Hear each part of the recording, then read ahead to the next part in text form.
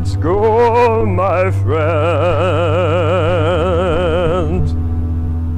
to the stars and beyond, and then we'll cruise back and go to the stars again,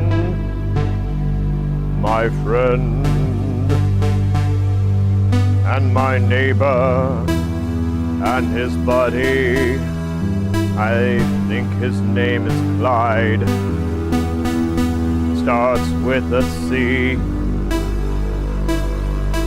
Honestly, Clyde doesn't sound like a real name to me. I think it's all made up,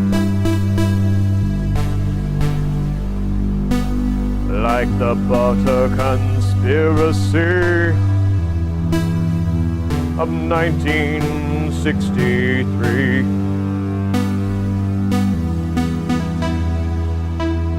Butter was known as an aphrodisiac. Many people got fat from eating so much butter. This began the Romanesque period. No. Okay. All right. How you doing? How you guys? I hope you're doing good. I'm doing good, because I'm good. Welcome in, everybody. We are doing another Jamtown here on the Thurstober of 13th. This is the first jam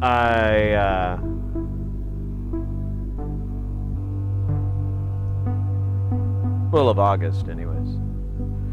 Normally try to do the last week of the month, but the way the calendar works out, it's kind of not gonna always work that way. DMK DK, welcome in, by the way. Hope you're doing well. I didn't start stream avatars in time, so your character has not spawned due to your chat. It's a tragedy. I try not to think about it. I try not to dwell on it.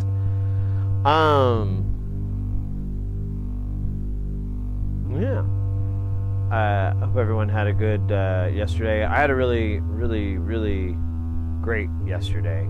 It was really fun. I don't know. It's just weird. It was like a very reaffirming thing. I guess you could say. I don't know. Bright Eye Beats. Welcome in. Welcome in. Yeah, I don't know. It's a long story, but basically, I hung out with my mechanic,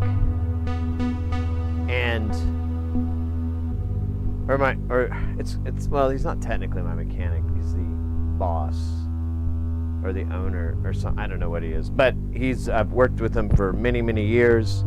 He's always been really, really good with me, and both of them. And I was hanging out with the one guy, and we were just watching like police chase videos for like hours, yo. He eventually got a call because like he missed some appointment and they were asking where the fuck he was. We were having so much fun. It was really nice. And like, dude's significantly older than me, has health issues, stuff like that. But it's just really nice to hang out with him and have such a good time doing it, you know? And so it was kind of nice. And then the other guy that works there, he said something really nice to me, and I was like, oh, that's cool. And then I like went home to go hang out with my buddy from work, and we just goofed around. I mean, we didn't have enough plan. We just wanted to do stuff together. And I don't know. I don't want to sound like I'm being self-deprecating or anything like that, but I genuinely wonder why some people would want to spend time with me. Because and like I said, I'm not trying to shit on myself or anything. It's just like a genuine curiosity I have. Like, what makes you think, or what is it about me, or, what is it? I can't, and sometimes I can never put my finger on it, and just, I'm just thrilled thrilled that we get along and everything like that. And I can always kind of get an idea of what I like about these people. And so I don't know, it's just a weird thing to have that double whammied on me. And it made me feel good, you know, like, hey, I'm all right. So good.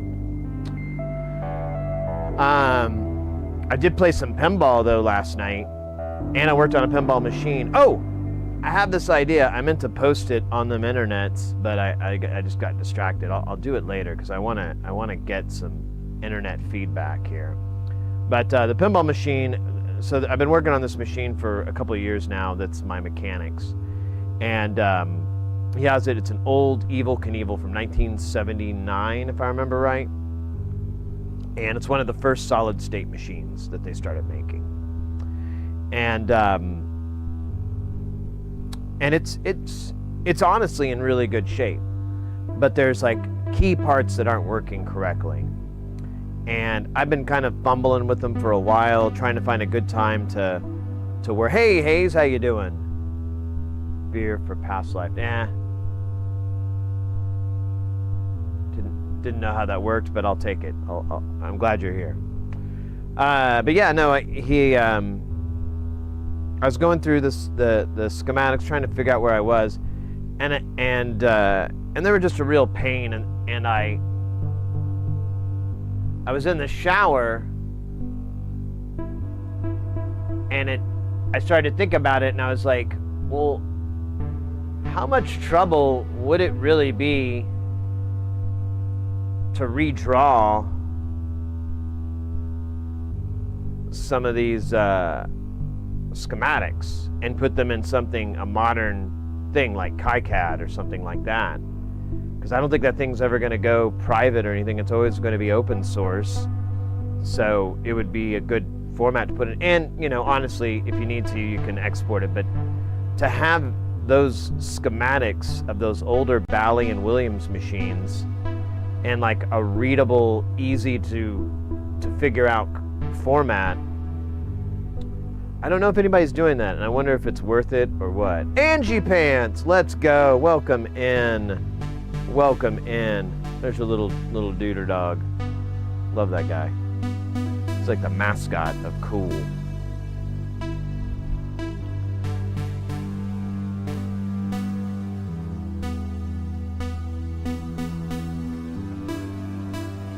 Oh, I meant to grab my drink when I was over here and I got distracted. Classic. Anyways, yesterday was really fun. I got that idea. I think I might do that. We might have some streams where we rebuild some schematics. At least build like one and see how much fun it was and see if anyone gives a crap.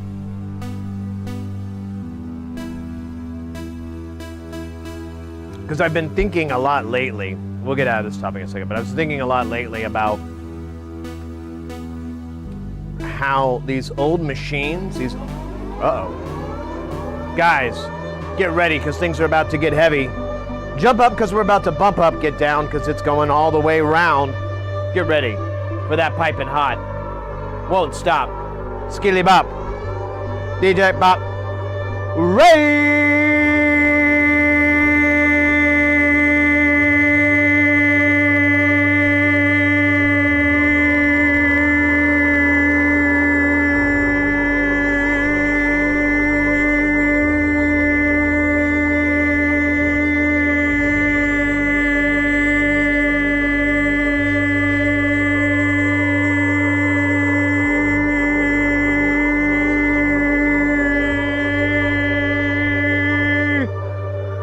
Guys,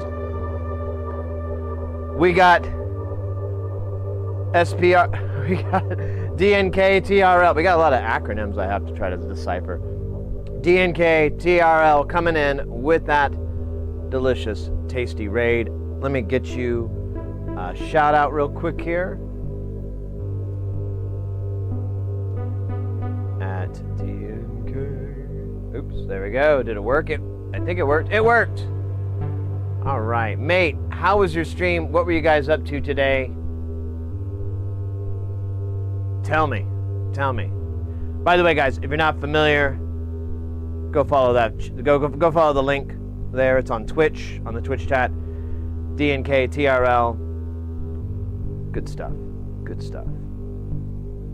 Good jams, good times. What did you guys do today? Did you do the jams or did you reverse engineer Akamites taco ingredient dispenser? I might have made that last part up. All good. That's fantastic and poignant. Uh-oh. Are you kidding me? An anonymous user gifted a tier Yo! Anonymous with that gift sub love again. Oh my goodness. Thank you so much. We got Solid BPM, Der Bob Gut. Sober Narc. Hey, I know both of you. I know those guys. My name is Meerkat. I know them. And the Friendly Rooster. That sounds. An anonymous user gifted a tier 1 sub to my name is Meerkat. Just some impromptu jams. I love it. An anonymous user gifted a tier 1 sub to the Friendly Rooster.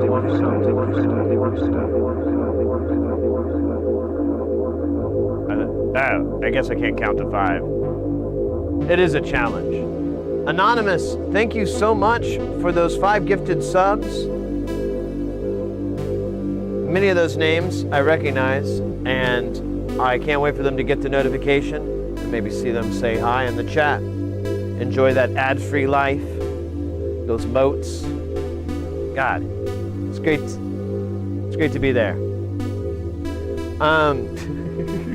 Yeah, thanks again. I really appreciate it. And DNKTRL, thank you so much for the raid, mate. Really appreciate that too. Sorry that there was a big delay.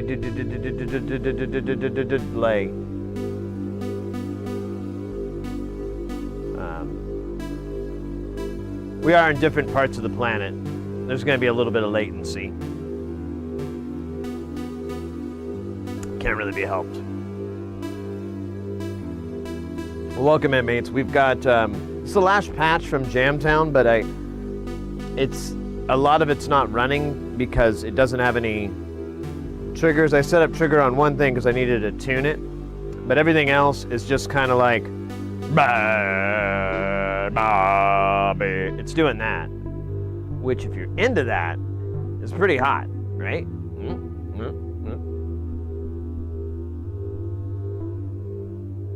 It's okay.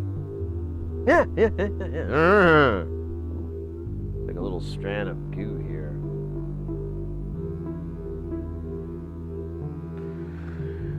Anyways, that's that beast can be unleashed with a couple of simple knob and button turns to reactivate the trigger sequencer.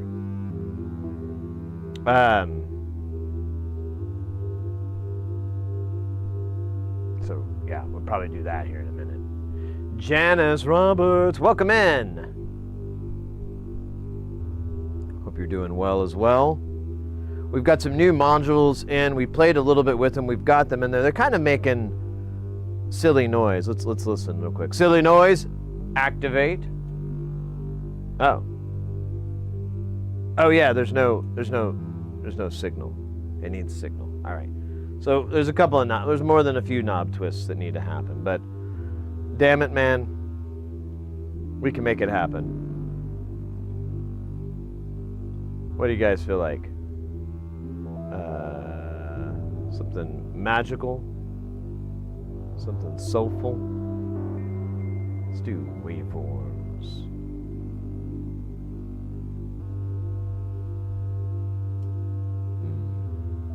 Oh yeah, I gotta.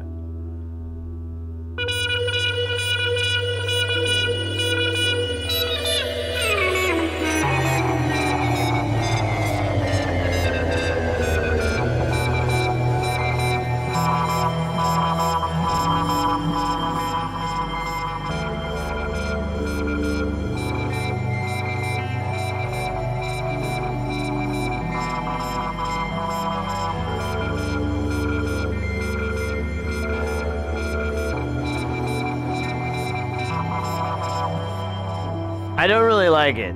I think we could do better. Honestly, if you take them off their clock sync, it's pretty wild and put it or slow them down quite a bit. You get some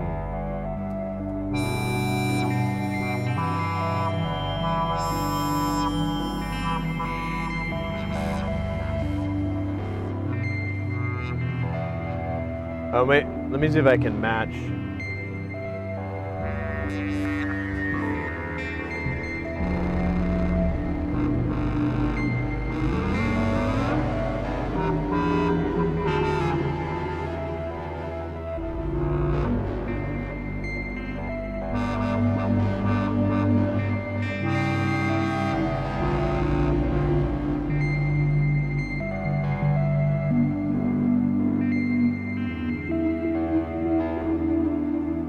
Okay, cool. I replicated the other guy, so now there's two guys screaming.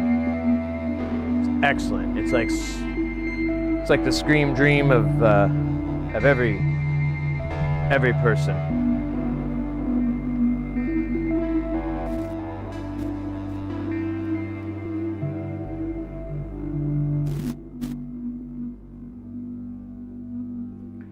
Just doing a little level editing here. I feel like I have a lot more gain to go here.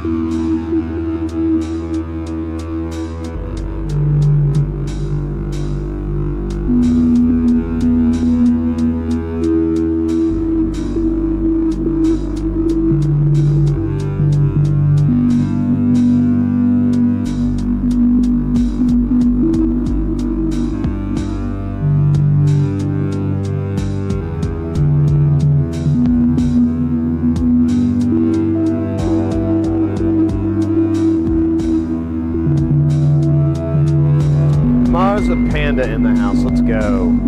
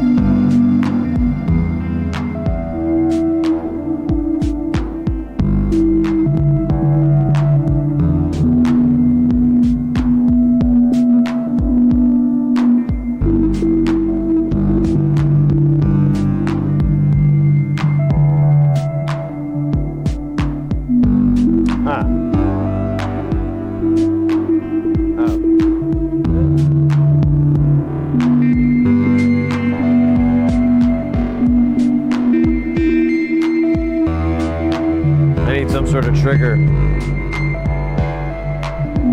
to go into it.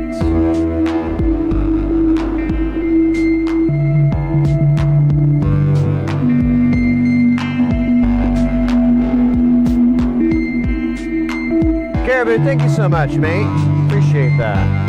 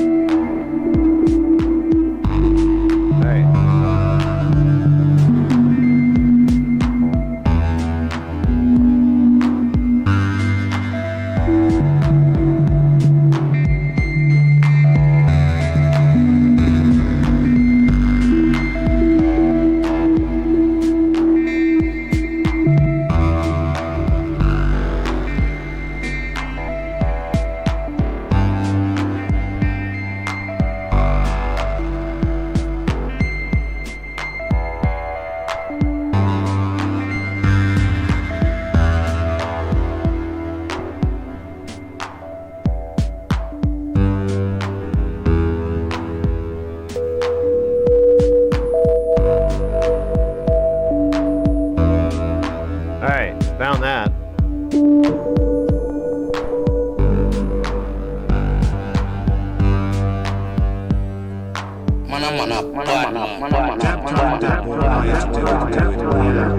Whoa! TMBO coming in with that 100 bits. Control Alt Delete. Thank you very much. That's how it came on today. Isn't that cool?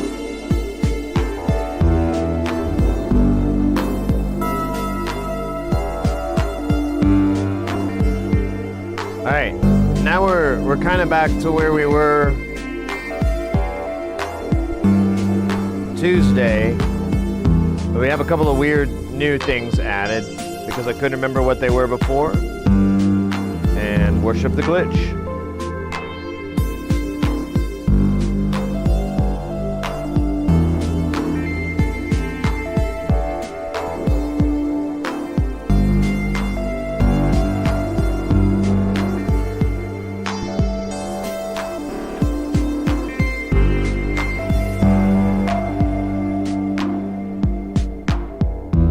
Thank you again, TMBO, for those bits.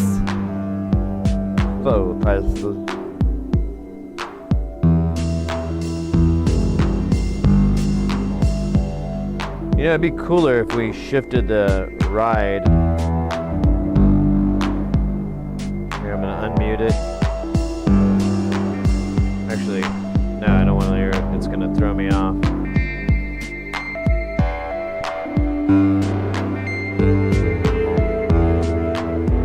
I don't think that's gonna work.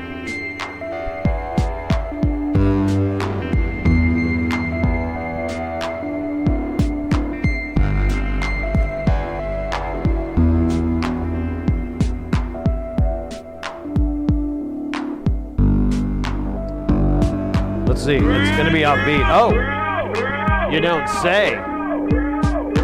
We got none other than Caribou 131313. Triple lucky. Coming in with that follow. Thank you so much.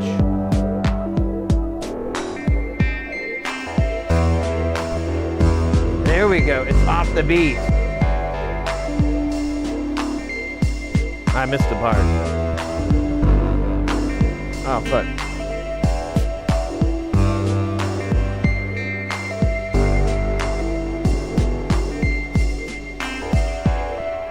Oh, scheisse. No.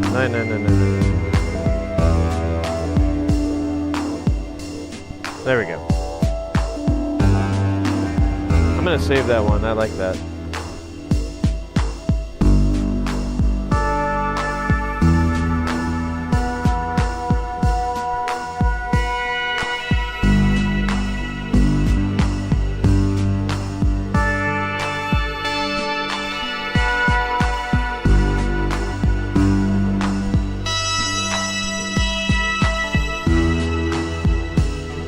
not sure who's responsible for that exactly.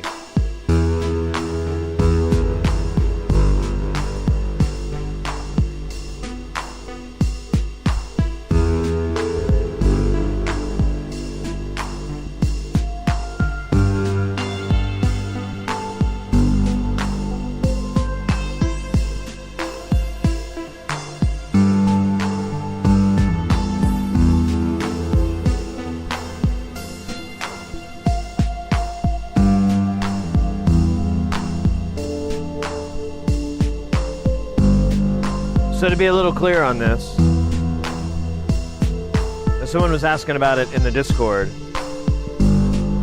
I think this would be considered a generative patch, in a way. We can lock in the loop, but we can never reclaim it.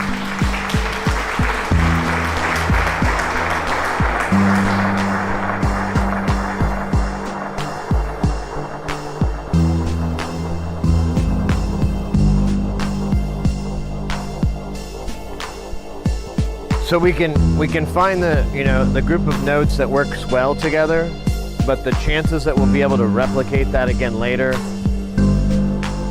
they're hard. Ooh, there's that big guy. You gonna come back in, big boy? Where you at, big boy? All right, you'll be good boy. We'll turn down just a little bit so I'm not yelling. Oh, Elkadroy, yeah, there we go. Hello, silly. Alcadroid, I do. You wish it's 92 in Pittsburgh. Not that I'm trying to compete, but I do live in the desert. Hi, Mr. Handsome. Would you like to come on camera? Huh? Now? Or later? Oh, shut up. You love the camera. You love the attention that it brings. Look, show them how handsome you are. Show them your handsomeness. Show them your big, stocky legs. Meant for hauling oxen cart. But instead, we throw it on the kitties.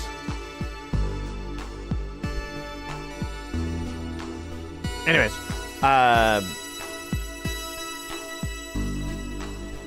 ooh, solid BPM.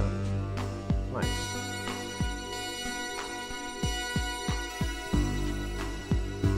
Dude, I gotta figure out which. Okay, I don't know which synth. Okay, I found him. Oh, he's this guy. Alright, we'll just turn him down.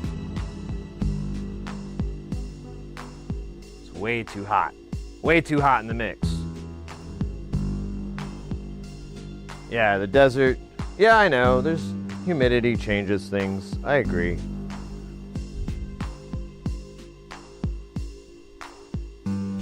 Let's see. What's the temp outside? It's only 100 degrees out. 101. Sorry, just updated.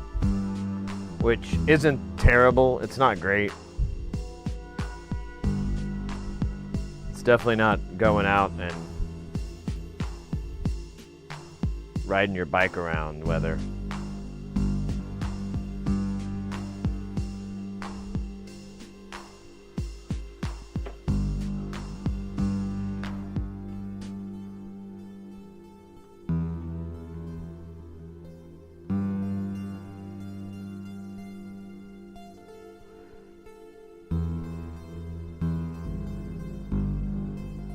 Warm and wet, nice.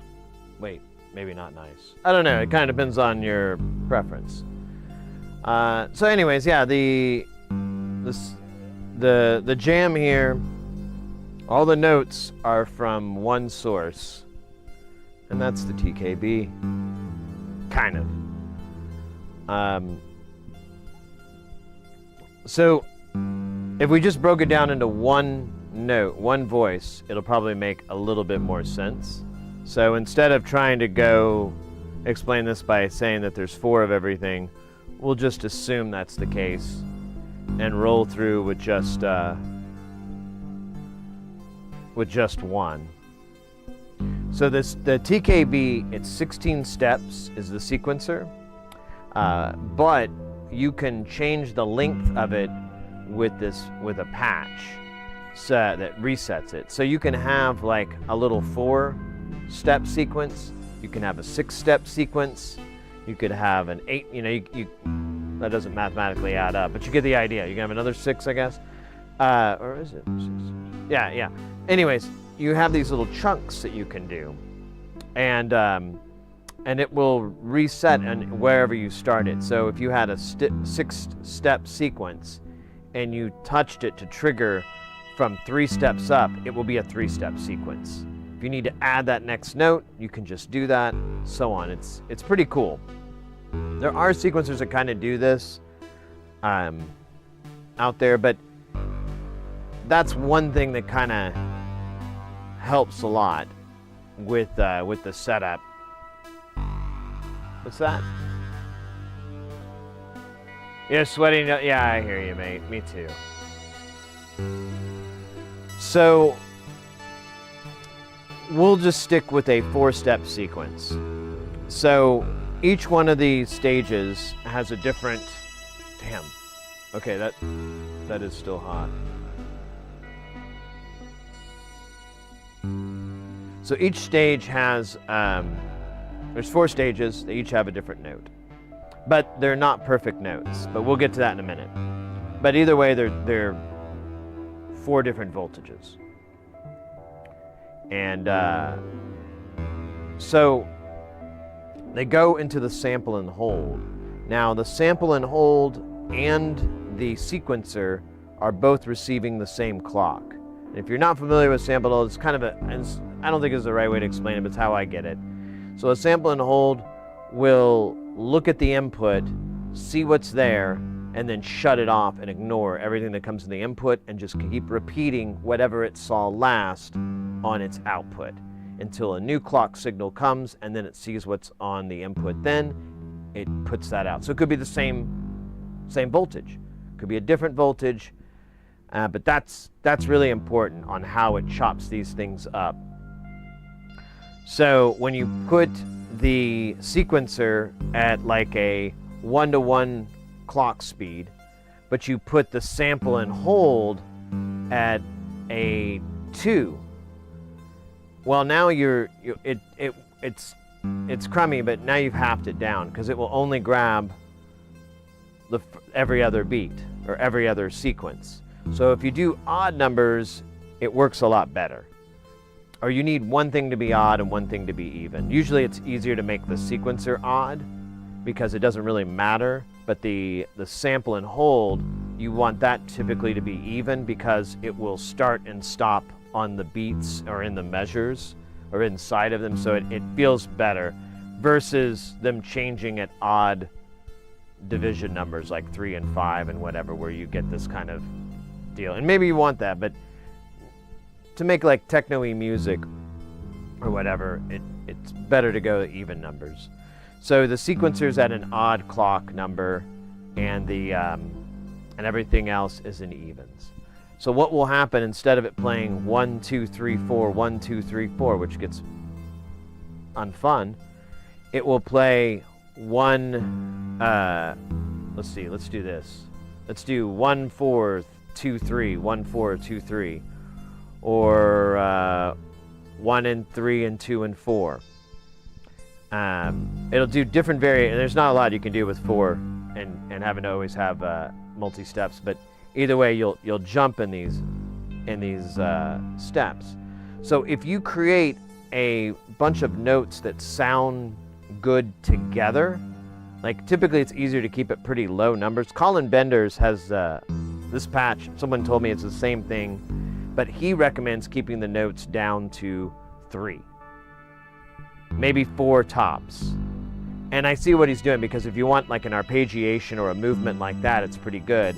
But in my experience, if you want something way more dynamic and it has like a lot of moving bits to it, but it's still a loop, add some more tasty notes.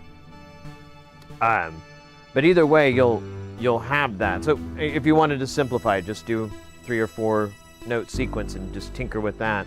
But you'll have all these notes that'll kind of go together, and so that it will act like a blender and just take like the notes and shoot them out in this order and shoot them out in that order. And all you're changing is clock division times. You're not changing, you're not touching the sequencer, you're not messing with anything other than shifting the clock from a 2 to a 4 or 3 to a 7.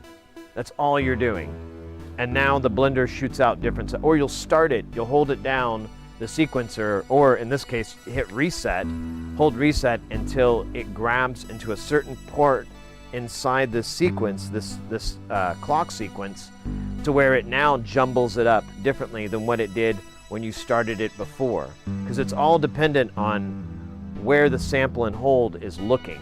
So if you mess with that a little bit, you can get a different arrangement of notes, and you don't even have to change clock divisions. The other piece to that whole thing is that you need a you'll want like some sort of voltage quantizer.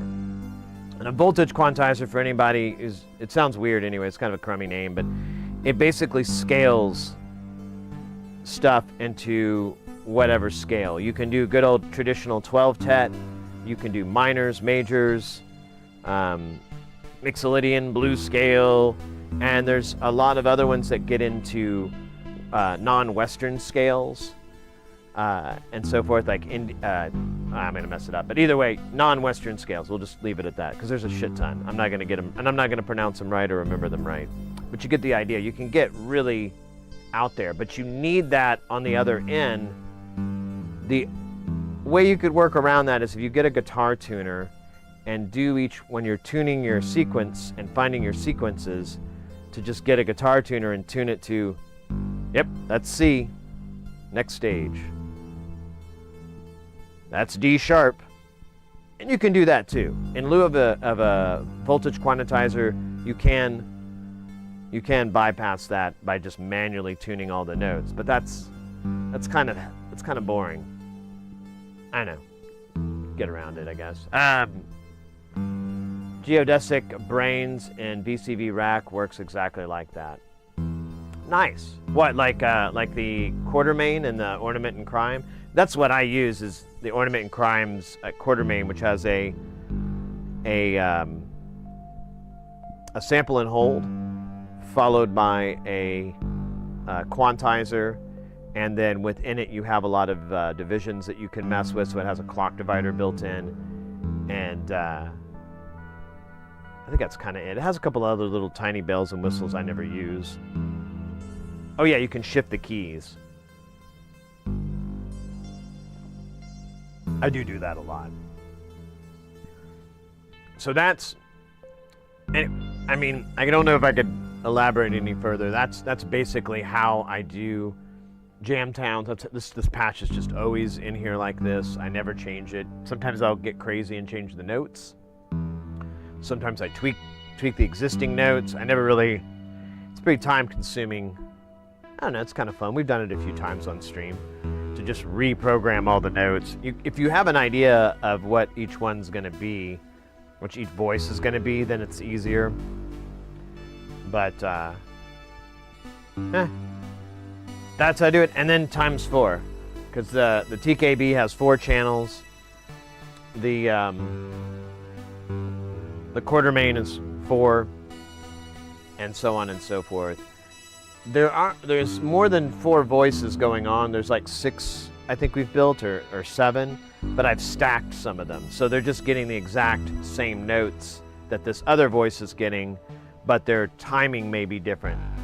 So the note on, note off may be like one of them you hear, it's like bah, bah, it's like half notes maybe, and then you have some really quick kind of quarters and eighths and so forth playing, but they're the same notes. They're both playing the same notes. So you get this kind of cool call response kind of effect going, which I've been getting into lately. I'm like, that's kind of neat.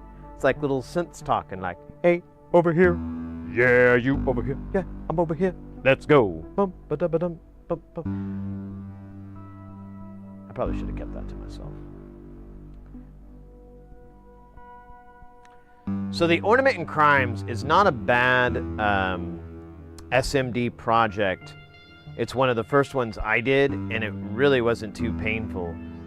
The unfortunate, or I don't know, the thing though is that the one I did is the large one. It's like 12 or 14 HP. And they now make them a lot smaller. And, you know, when HP is so important, it's kind of nicer to use the newer ones. But those builds are quite a bit more difficult because the board is shrunk down. And it's all 603. I want to say this was all 805. And 603 is it's not impossible, but you start to get into the really difficult to work with without like some high-powered magnification. Now, if you've got good eyesight or anything, like Bald Engineer, he just eyeballs it all, which is I can't explain the rage I feel. It's so insane when I hear people say that. No, but I mean, there are people out there that you know, they can just eyeball it. So you might be one of those lucky sons of bitches, fucking assholes. But I'm not. So there you go.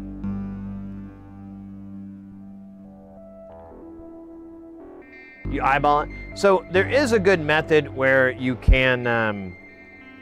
Oh, that's right, Marzipanda. The other key ingredient to this is a chip that is no longer made, and they did do a run and they sold out like in a day or something, and it's not coming back. Supposedly they're going to make a drop-in replacement of the Tinsy 4, but that was like a long time ago. I don't know how long these kind of things take, but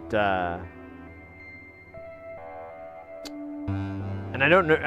I don't fully understand what the entire issue is. They changed how the bus architecture works, so the busing is shared, and you don't have, like, you used to have one for the screen and one for the DAC, but now they have to be shared, and it creates all these errors and issues. And they've worked around on some of them, but it's still a problem.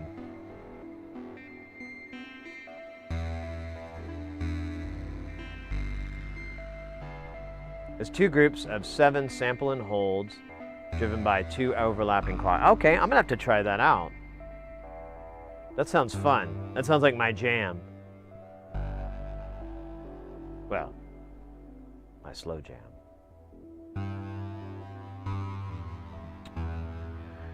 But yeah, the Tinsy's hard to get a hold of, so it may be, I don't know. I can't think of anything that's like a good substitute for what the Ornament and Crime does, but I don't know a lot of commercial modules, so could be.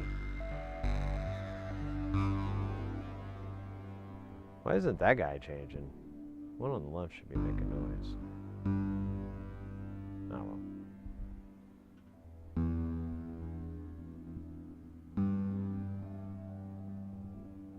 It's the Sydney. DJ Doey in the house. How you doing, Doey? Good to see you, mate. Hope you're doing well.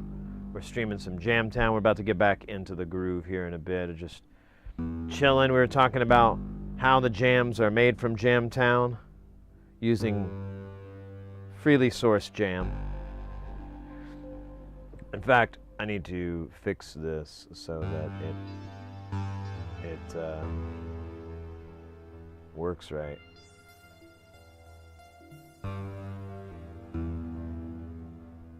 I would do 5 division. Anyways, yeah, actually, I'm gonna take the camera down for a second. We'll do that.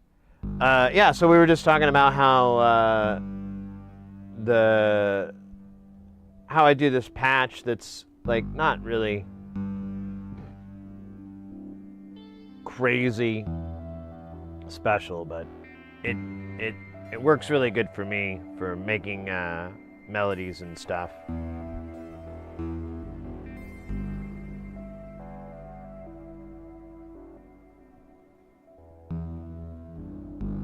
I need to think of more creative ways to use my modular.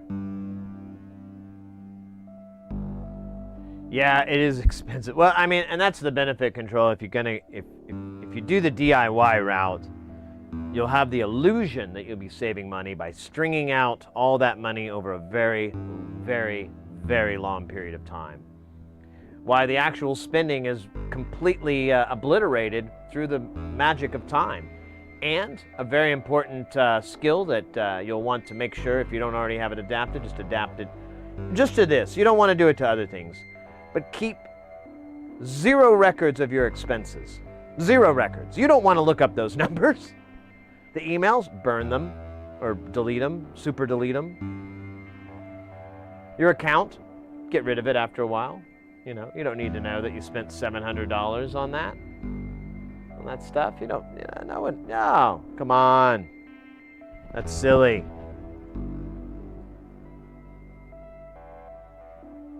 Yes, the illusion. Well, I don't know. I greatly, as much as I make a joke about it, I greatly prefer it over buying a module. I've bought a few commercial modules, and really the only fun was waiting for months for it to get delivered. Because I was getting, like, I guess, hard to find modules or something.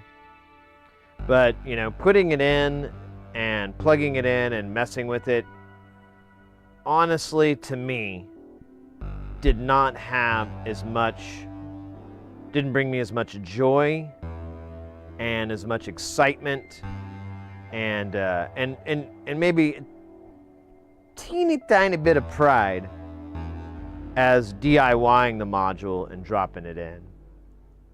You know, I've got the Neutron and the Model D. Those are, of course, commercial, and I use those a lot. But I don't know. I'm way more attached to these guys, and I really.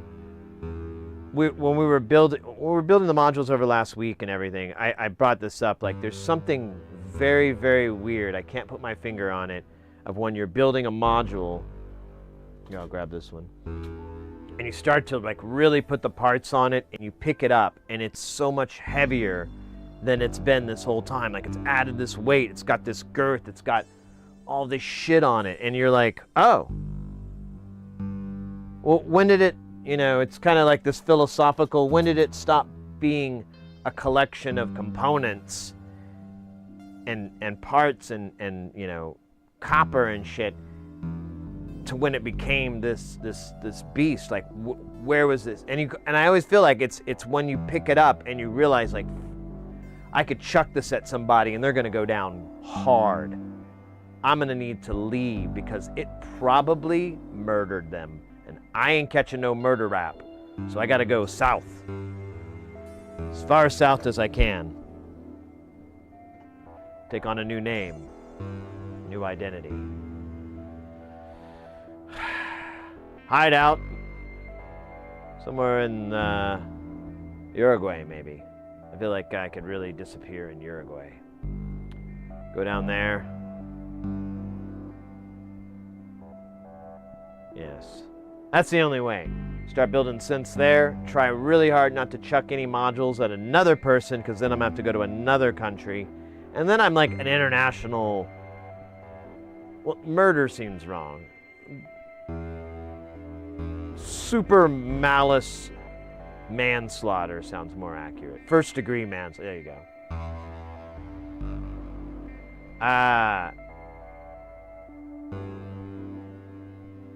You taught minerals to think. When it works, yeah, well, so the paperweight, though, is just a lesson, too. Because not everything's going to work when you put it together. We've seen it on the channel like a bajillion times where I've powered something up and nothing came out. Just went womp womp. So, you know.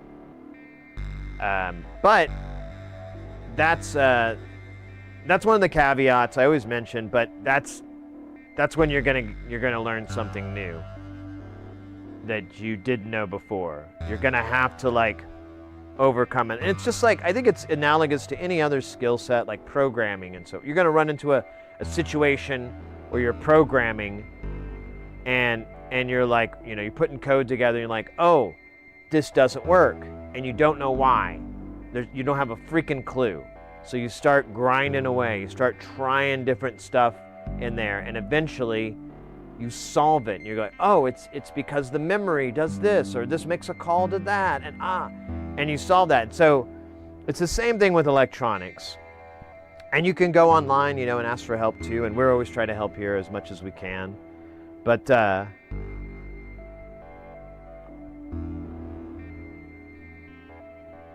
I mean, it comes with the territory, but I think it's a nice way to get a little, you know, because most of this is really easy. This is not very hard stuff. Like putting the square peg in the square hole and shit, that's most of soldering. Doing a good job, tightening up your spots, that's really easy. That's hard to mess up.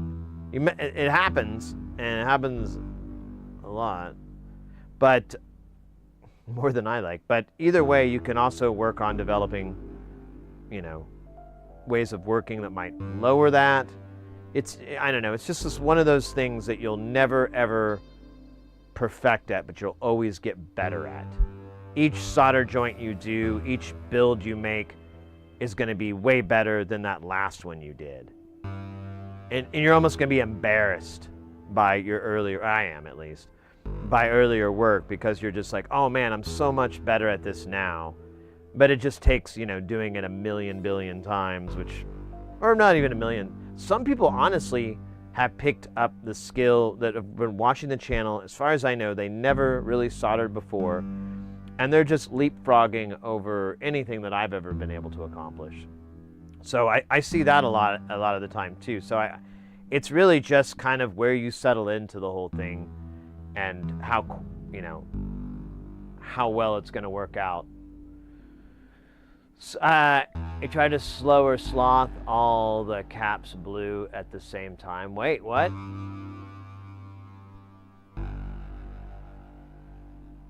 A slower sloth? No. How would you... But why would the caps explode? Did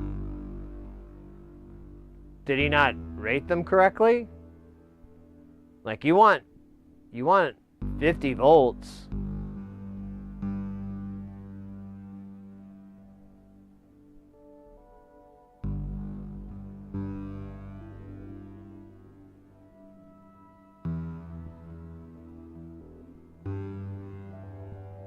Got off the phone? Oh, right on, mate. I built a modular unit. One had pre-soldered components, different than the other. Both units work different, but I don't know which one's right. Well, sometimes I can do revisional stuff, and it's, you know, big leaps in what they change, but same results.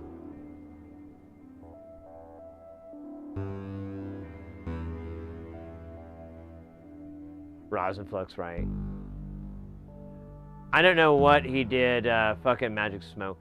Because, yeah, like, so the way that the sloth works, like, did he try, was he making the sloth DK? Because, like, the DK is, you gotta use these fucking crazy caps I had to buy. Oh man, where's the value on it?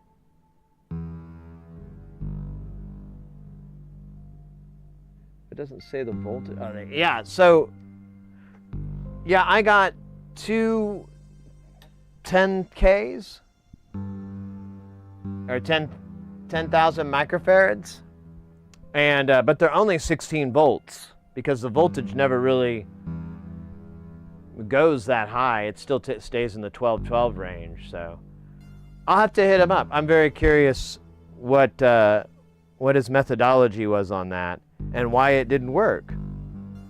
Because I mean, yeah, you can keep adding caps, because all it does is just store the voltages that are being generated, and then kind of muddies them up, I guess. I don't quite understand that part, because I'd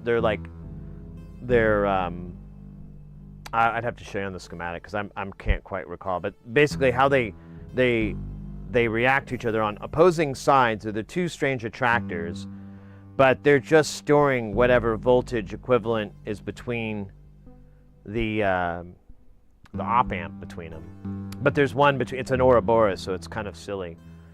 Yeah. I want to find that out, because that's fascinating.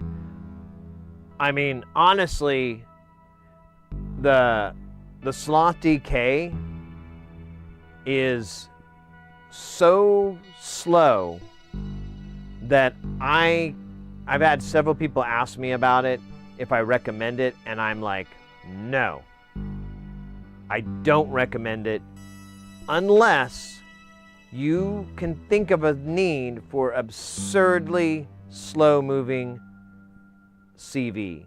Like we used it for a while to change the BPM, and that was kind of fun. Like you'd be jamming and you'd kind of notice as time went on, like, hey, I think it's a little faster than it was. But it takes, so the triple sloth, I think it's, the slowest one, the slowest stage is like a 45-minute stage, 45-minute cycle, I think. Or no, 15. No, it's just 15-minute cycle. The sloth DK is like 20 to 26 hours is the cycle time. And I've ran it for days and days, like trying to get a sense of the range and so forth. And oh my God, you gotta be patient. It just has to go. It takes forever to get like on the edges of the figure eight. I saw something I need to read.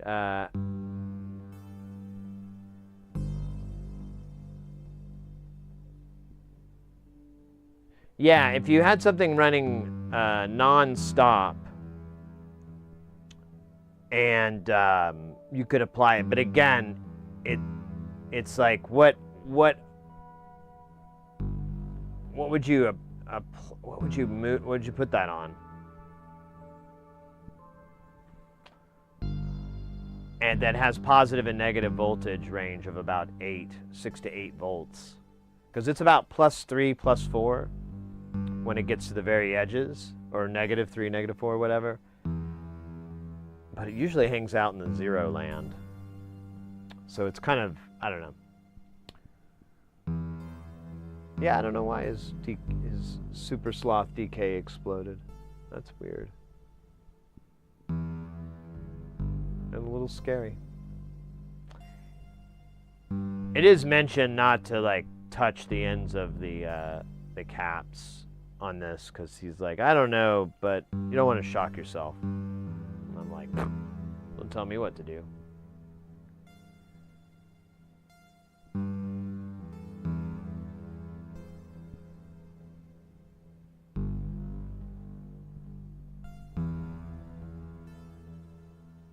Tune detune. You know, you'd have to do a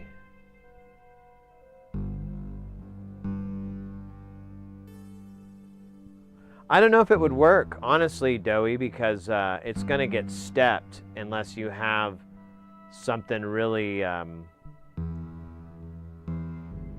really nice. So the way that a quantizer works is really, really simple.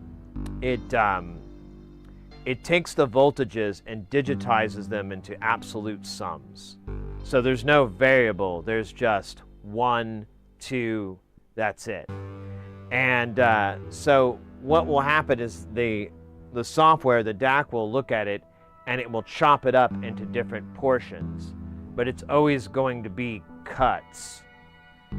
And you could change the tuning, I guess, but you're still going to get that stepping. So when the sloth finally goes from one to the other, you'll hear this, you know, maybe not. I don't know. I don't have any. I have analog, and there's no such thing as an analog voltage quantizer because they all use a digital circuit to do the business. Huh. I don't know. Now I'm wondering.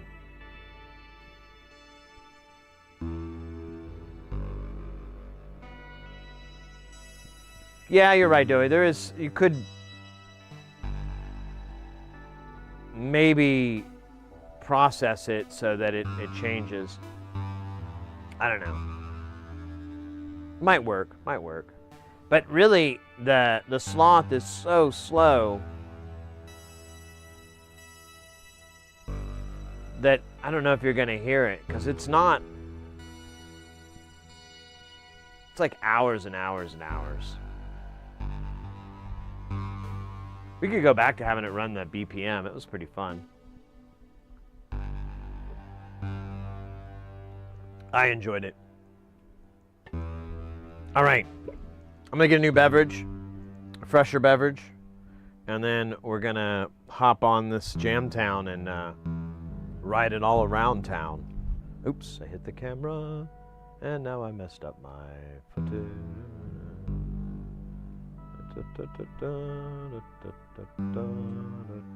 That looks all right.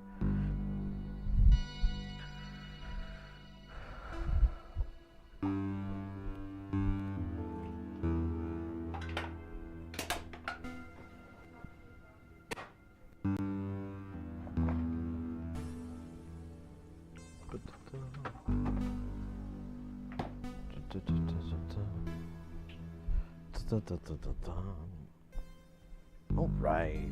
And I squeeze past here. Get a little jamming ready. Y'all ready for some jamming? I can't hear you. Oh, wait a minute. I got you plugged in. Hold on a minute. Hold on. There it is. Hey! Y'all ready for some jamming? Yeah, me too.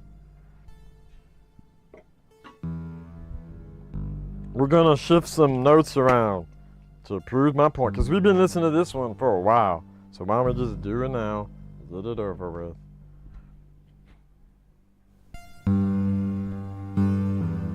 Here, we'll just put a stopper here, maybe?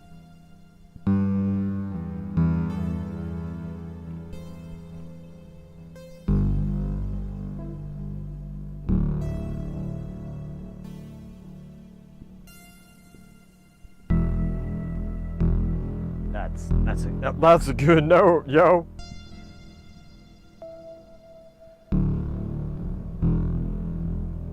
CV to variable resistance device, solder that onto a module.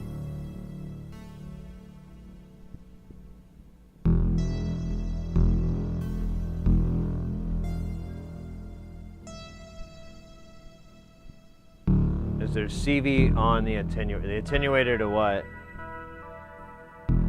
What are we talking about?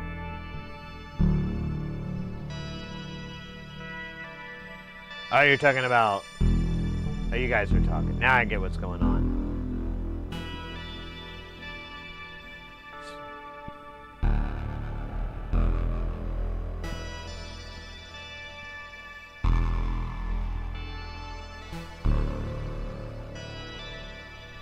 There's like a little bit of...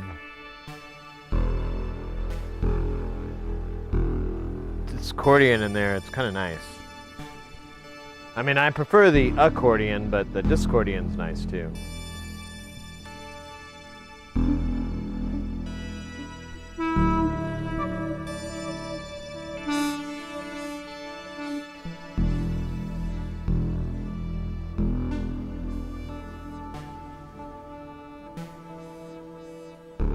All right, we have to work on that space trumpet.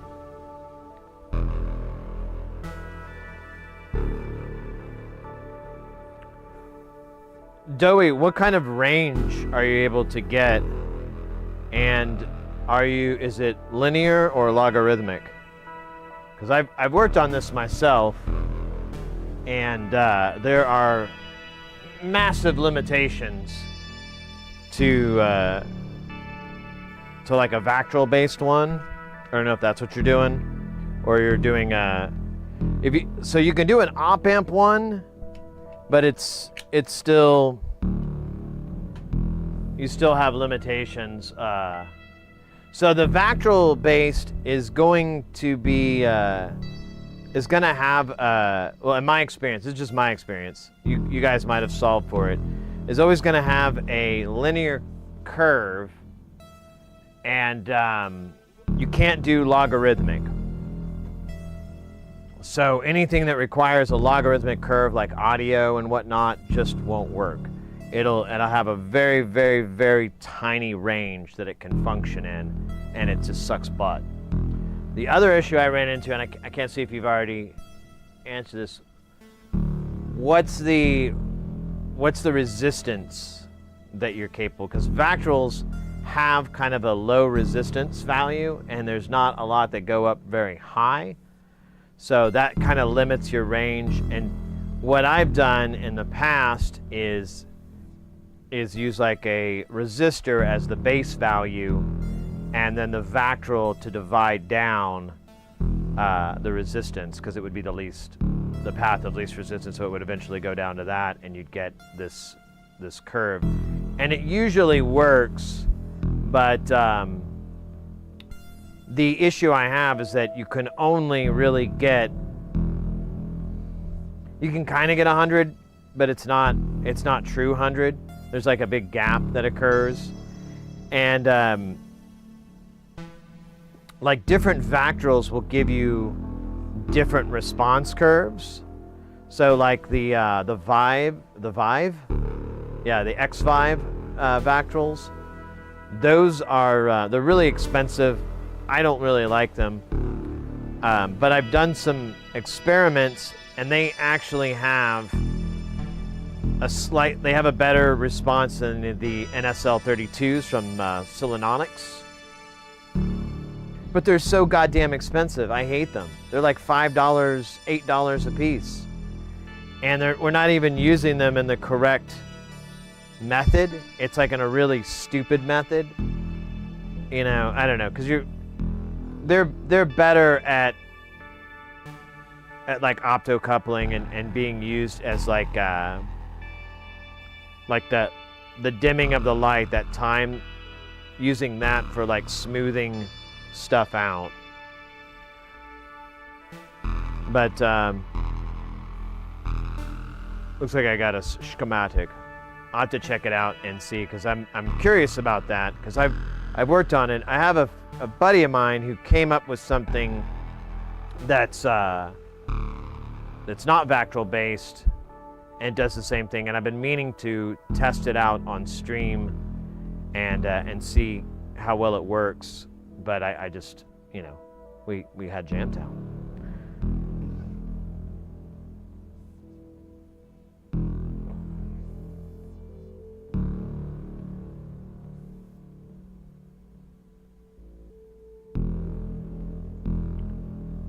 Does Frogarithmic.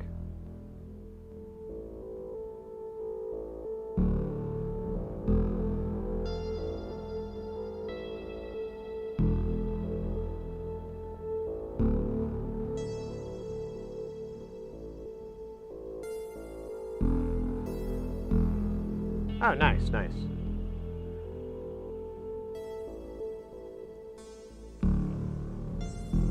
Yeah, I've been dealing with that exact same thing for a while, and the limitations that it has with using a Vactrol that I ran into caused me just to absolutely abandon using any Vactrols in this project at all, because I was like, it didn't work. Like, it worked, but only for some things, and it didn't work very well for a lot of other things. Like anything that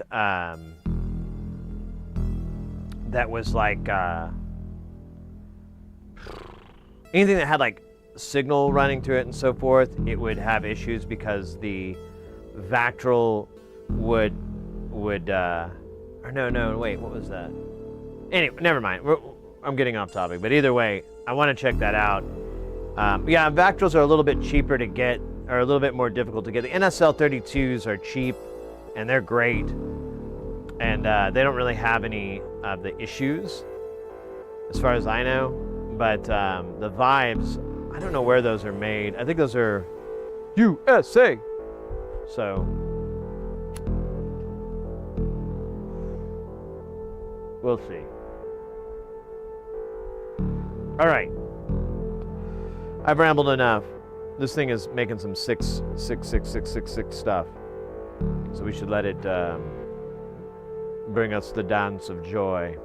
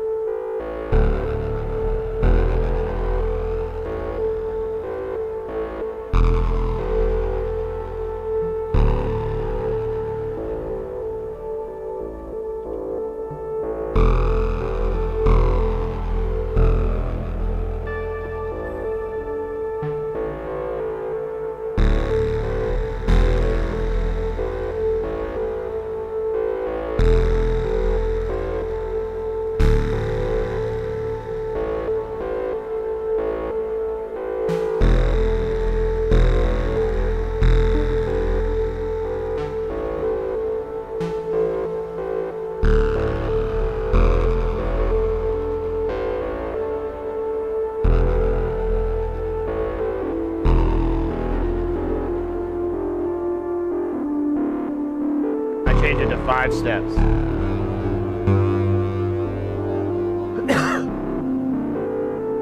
I love this like noise.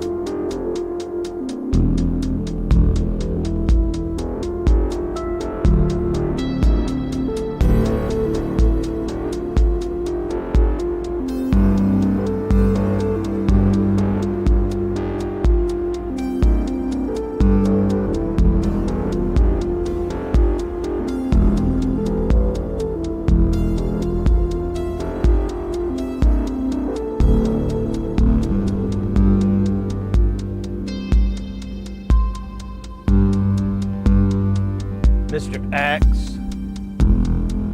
saying yo hello.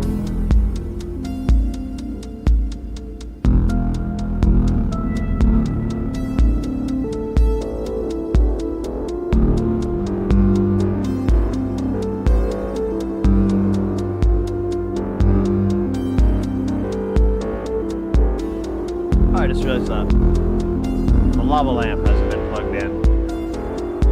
I need my lava. Although it is kind of warm.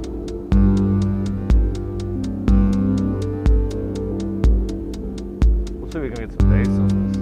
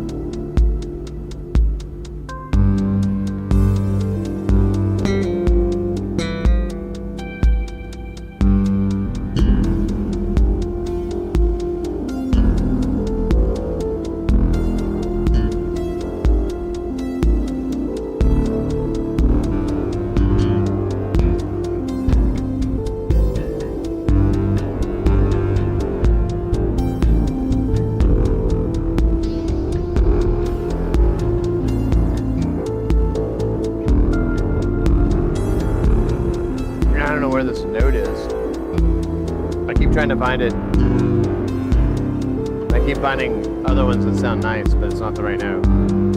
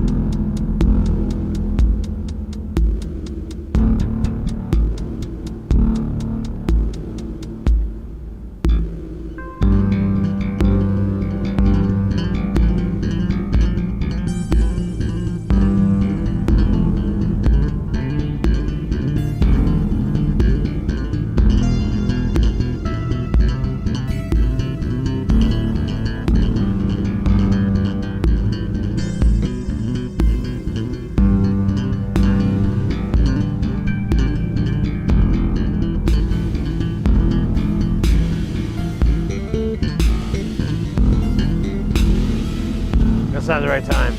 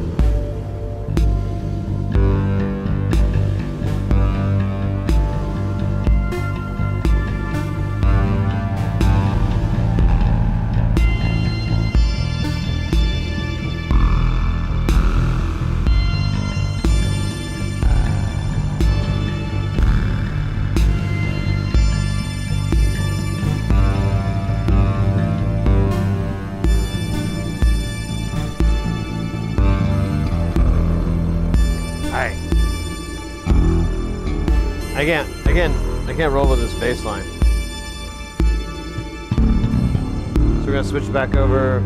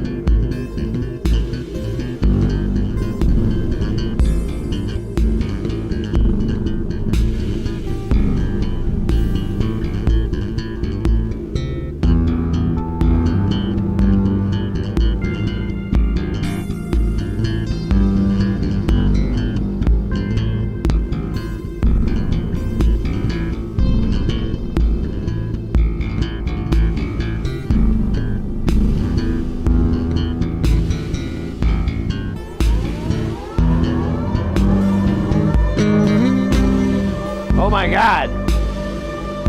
You guys get ready because things are about to get heavy. Jump up because we're going to bump it up.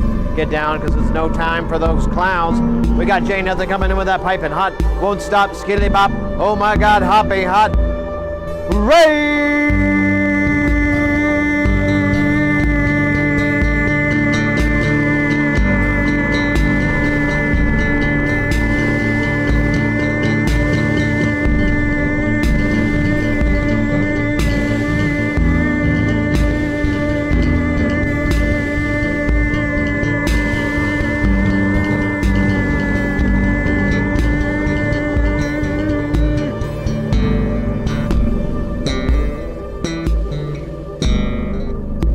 Guys, if you're not familiar with Jay Nothing, and you also enjoy jams and good vibes, go do yourself a favor. Hit on that link, follow it. It's in the Twitch chat. Go in there, hit that follow, get notifications if you're one of those notifiers. I know who you are. I know who you are. Those notes are for you, notifiers. And those are for the people who don't like notifiers. And yeah, get in there and get it going. Mate, how was the stream? Welcome in, Raiders. Let me turn this down just a little bit. We're doing a little bit of we're doing our version of the Red Hot Chili Peppers' Blood Sugar Sex Magic. We wanted to do the entire album in modular synth and bass guitar without me playing any of the original bass lines from Flea for copyright reasons. Yeah, that sounds like a good excuse. You can't back up. You don't have to.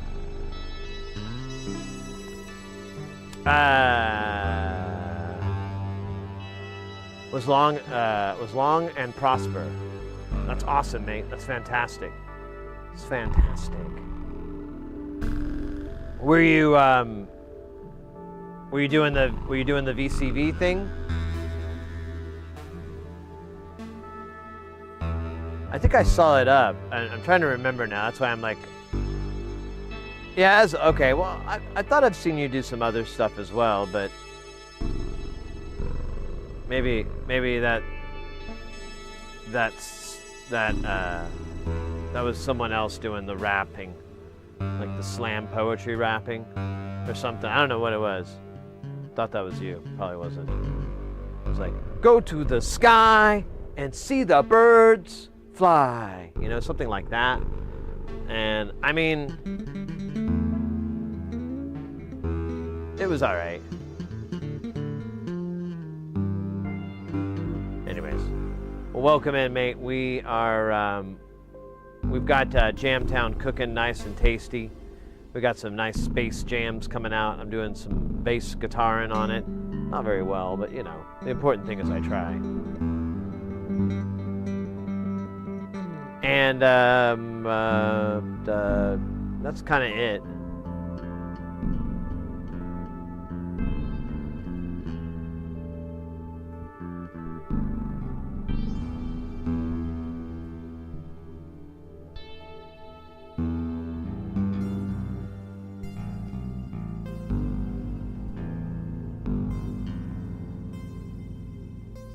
Yeah, I hear you. No worries, Jay Nothing. Thanks for stopping in. We have a good meal. Hope see you again soon. Oh, I gotta have a gulp of this delicious beverage because I got it earlier and I haven't had a sip yet. Ami.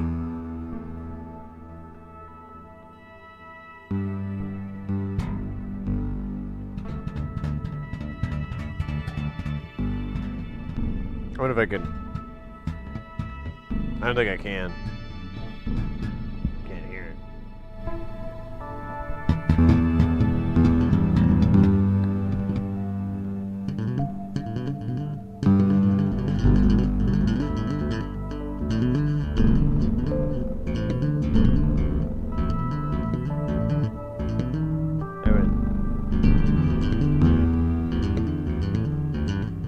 I don't think that's how you play Walk This Way, but this is like an easier way to play it.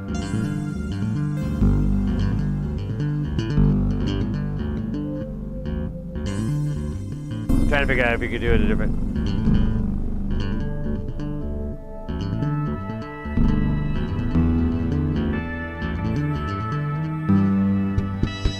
Thank you.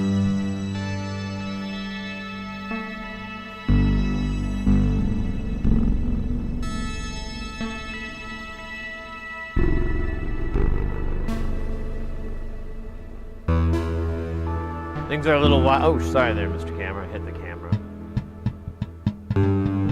Look, he's got motion stabilization, so not a big deal.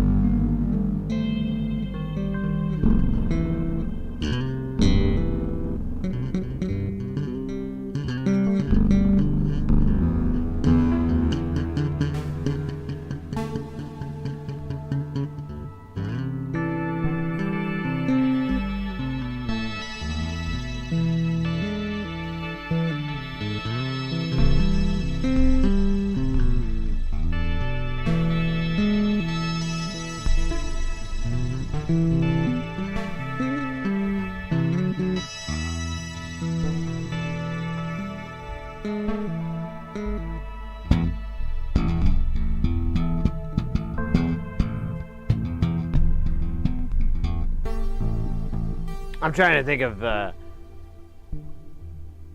you know, the classic question, where do we go now?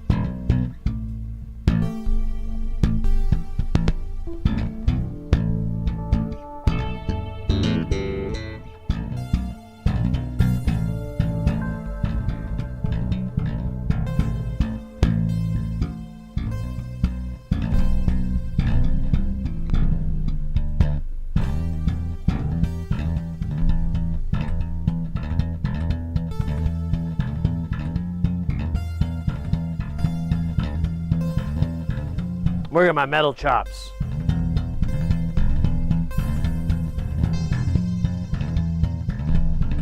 I'm gonna be in a metal band.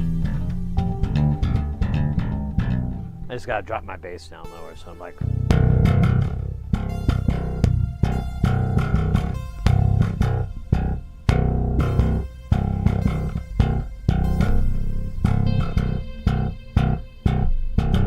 I'm gonna be a Degent metal band. I forgot to mention that. Or gent, however you're supposed to say it. I've been saying it wrong for years, and I can't break it.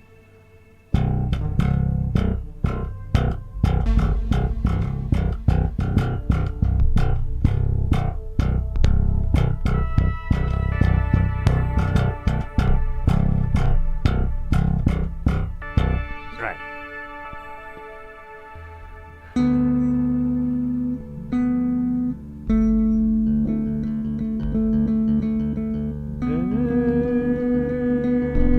Pasta, penne pasta,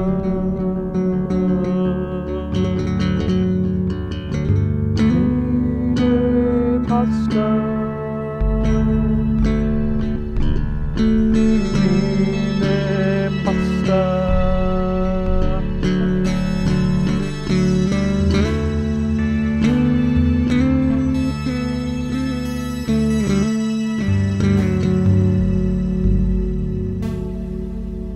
penne pasta.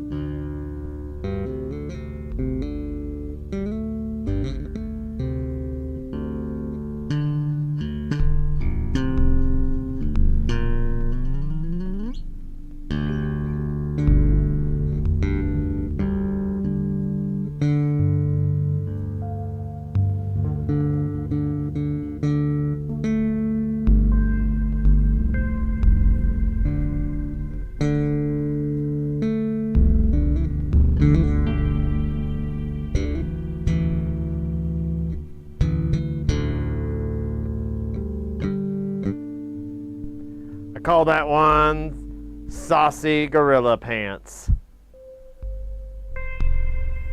My mic is panned a little bit to the right. I do see that. Although I'm unaware of it since it's in my own skull. But now I hear what you're talking about. Let me see if I can fix that. Stereo Sideracy. There we go. I'm down the middle now. Looks handsome. I'm gonna bump that volume. Bump it, bump it, bump it up. Bump it in my bumping face, you sexy volume pot.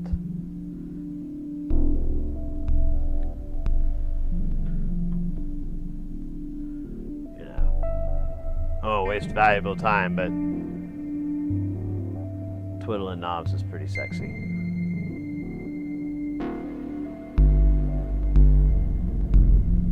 Yeah, I discovered that Zoom mixer, the headphones out are gained up and the impedance is all wonky, so it kept blowing out the other mixer, and I didn't have a way to line it out, so I just I'm gonna get some more, but for now I just put the old mixer in that I used to use, this Behringer, and it does great with the output. It's at line level and everything's magnifique. Oh man, where are we at on time here? I can't even read that part. What does it say? Here, I'll just read it here. It says, I don't see anywhere. An hour and 47 minutes, really? Man, I feel like we've been jamming for a while. That's wild.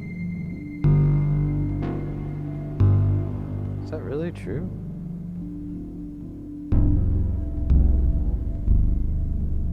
Yeah? I'll be down. All right, well. So much for the conscious perception of time. That was a friggin' snow job. Ah, snow job. Not exactly the G.I. Joe I hoped he would be.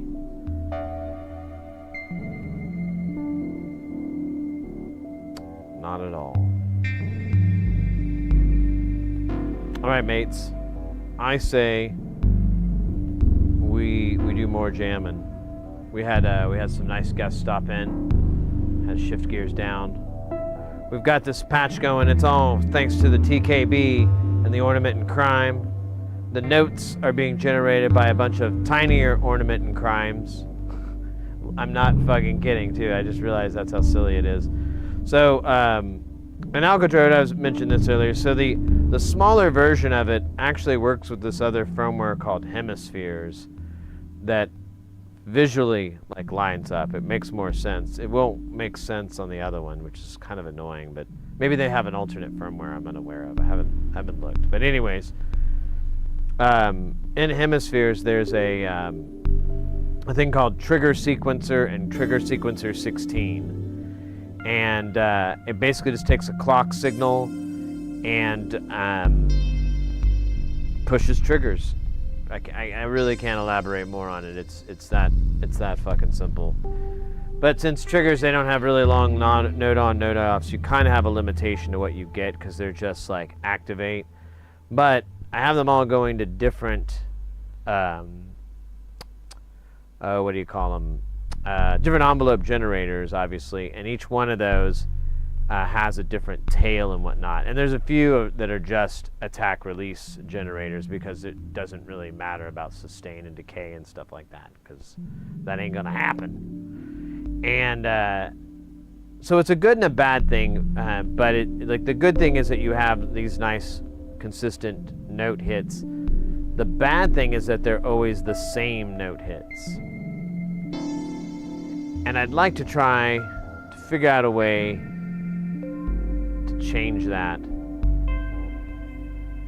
without hurting any more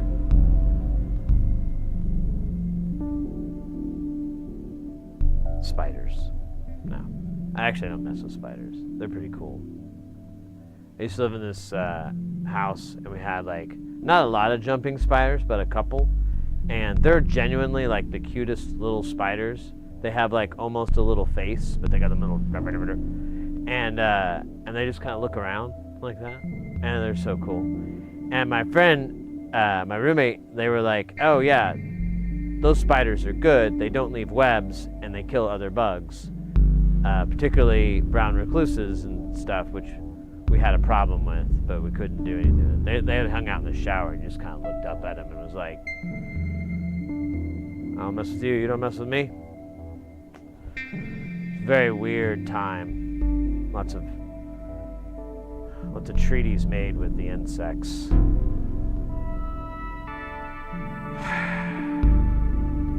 Anyways, so I feel that Jamtown warming up a little bit. It's getting a little bit hot. You can feel the heat from it. Here, let me do this.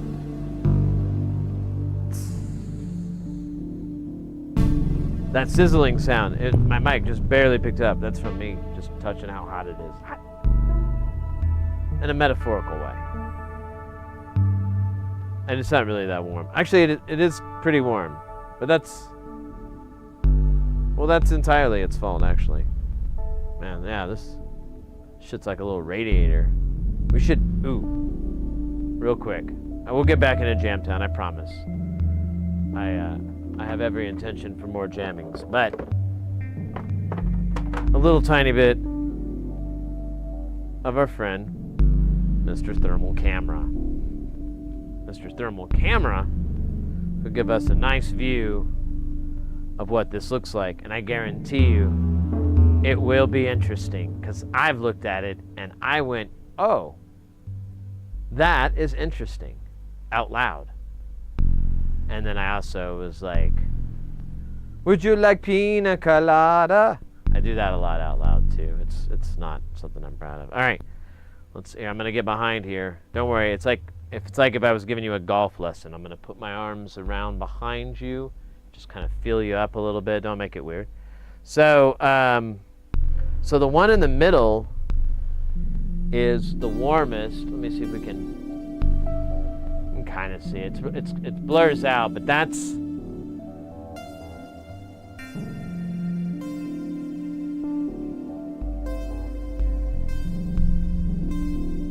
now. Let's get this guy.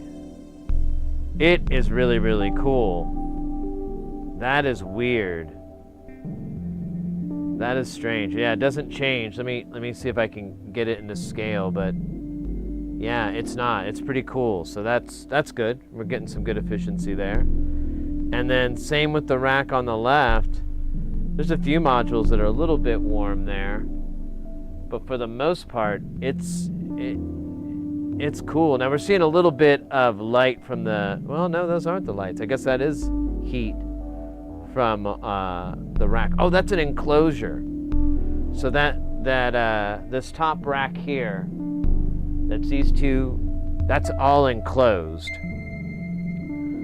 Most of these are open because I didn't really see the point. Except this guy in the middle here. This guy is an enclosure because that's where the power distro lives. The power distro for all the things. Interesting. So that's why that's hot. But really, it's mostly just the guys underneath it. This row below it that are the hot guys. And then, I mean, nothing compares to that tip-top case. That thing is stupid hot at 40. Oh, no. We're still getting 45C from the back panel there. And from the, yeah, wow. Here, I'm going to have to look at it and see. So, yeah, this is giving 45 Celsius off, which is pretty warm and about accurate. These knobs get really, really hot. Yeah, they're 45, 48. Yeah. Wow. What's our hottest module here? Oh, whoa, the planks is like 57C glowing out from it. That can't be right. 51 from the braids. Wow. What the fuck? Man, it must be oh, you know what it is? There's two beefy 5 and 3 volt regulators in there. They're huge, and they get a load. And they get really, really warm. So that's exactly what we're seeing. Oh, wow. I wonder if they're gonna fail from the temperature. Predator mode. That's my Predator impression. I like to do it at parties, mostly birthday parties, quinceañeras, bar mitzvahs, or bar mitzvahs, you know, and debutante balls. I've done a few debutantes where I come in and do my Predator impression. I just get up on the mic and I'm like,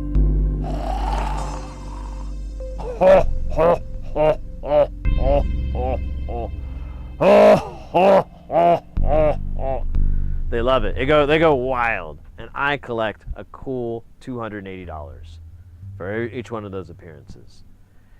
You get like 10 of those in a year. That's like almost $3,000.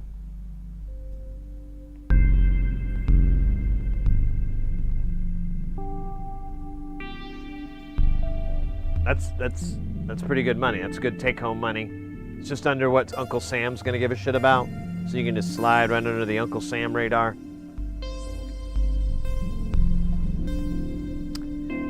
And I get to see the beautiful Holiday Inns from around the Midwest. All right, we got an ad. It looks like it's cooking in the ad adulator there. So all you all that are ad-free, now is the time. We must prepare. I don't have much time, less than 20 seconds, but be for sure and be certain. Once we strike, our venom will be known throughout the world. Our time is now. Prepare yourselves. Get your affairs in order. Time is out. And we're back from those ads. Welcome back. Hope you enjoyed a great ad about Sonic drive-ins or chips or energy drinks or something like that. You didn't miss anything important, by the way. I don't know why I brought that up. I just want to make that clear. I didn't really say anything. I didn't even notice we had the ad until it was much later. But yeah, you didn't. I was just kind of goofing around talking about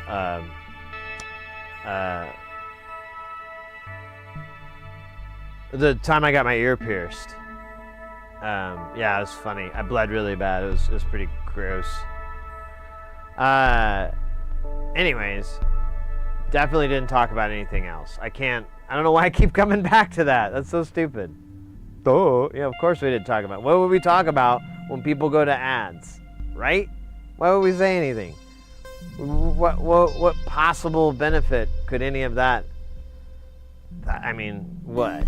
Like some crazy talk, right? Yeah, like some crazy talk, like, oh, world domination talk. That is definitely absolutely the furthest thing from what I said. I didn't say anything like that. And you can't prove it either because there's really no way, no way. I talked to a guy about it, an attorney. Well, he said he was an attorney. He also said he was my dad. And I've never met the man before, and he's definitely not my dad. My dad is not a dog. Really, that's the real story we're missing. The talking dog that gave me legal advice. That's the real story. Not the impersonation or identity theft that the dog may have been committing. The lawyer dog. I forgot to ask where he went to school. Oh well. I saw an ad for Ranch, and the guy looked a lot like Dowie. For Ranch.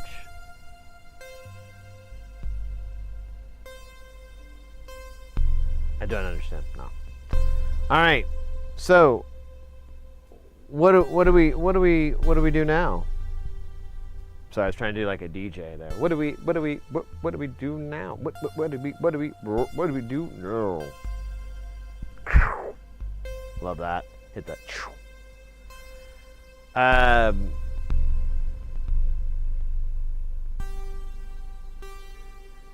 What was the point? Oh yeah. So we're gonna.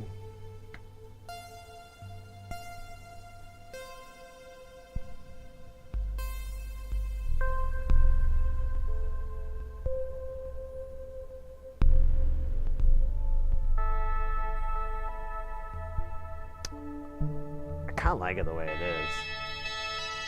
It's pretty nice. We probably got this. This guy's got to be out of tune. He doesn't sound good. Let's do it.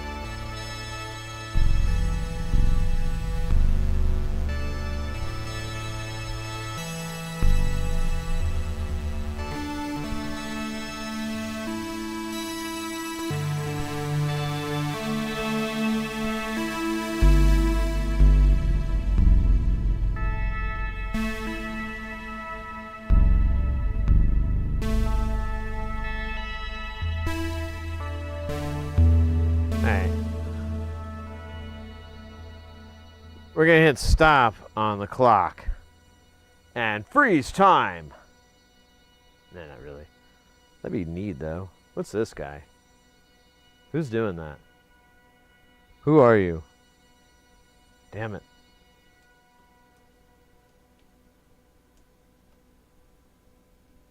Alright, he went away. But he will not be forgotten. Actually, I guess I could bring him back with a little...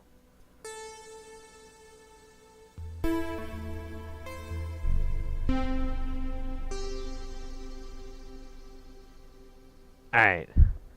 He successfully got away from me, this sly son of a bitch. Oh, there he is.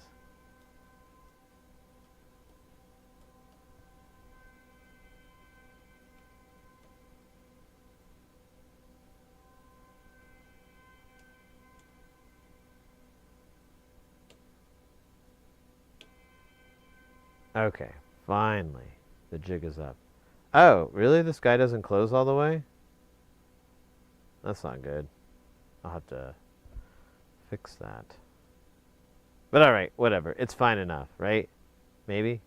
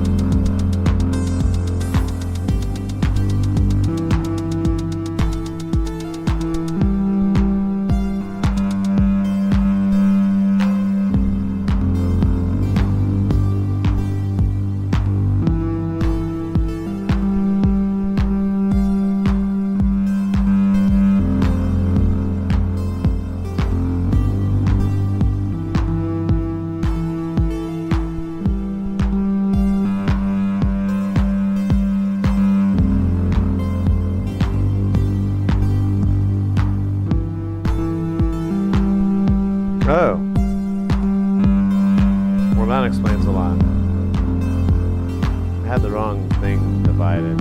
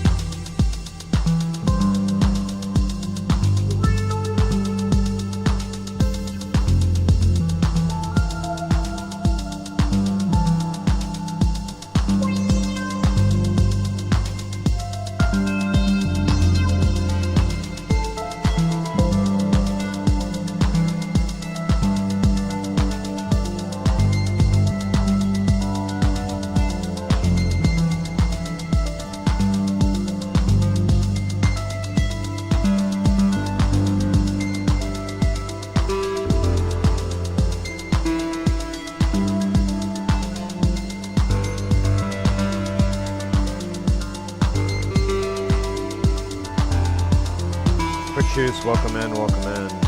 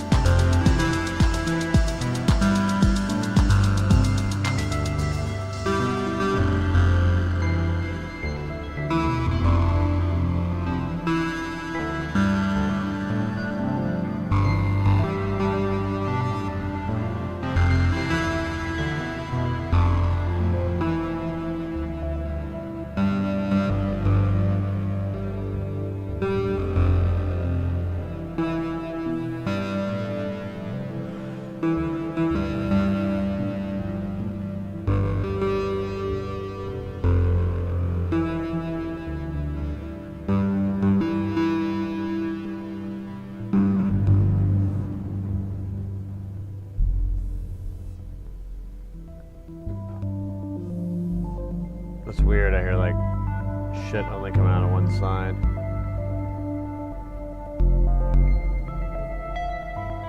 It's all muted. I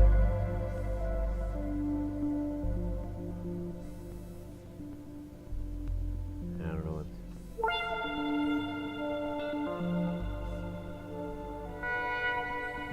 I don't know what it is exactly. That's funny though. I kind of dig it. I think it's this guy, but I don't know why he's all.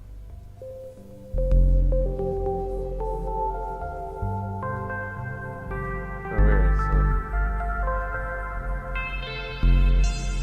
Alright, oh, because of the volume. And that's why it's only coming out one side. I get it now.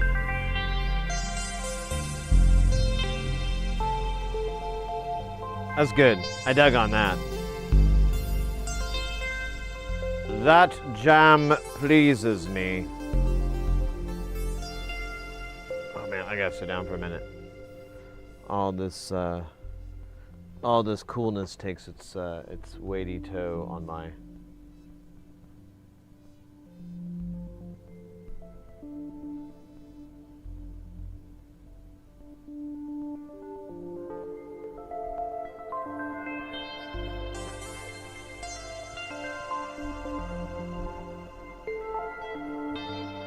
Ah.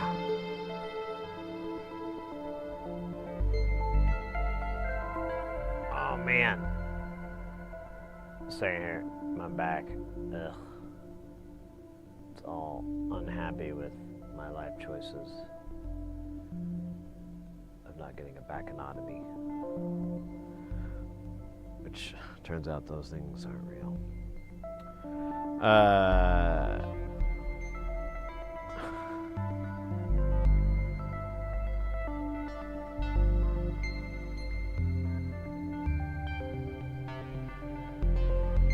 So I had like one of the clock divider outs going to the wrong thing, and it was kind of giving these chunky notes, which kind of worked, but then wouldn't work, and it was weird. And then I fixed it, and now it's fine, but it's a piece of me still misses the chunkiness.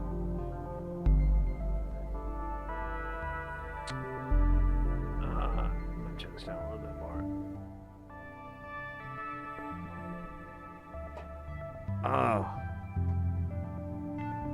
Oh yeah, man, I was standing a lot yesterday, so I think that has,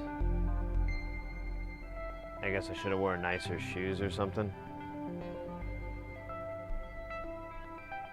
Newer shoes.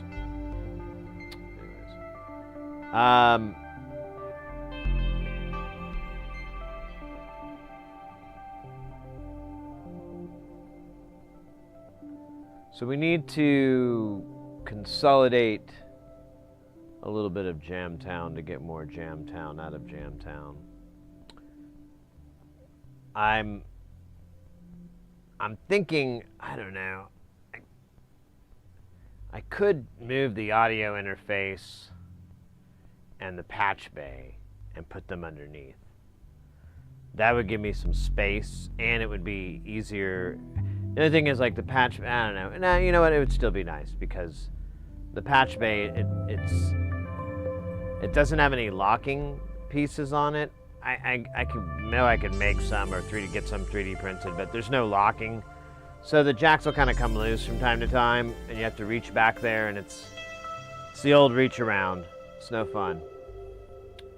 Except for the receiver, I suppose, but I wouldn't know. So putting it down there would be nice, although I'd have to rewire, but that's fine. That's not the biggest headache in the world. But that would give us another space, and I was wanting to kind of free up the center, so I think I'm going to either this one or this one and put it up there, so I'll have frac, and then these two on the side flanking, and I'm gonna, so I'll put that one up there, and then I'm thinking about going down, because I have several I don't use, and I think I could fill a whole case, and that would free up some room. And then of course I have space here, and I could always take the TKB out and put a rack there.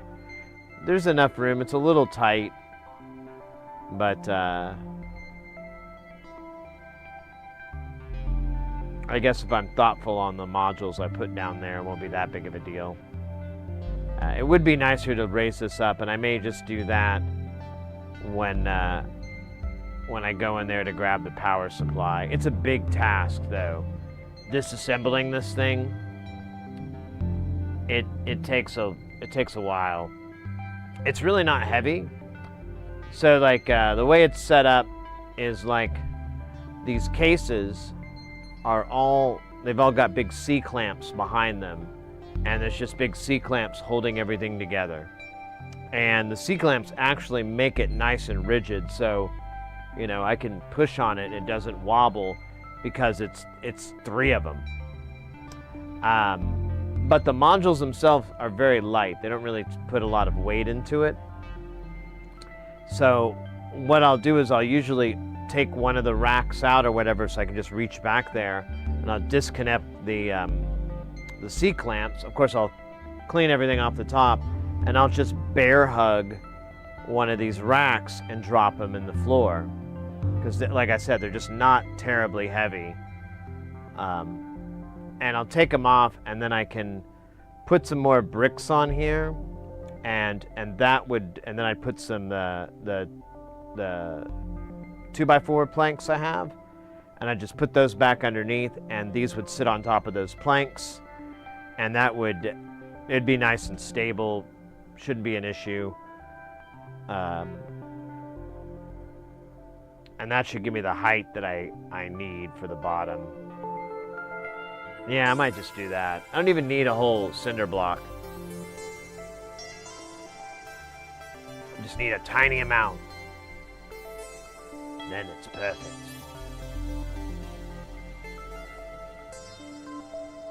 All right. I'm working on standing back up again. I guess I could jam from here. It's not unheard of. I am thinking about taking the 2600 and loaning it to my buddy for a while, for an extended period. I like this thing, but I don't know, it has its issues, and those issues would not bother my buddy as much as they bother me. And who knows, he might find something out that I'm like, oh, I want it back. So maybe that'll happen. Who knows? But for the time being, I really need this tabletop space back. So out you go. I'm also thinking about moving the drum machine down to the lower tier here, because I don't really need that much access to it. It's just nice to have. And that'll free up some room. I was going to take the TKB and put it there. But honestly, when I think about it, I could put the TKB on this bottom tier as well, and that would get us more room.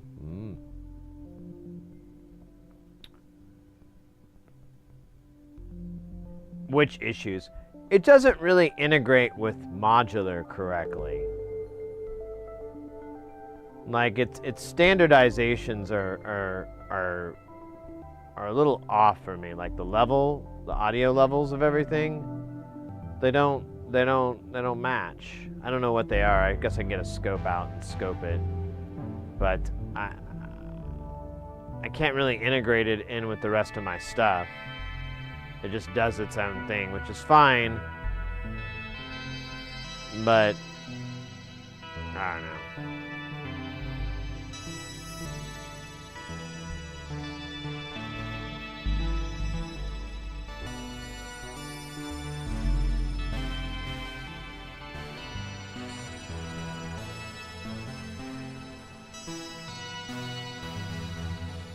I can't have a... So funny. Meow, meow, meow.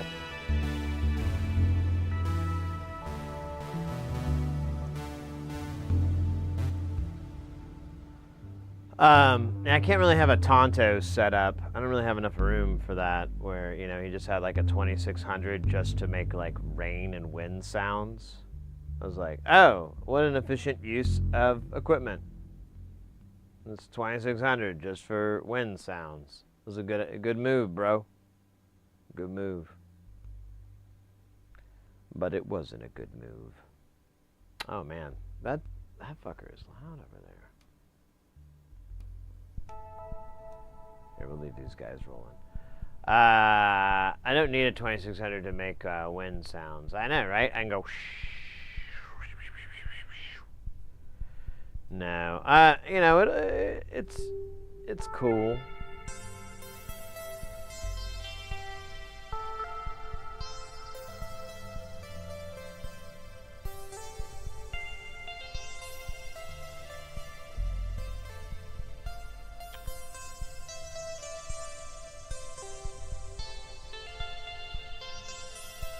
You hear it snap. This doesn't have any slew capabilities, does it? I don't think so.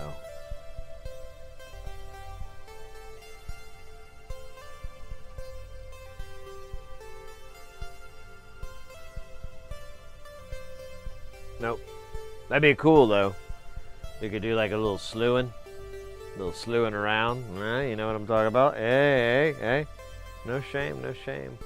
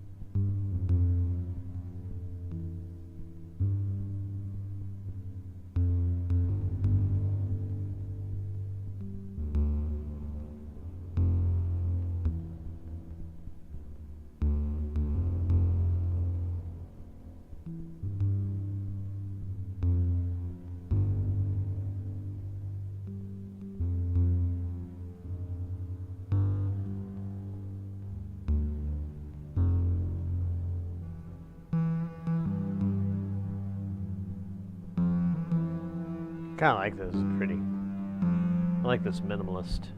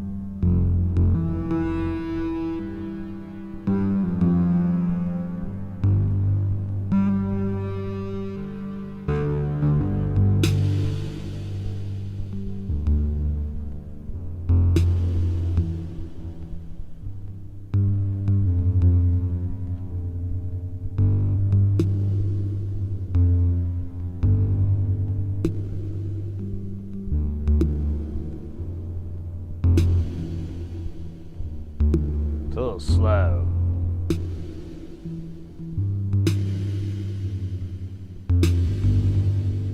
What if I can reset it? Boom, ba-dum, boom, boom, boom, boom, boom, boom, boom. Oh wait, I don't want two. We'll do three. 3 division reset.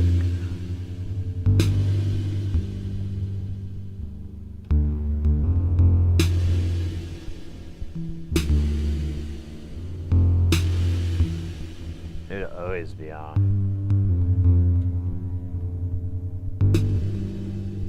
That's not where I want it.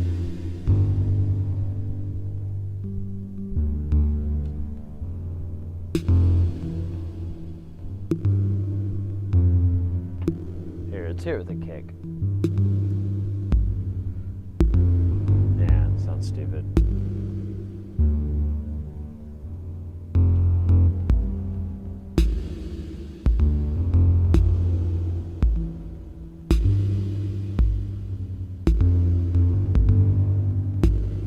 It's still not right. I don't know how to fix it.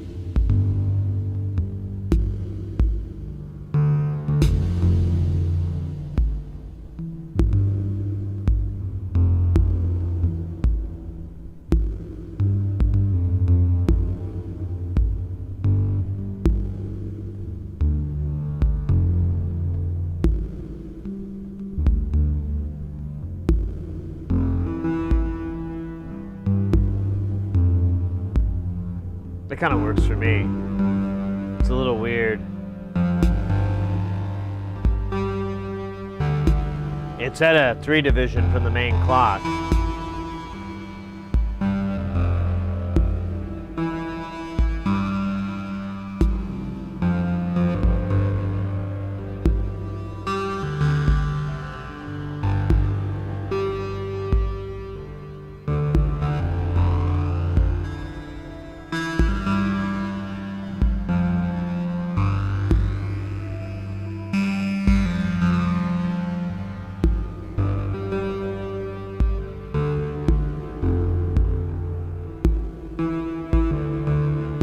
There we go.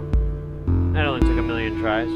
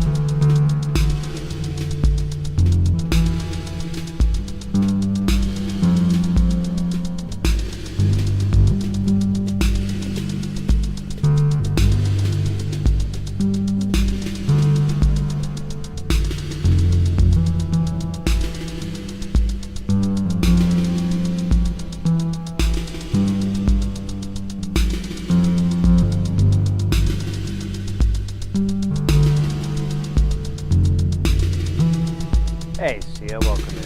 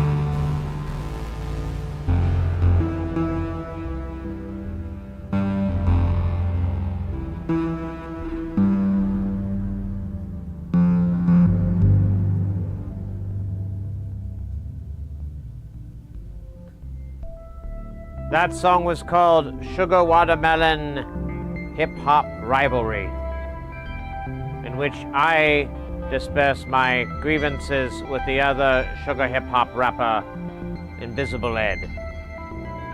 Invisible Ed, if you have the guts, you'll face me in a real rap battle. Oh man. Oh, did I miss some chat? See, there's something wrong with the fucking chat window for YouTube. I don't know what is going on. It's like it's not dead and it's dead.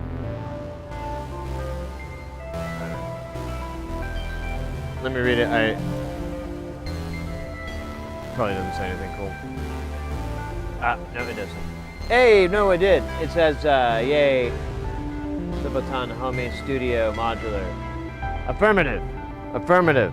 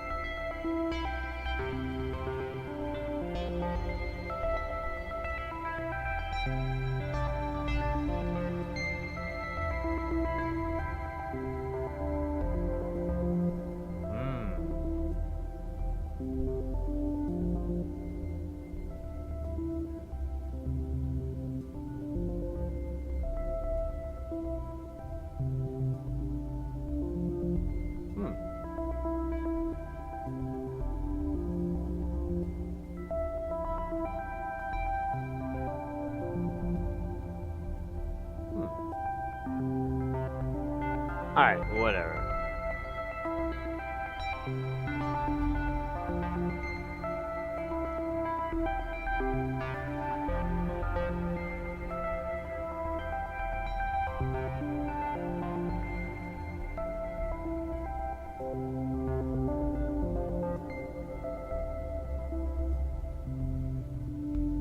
See you, welcome in. Welcome in, everybody. I hope I didn't miss anyone. And I missed some cats on YouTube there. Welcome in. Your Hey Bar, welcome in as well. I just saw you pop in. Ah, that's perfect timing. The chat window's not showing up on my thing, so I might miss some stuff, which is bad. But I'm getting over it, which is also bad. I'm thinking maybe we should get a little crazy with the tempo. Although I do have it half-timed. Half-time here at the tempo layer.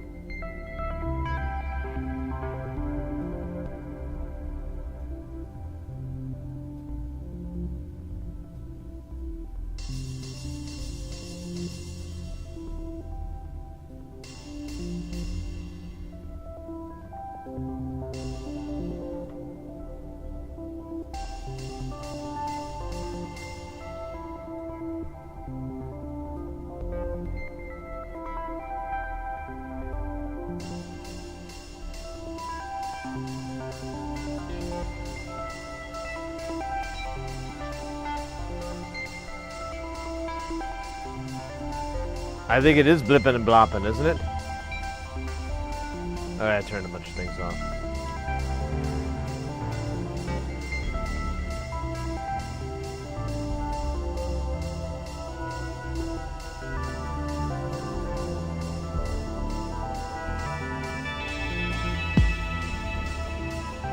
Oh, let's see if we can go to a different pattern.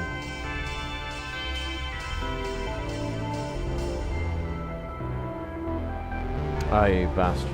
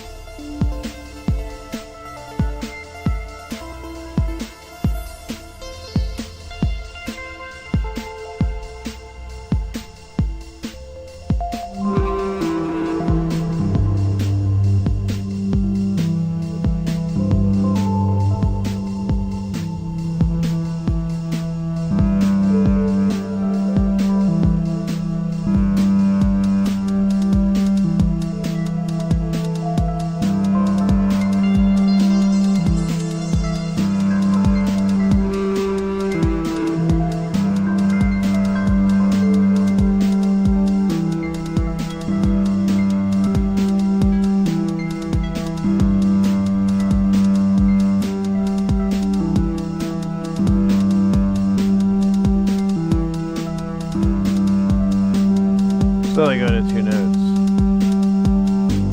There we go.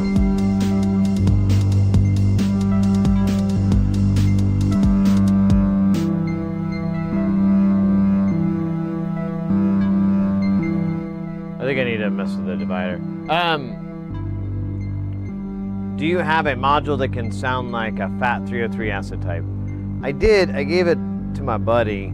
It was actually his, but the Neutron actually has a pretty nasty. Here, we could do some acid. Let me get it going.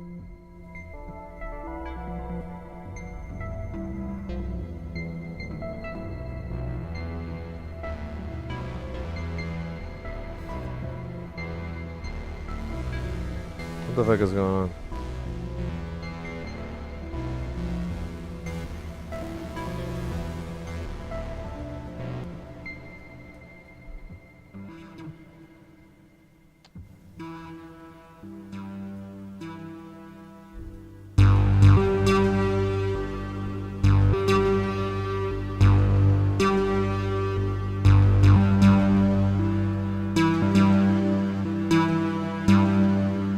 Get a fast fog on this.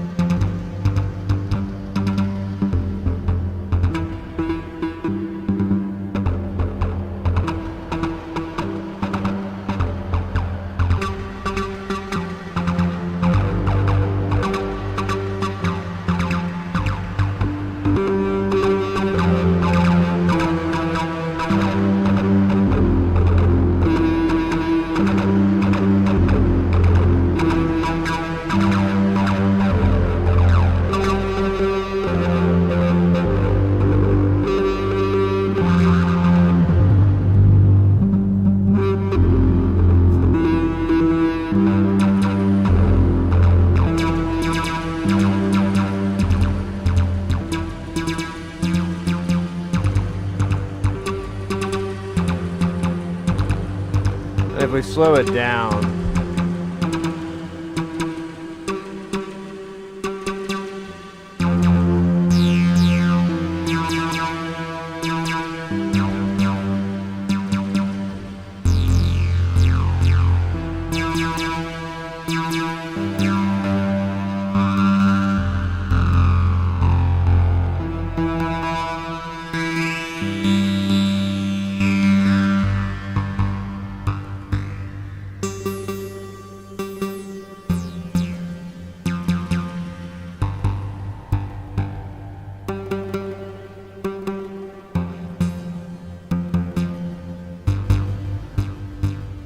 so that, I don't know, that's the Neutron. That's about as you can get a little bit more. The sequencer that I'm using just has triggers, so it doesn't have really gate on, gate off, so you can get some like a little bit more of an arpeggiation than a doop, beep, beep, beep, beep, but it's still tasty. Alcatroy, take care, have a good rest of the night, and stay guile, my friend, stay guile. Speaking of guileness, I feel like I have neglected the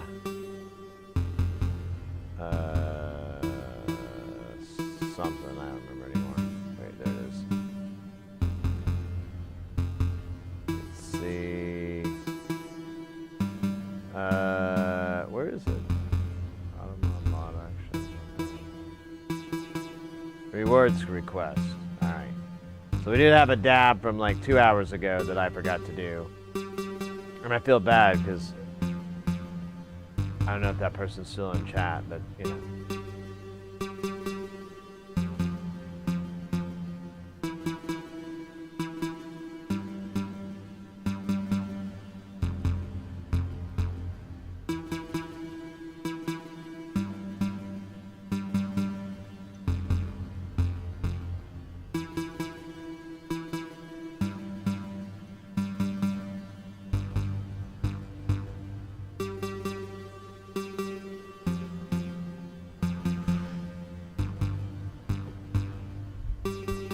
hit the camera. All right.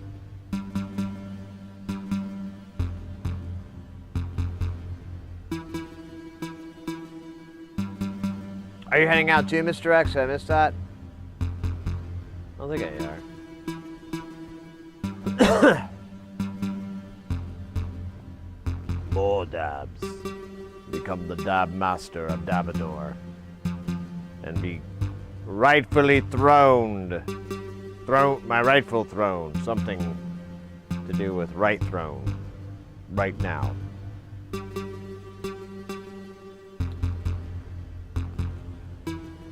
So I don't know if you guys remember the JV80 keyboard that we took apart that had the sticky keys. So I cleaned all the keys off, but I still need to scrape the bottoms of them, and I'm just going to do it outside because it's a big fucking mess. And I kind of lost track of doing the gig, and the client like contacted me right before the stream. He's like, "Hey, when can I pick that up?" And I was like, "Oh, well, how soon do you need it?" He's like, "I was thinking Sunday," and I'm like, "All right." So I'm gonna clean them up and everything, and I'll maybe videotape a little bit of the cleaning, but it's really boring, you know, cleaning. But I'll record everything. I'll record the reassembly and everything like that, and then we can watch it later on stream when we get back. But I need to get this back to this client. I kind of foobarred by forgetting what the day of the week was and everything like that. So and then we'll also probably be working on, we got to get that thing done soon. That enormous fucking keyboard, it's bigger than me. Like, I would pick it up and show it like next to me, but it's so freaking big. It's so heavy, and it's old, and I'm worried the plastics are gonna crack and stuff. So, but it is as tall as me. It's an 88 key, fully weighted keyboard from Ensoniq, the KT88. It's actually got a pretty cool synth engine in it. It's actually really neat. I want to play a little bit on it. I think a long time ago I really wanted this keyboard. Thank God I knew that it weighed half as much as me. God damn. So freaking heavy. Yeah, it's a fully weighted, yeah, there's like weights in the weights just to keep it weighted. You know, weighted down.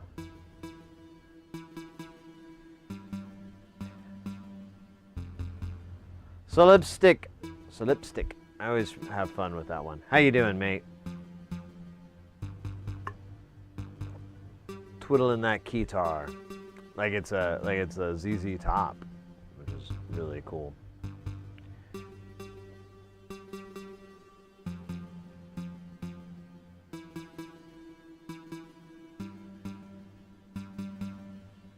I don't know why people are apologizing.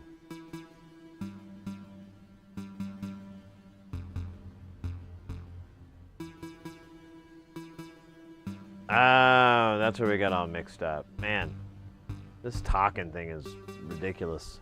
We should communicate telepathically. Here. Enjoy my dream.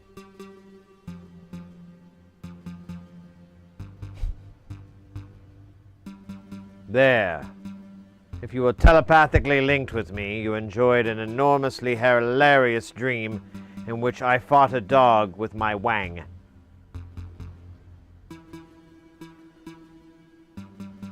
It was awesome. Lots of kung fu action.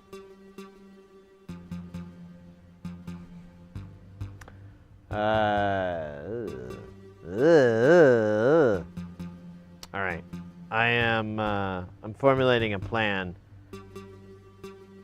that doesn't involve puppies.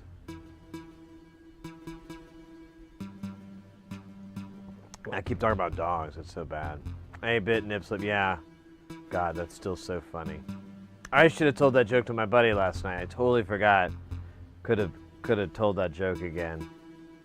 It's really happened, but it's still hilarious in a jokey sort of way. Anyways, we are really here on that acid, and I'm over it. It's great. It's beautiful. It reminds me of a time long gone. I won the battle. Fuck yeah, man. It's awesome. One day I'm going to take all that gold and, sorry I had to pronounce the name. Oh, yeah, I know, right? It's like the worst thing in the world for me to have to pronounce names. I don't mind. Is it some weird swear?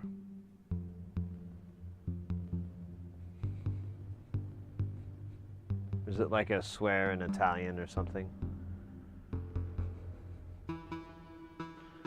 Alright, so I'm thinking, I don't know, I kind of want to make some space music with our new space modules. We had a patch going Tuesday that was spacey. Not that spacey, the other spacey. Like outer spacey. Jesus Christ. But oh man. Oh well, actually, I'm sorry. I'm all over the place. No. Yeah, we'll work on that keyboard. We have some other stuff to do. I should put through my order to Australia and get our modules from there. That's gonna be fun. And yeah, I'm basically waiting to get paid on a gig. It's probably gonna be a little bit because they're notoriously late on payment. These guys, but whatever. You take the good, you take the bad. You take them both. And then you'll have the facts of life. The facts of life. Man. That was a good... I wish they made that into a movie. Can you imagine the Facts of Life movie?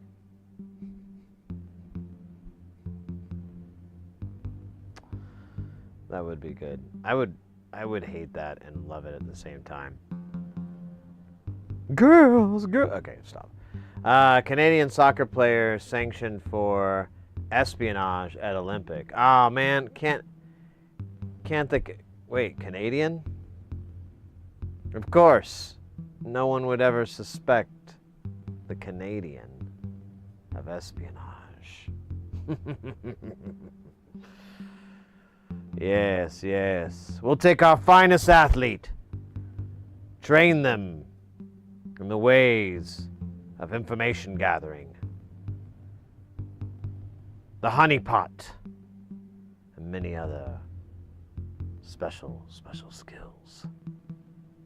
And we'll enter him into the Olympics. He'll be the perfect decoy. No one would suspect the Canadian Olympian.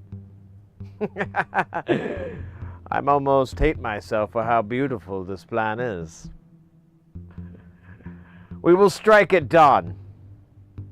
Once Operative Zero is released upon the Olympians... Why do I have an accent like that? Whatever. I'm posh and evil. Once we release him, he will walk amongst the other Olympians, undetected, unknown, all the while espionaging, gathering information for our great mother Canada. Soon we will be in space. Yes. All eyes will look to Canada and will ask, "What now, great Canada? You are no longer the hat to America. You are America." But I digress. Right now, we're just going to train this Olympian until he gets some info on the Chinese or something. I don't know, man. That's so funny.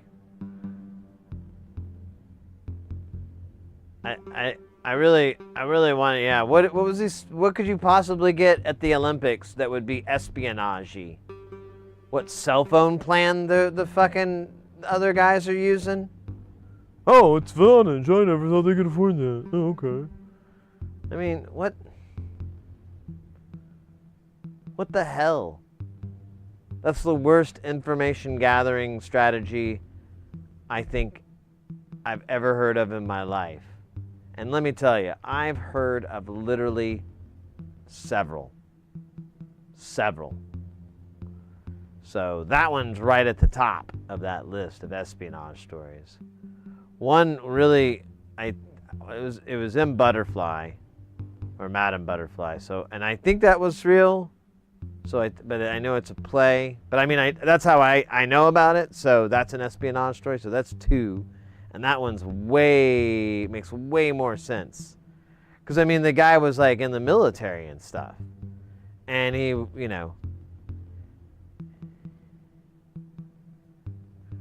never seen a woman before. Anyways, that's a funny story. That's a funny story for later on Sid After Hours, where we talk about our favorite controversial plays like Madam Butterfly and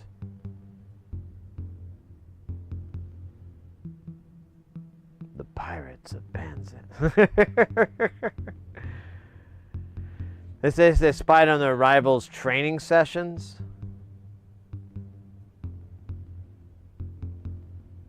Oh. So the espionage wasn't international so much as Olympic espionage. Okay, I know I'm going to get shit about this, but now that's Canadian. That's Canadian. That makes more sense.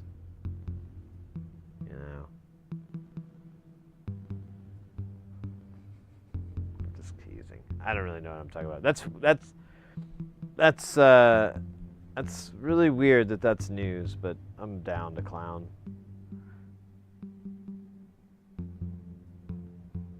It was they used a drone? Okay, now they're back up to a new level. That's funny. Yeah, exactly. Like, yeah, I mean, what was their training? I mean, who cares?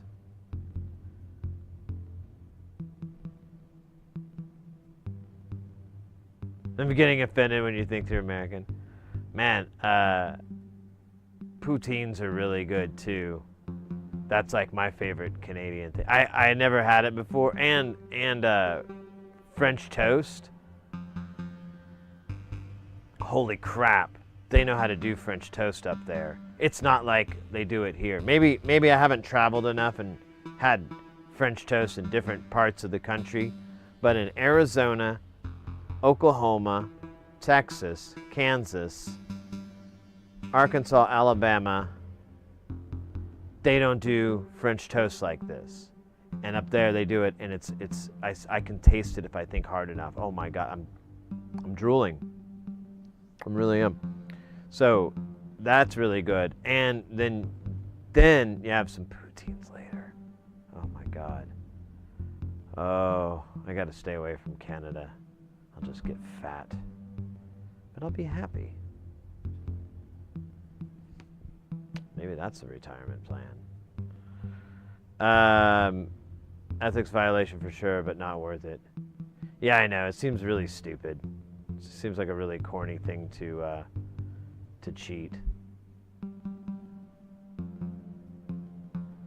Oh shit, yeah, with the bacon and stuff. Oh yeah. No, Mrs. Irsey and I, like, this is probably about 10 years now, but we went up to Ohio because she has family there. And then we went up through Cleveland and everything like that, and then went to Toronto and stayed in Toronto for a few days and hung out there. And then we went to, and we had a car, and then we drove to Montreal and stayed there for a few days. And then we drove back we went to Boston, and we flew out from Boston because that was like the cheapest place to fly out of. And it was awesome. It was really, really great. I mean, Vancouver's cool too, and I've been to Vancouver, but I'm in kind of I've always been in the Gaslight District or whatever it is. That's like by the bay, and it's kind of, I don't know. It's alright. It's not bad, but it definitely didn't feel like my experience in Toronto and Montreal, which was very fun, really nice. And I had, yeah, the best food I've had in a long time. Like, it's really my kind of food, my kind of stuff. Oh man, yeah, I can't think about it too long. I haven't eaten before the stream. I'm trying to lose a little bit of weight, so I'll eat after the stream. Actually, I'll pig out after the stream. Oh yeah, and yes, last night I went and ate. My friend and I, we went and the place we play pinball at. They have a they got the kitchen back. So I was like, oh cool. Well, and I was there before, but I missed the last call for food. So we were there last night and we were hungry, and I'm like, well, let's try some of their food. And we got this food, and I ordered a burger, and I guess I didn't read the whole thing. I was kind of a couple beers deep. I guess I was just like, who cares? But I was like, how do you mess up a burger? Well, the burger was like the patty was it was a smash burger, but like the patty was broken up. So that was kind of annoying, but I was cool with it. The problem that really just was intense and unenjoyable was all the hatch chilies that were on it. Like, there was so much hot on it that I was eating it first. I was pretty hungry, and then towards the end I was like, I could feel how wet my hair. I moved my head and I could just feel the sweat and the water in my hair, and I'm like, oh my god, I'm sweating buckets up there. And my nose is all, you know, sinuses and everything. And I'm just like, oh my god, I don't think I can finish this. There's some fries. Let me eat the fries. Well, the fries, they have like a Cajun seasoning, which is fine, but I was really looking for something even more mild. And I was like, man, I just want to kind of chase this burn off my tongue, and this seasoning it's going to take a while. And then I was like, oh, there's some ketchup. And then I forgot, even though it was told to me, that it's spicy ketchup. So I scooped up a big deal of that, hoping to chase the heat down. And then it was like I threw more heat right on my palate. It was so bad. So I was just like, you know, I like spicy food, but I don't like everything afterwards. Like, the whole eating of it's fine, and I can enjoy it. There's some stuff that's really, really delicious, but that was pain. But it was still good. I still ate most of the burger. I left a little bit because I was like, I'm done, I'm good, I'm full. I don't need to pig out. But, oh man, it was so hot. And then, like, yeah, it was later this morning, my stomach, I mean, it's been bugging me. It finally stopped about an hour or so into the stream, but, it's like the Thunderdome in there, except no man enters and no man leaves. I guess it's not really like the Thunderdome. It's more like Carousel from Logan's Run. Yes, there's a laser beam in my belly, firing and killing things. That nails it. All right, cool. Well, I'm glad we got that settled up. Now we shall create the space music of our gods. First, God Venus. Goddess. My bad. No, I don't know about Venus. I don't really have a plan on this bit. All right, we are going to make some space music with the space machine. He said, with a spacey feel. Let me see if I can frame this up a little bit better. Kind of. Not really. Sad.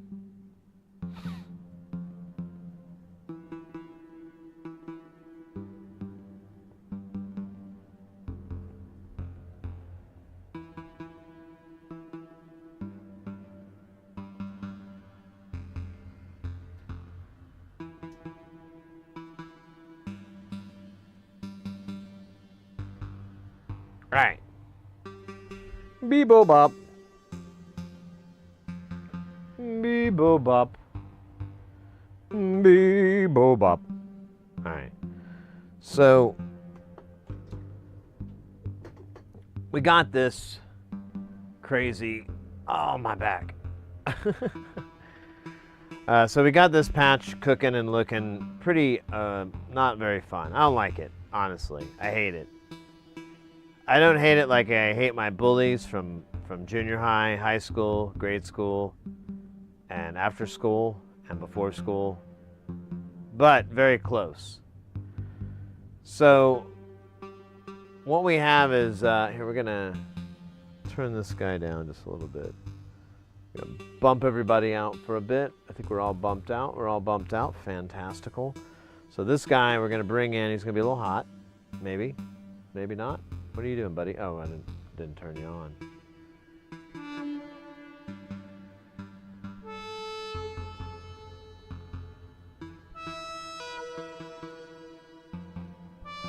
So you can see it's coming in and out with this, but where's the other guy coming from, actually? Oh.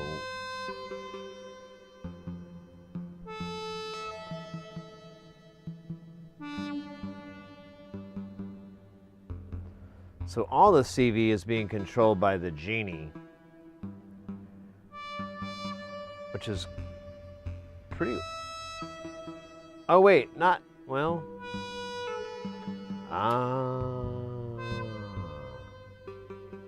So now it is.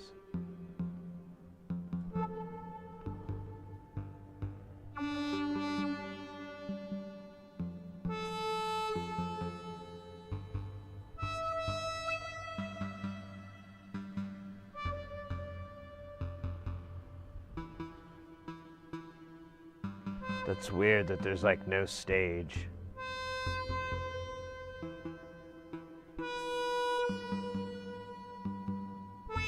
Oh wait, I get it now, because that's the gates. And then it fades out. Well, no, it's solid. I don't get it. Yeah, that doesn't make it. I guess we're in between stages. I'm talking about this, like, I understood it would jump, but like, it goes away. I didn't think it could do that. It's a clock signal from the genie.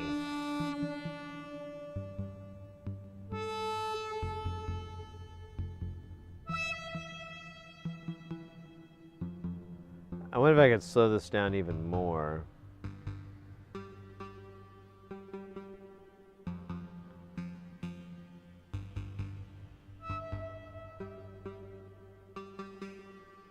Okay,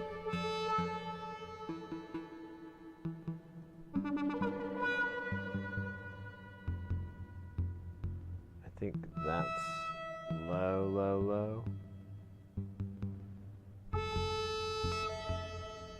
Yeah, there we go. So that's really low.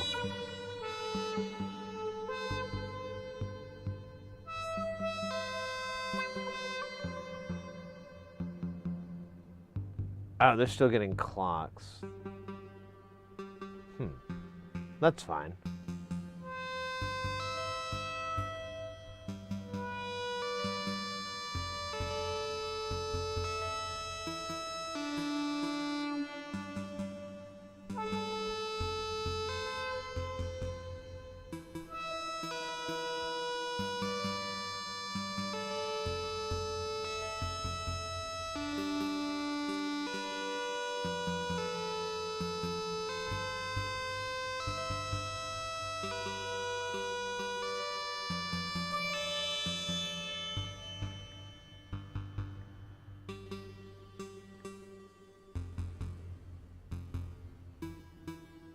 I'm trying to find a better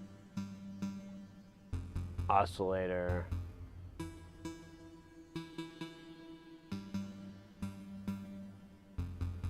There we go. It should be.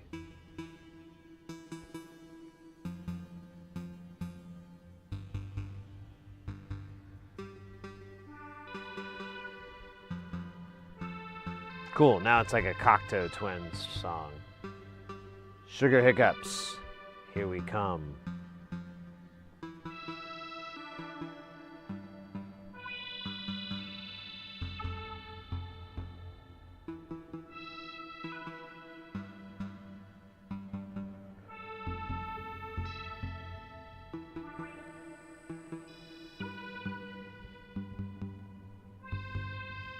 And we could feed it more. There's like CV1 is wide open. I think I was using that as the controller. But we can uncontrol it. Make it the instigator of madness. The ruler of the peculiar. Oh wait, never mind. I forgot, I already did that. Well then what the hell is this then? And who the hell am I? Yeah, my bad. I don't know how I got that messed up.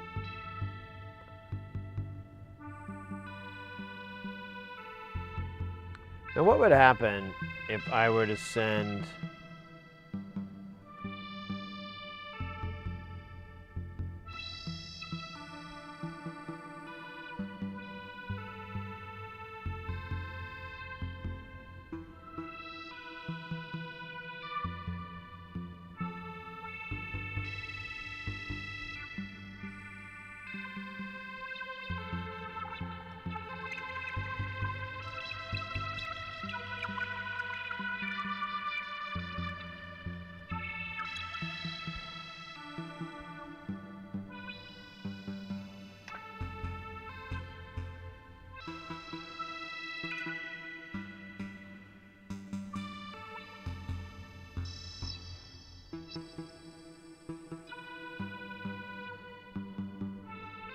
oh, wait a minute. So I'm breaking the connection?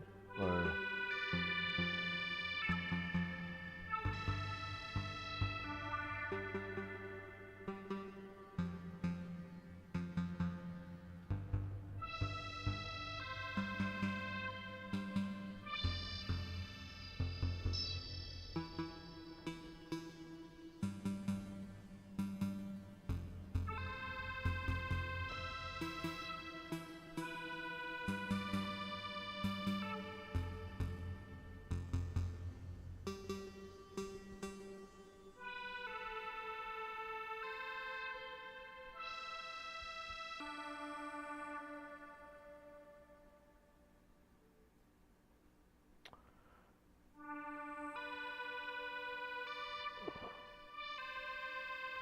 What if I were to modulate this?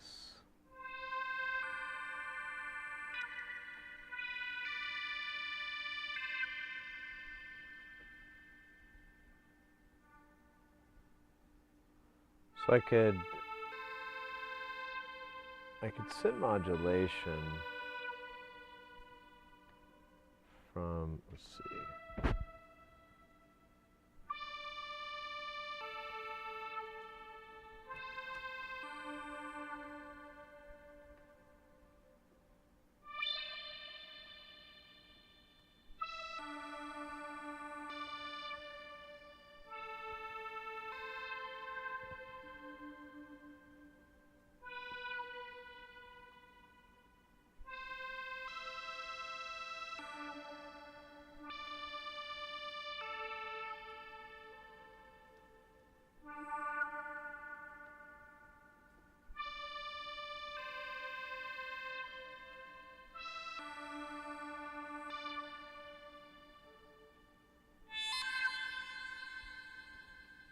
Right.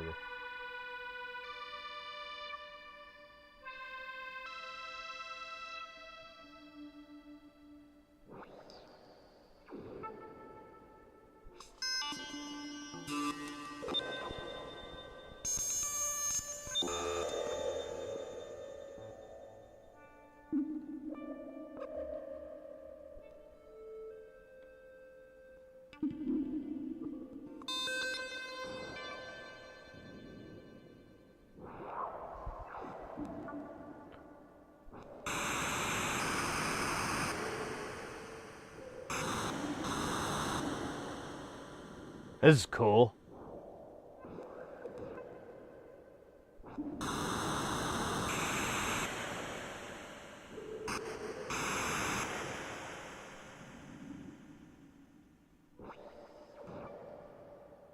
More.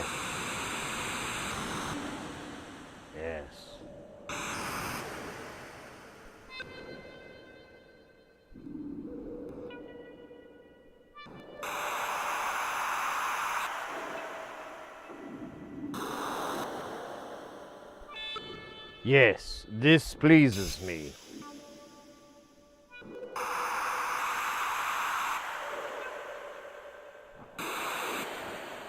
Yes, more of this. Can I send it shit from... I could. Let's do it. I'm gonna send it more.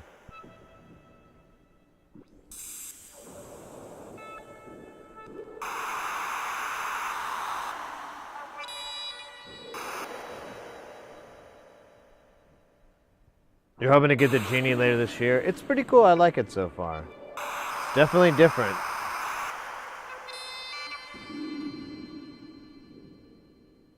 Alright, I'm gonna...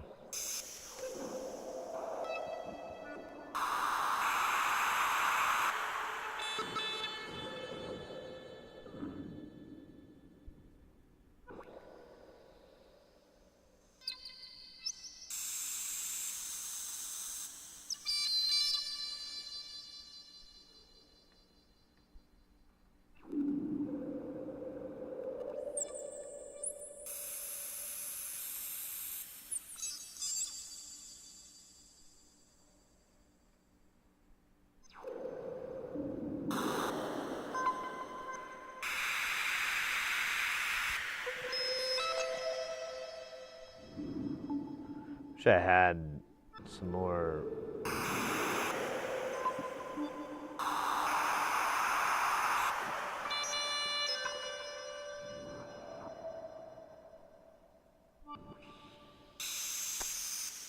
I kind of do. We got little whistles, little birdie sounds.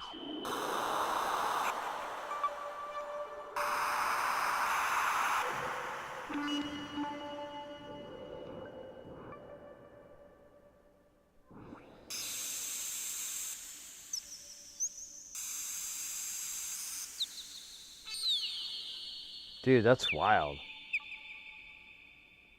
I'm not sure what's making that.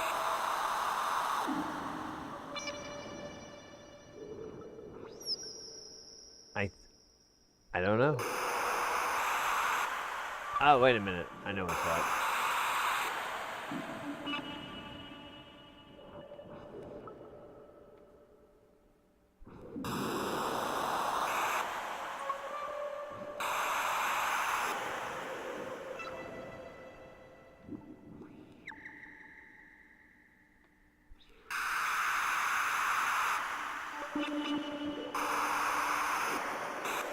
Alright. Now it is no longer possessed by the Whistler.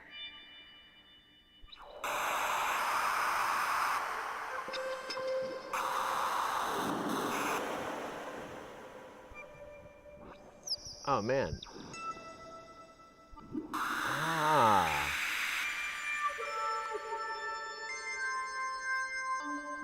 I see what I'm doing wrong here.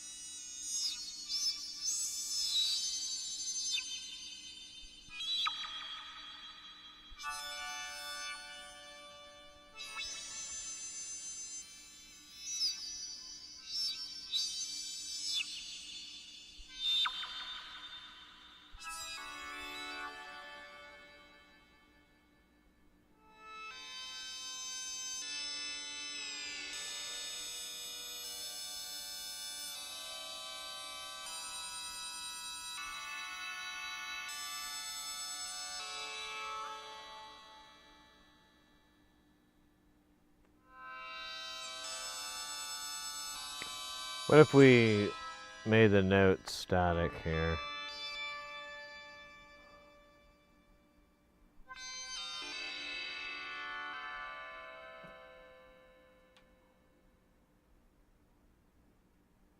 I don't know what note. I don't know. I'm trying to find it cool. I like that note.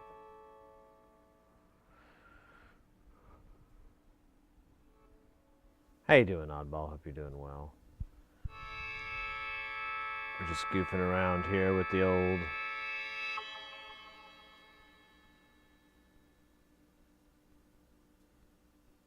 It's usually easier to do it when it's fast, so we'll put it...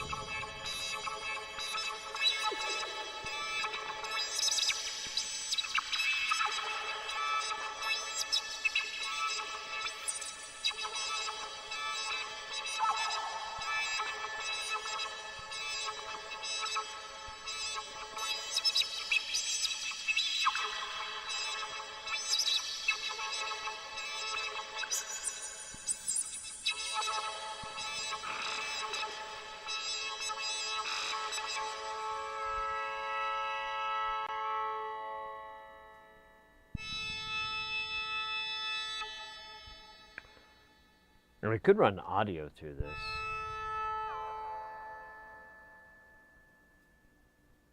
The Genie sounds pretty wild with audio. Let's do that.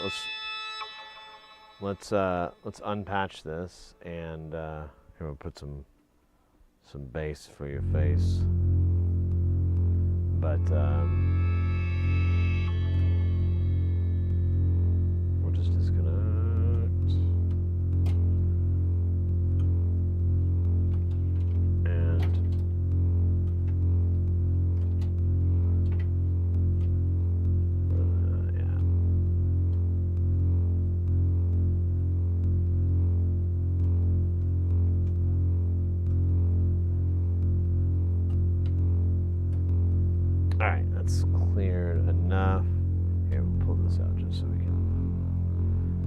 So we're just going to use the oscillator from over here, and we'll listen to it really quick, make sure it sounds cool. We're just going to do a simple sine wave. Or wait, do we have? Oh, we only have triangle, but it's like almost the same thing.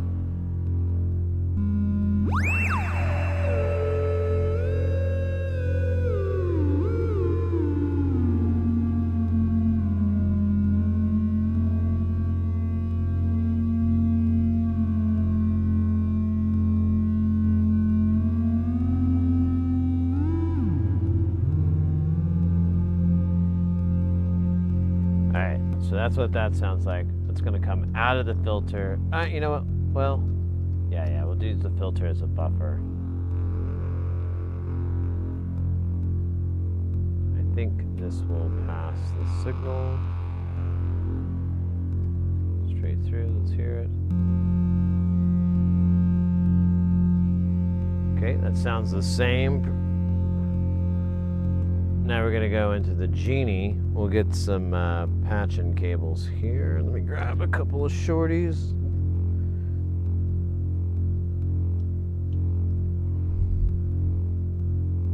Well, I wish I had some.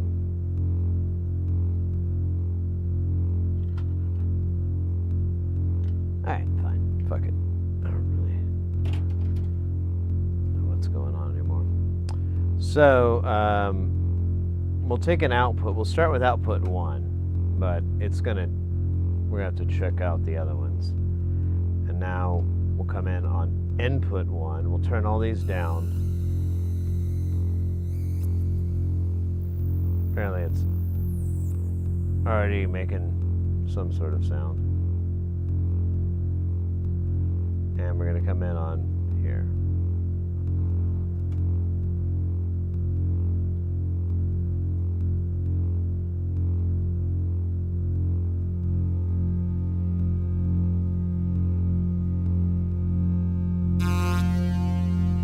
Alright, so that's where we get the overload.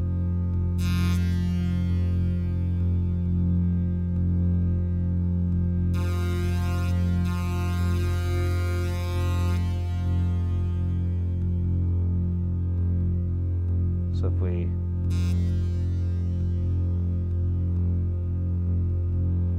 okay, now Let's hear that out of.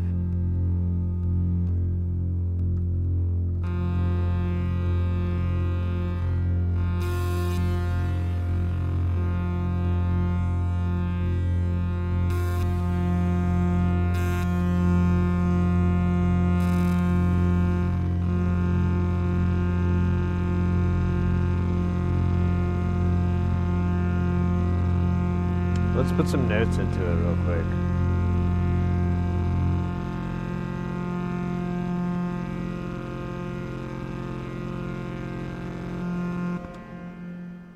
This may not work because we're we're not pumping any notes. Let me pitch it up.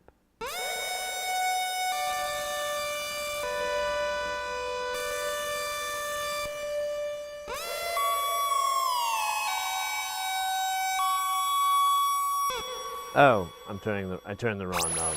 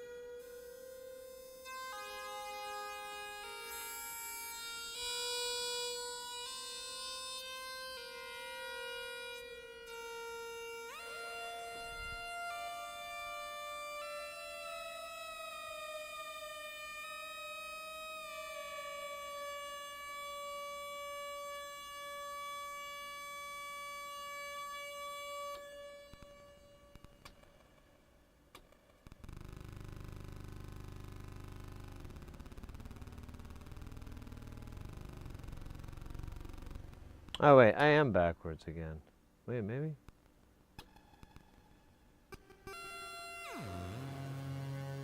Yeah, I'm totally stupid.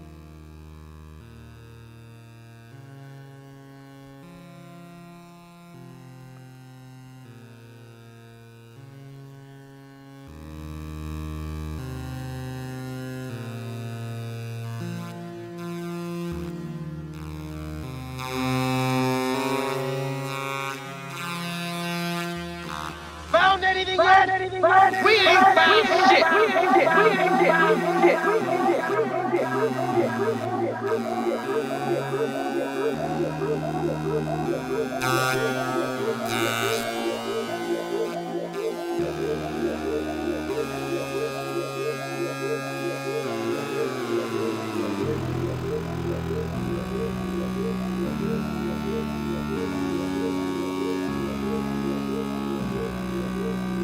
So anyways, that's one of the inputs and one of the outputs. Let's go to the middle one here and see if we get anything different from input 2.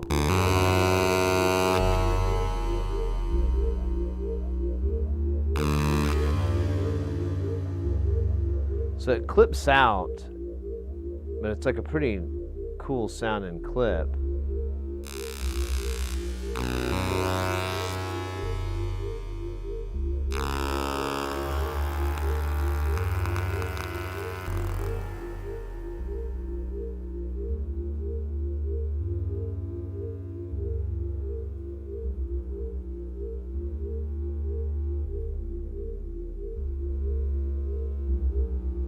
That one doesn't really seem to change too much.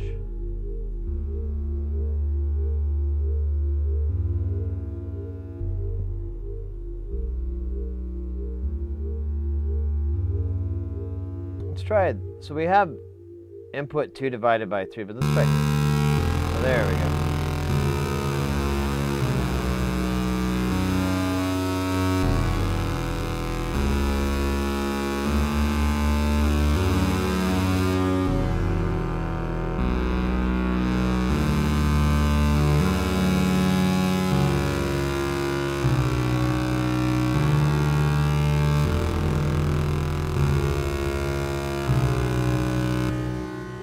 Check it out on, this is output, I don't know, it just says plus. I think it's a non-inverted output, but I don't know what one.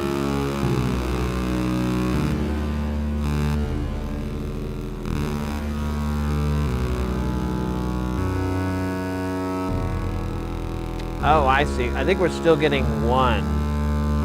Because this will break one. And this will, I think, mix it. I don't know. They're a little different.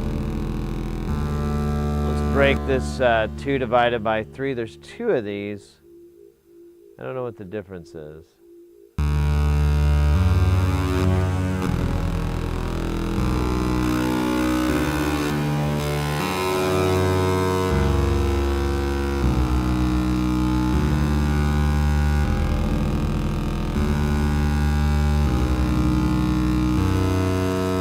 And just so we're back on it, that's the sound. It is going through a filter, but the filter is at nominal or whatever the hell, so it's really not doing anything. The genie is.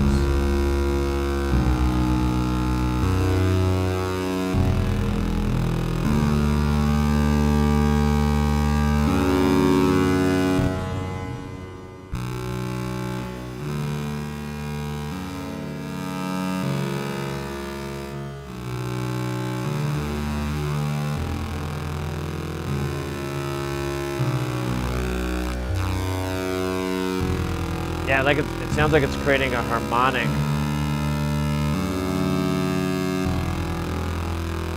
On top of the waveform. We should do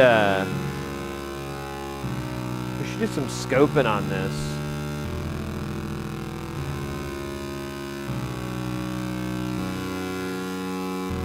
All right, and I gotta try this input 3. Wow.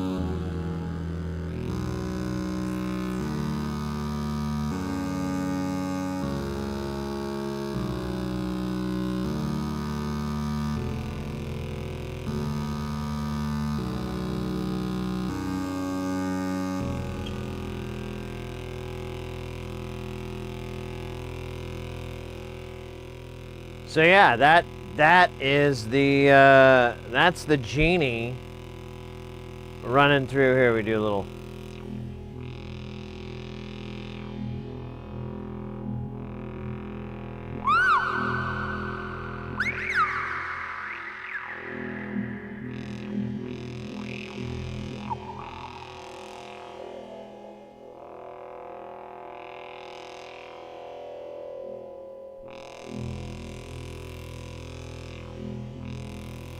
Yeah, you know, if we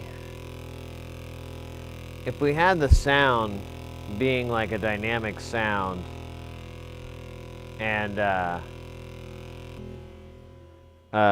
we're gonna turn on this guy. Let's come on there.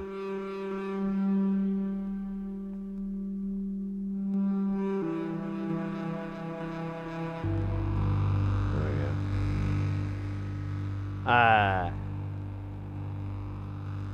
I think if we move the filters around, it might be kind of yummy. I don't know. There's a lot of things I don't know. But I know my love of pickles is real, and I might go grab a pickle real quick. Is that a plug lube? Is that new plug lube nice? God, I don't know why I messed that sentence up. It's gotta be all the crack Donalds. What lube?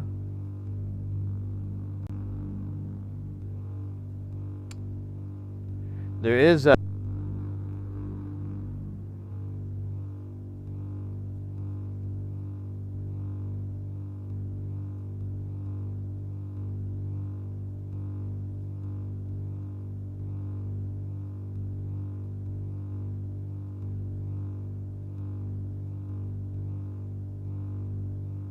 There we go. Battery died. Perfect timing. There is Deoxit D5, which is a bit of a magic lube of sorts. It, here, I'm just gonna grab a pickle here.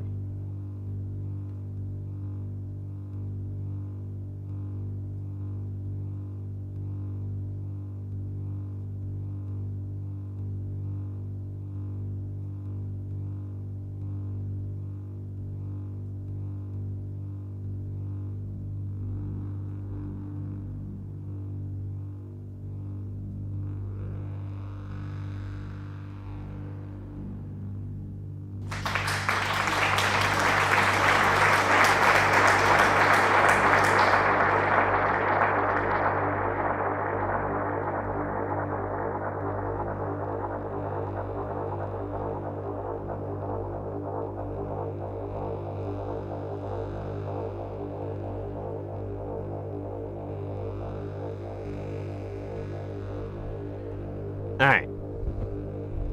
I'm back. And I've got... Oh shit, I missed something here. Ah, the applause. And I got pickles. Sweet. Delicious. Well, delicious. Crackanol's is better than one fake McDonald's. Oh no, I meant like literally this guy's name's Crack Donald.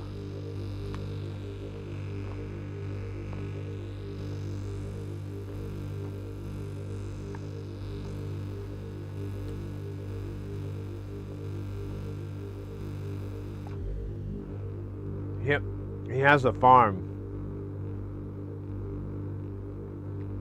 Old Crack Donald.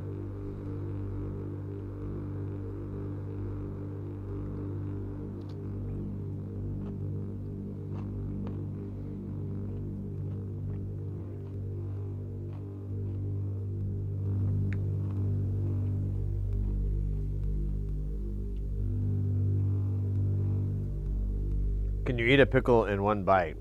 No, it's not that kind of stream. Not that kind of stream.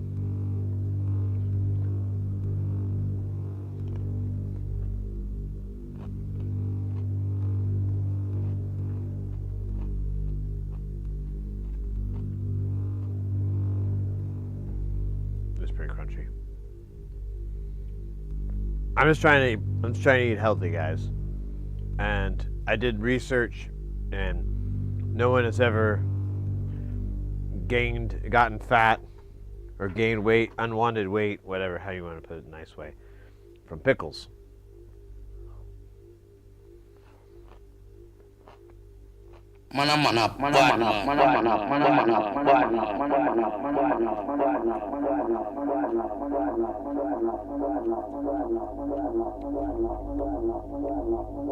Oh, yo, we got Game Club Central with that 100 bits.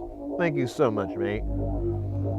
You're too cool for school. How are you doing?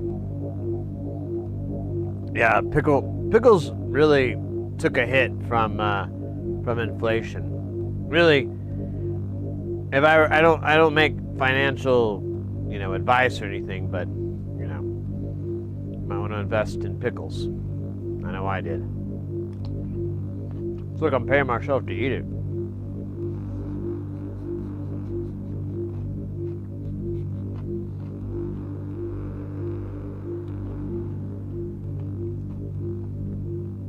It's like the pickles are making me money. And I'm losing a bit of the non-pickle weight. The cheeseburger with the hatch chilies weight. Anyways, you're doing good. That's fantastical. I gotta finish this, otherwise I won't. It's cool that you came in. I played some pinball last night with a buddy of mine. I think we've played enough times. He's actually kind of crossed that cusp of not being like terrible. He was actually getting pretty good. He won several games really.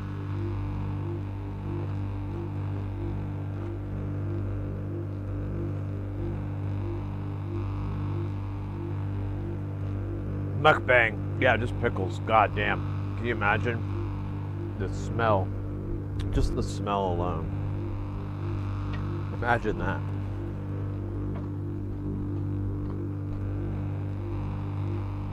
It's got to be the worst thing ever.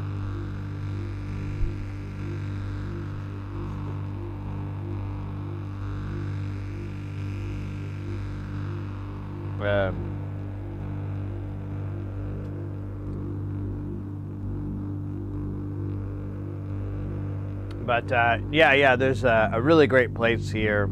It's kind of well known in the pinball world. And what was it? They had a cool game I've never played before. So I need to go try I gotta go see if I can find the VPX version of it. It was called I think it was called. You're Oh! on a whole pickle. I can't. Oh, pickle. Let me get the name of it real quick here. It was called TX Sector from Gottlieb, and it has like a big giant back glass art, and then like a vacuum tube fluorescent that's blue on the top. I don't know. Like, it doesn't really work out too well.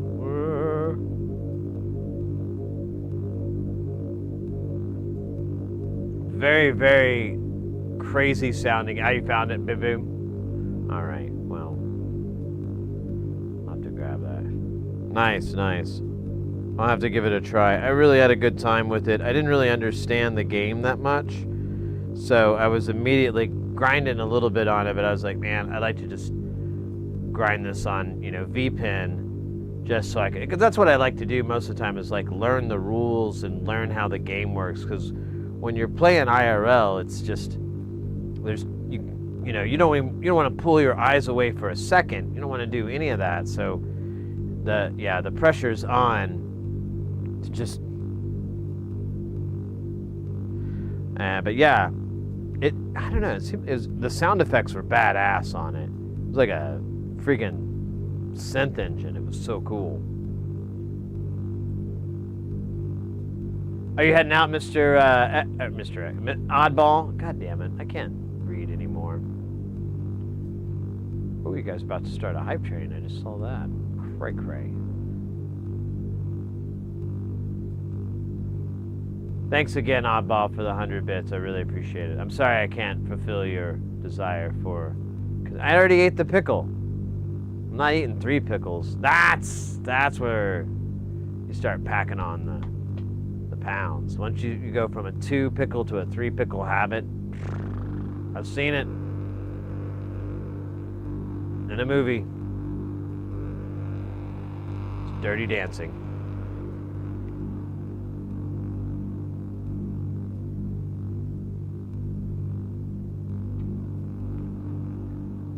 Love TX Sector. Nice, nice. Yeah, I'd never seen it before, and when they posted on their Instagram that they got the game, there was like it was kind of this, like they were real excited about it. I'm like, huh, I've never heard of this before. And then when I saw it, I was like, oh cool, I'm gonna have to give it a whirl. And yeah, I liked the feel. It was just an original game. It's kind of something I enjoy, which is like, oh, I haven't really seen this. And there's kind of a period of games around that time period where they really did kind of crazy stuff like that, like almost like an obstacle course to go through. And you had a lot of drop targets and things like that. I like that. I think those are fun games. They're definitely, I think they're a little bit more challenging than just shooting orbits and stuff like that, but you still have that in there, so everybody wins. Everybody wins except Mr. Donald Sutherland. Oh yeah, he did. That's not cool. All right, we're gonna give it the bump.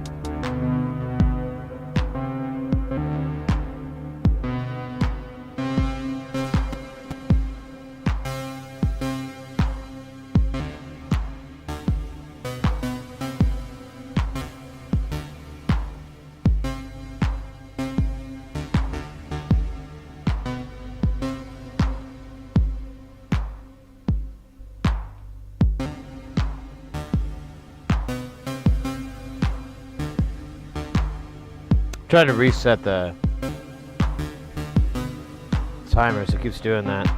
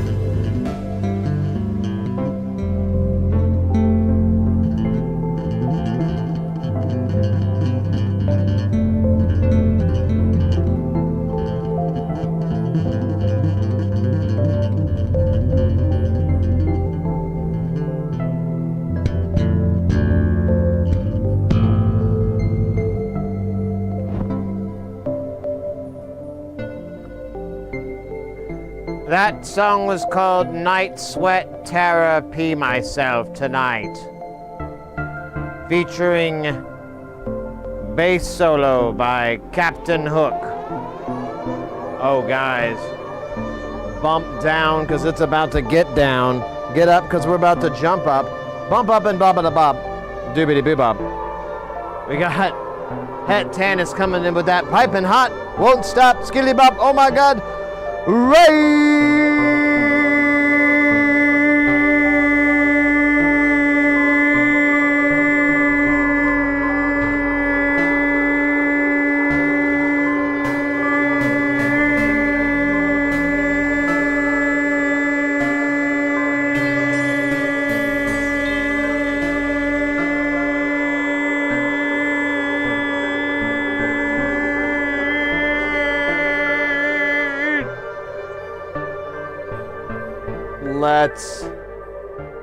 Let's freaking go, guys.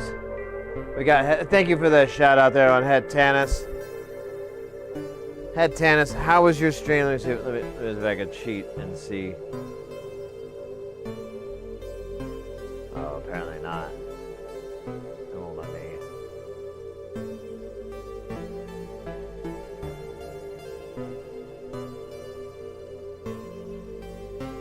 Alright, I can't see what was going on. How was your stream? What were y'all up to? Guys, if you're not familiar, definitely go check out Het Tannis' channel. Give them a follow. Working on Linux. Ooh. Welcome in. Well, thanks for raiding Het Tannis and welcome in raiders. We're here in Jamtown. If you've ever been here before. Usually we're in the lab, soldering, making, building. But now we are here. But it's the same kind of scenario. It's just focusing on the stuff that we've made, that we've built. We've got a couple of new, no, that's gonna fall. We got a few new modules here. We were just tinkering with. Let me pull it back up on the pull-up updater.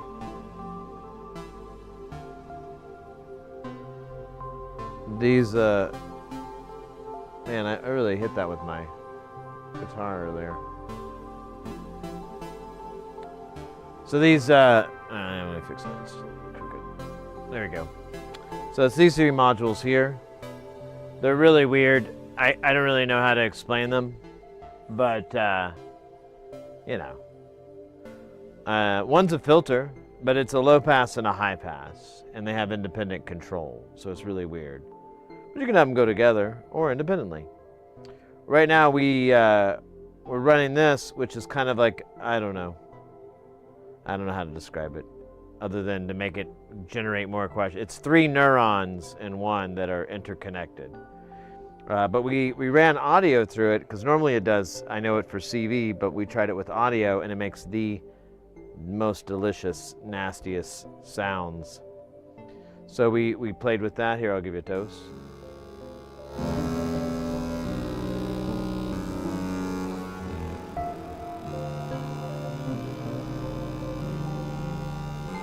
Here, I'll kill everybody else.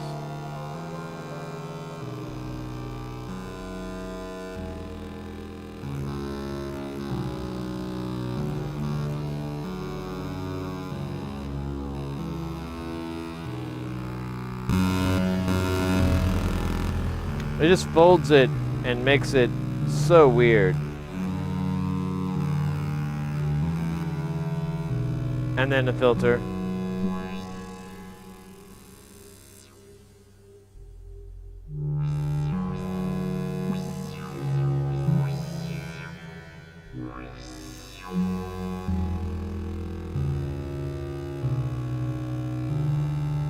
Really good times. Fun for the whole family, especially the kids. The kids love it, you know. You give kids a little bit of oscillation and they just go nuts. Marsipanda taking off, mate. Take care. Have a good rest of the night. Stay guile, my friends. Stay guile.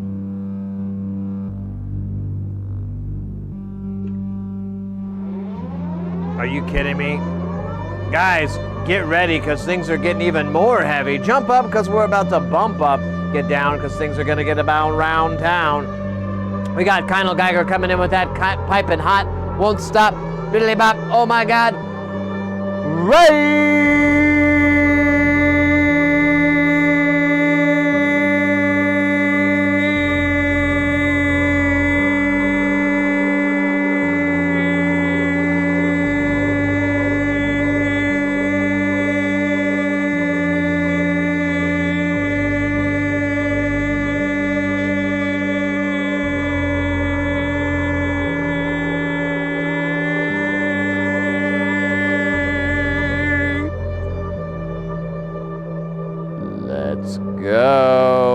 Let's go. Mate, thank you so very much for the raid. How was your Streamlink pull-up? Oh, see, it doesn't show it up on here. God, bloody hell. Bloody hell, it's so wrong. Let me pull up your, let me sit down quick on this guy so I can see it. I can see it, oh man. It doesn't show up here either. All right, well, I'm just gonna kick the button, and then I'm gonna kick the button. There we go.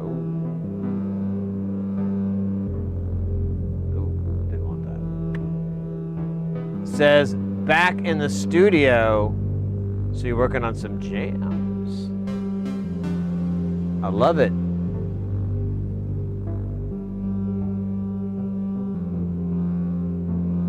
I love it, guys. Definitely get that follow going. Get some jams in your life. More jams.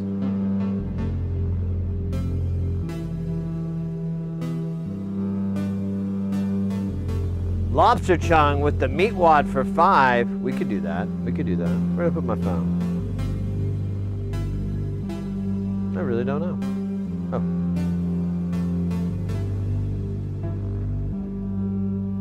Oh. Set a timer for 5 minutes. Okay. Here we go, yo. We're gonna do it. Meat wad for 5 whole minutes. And we ain't gonna hold back. I'm gonna do the homie rod. Let me read chat.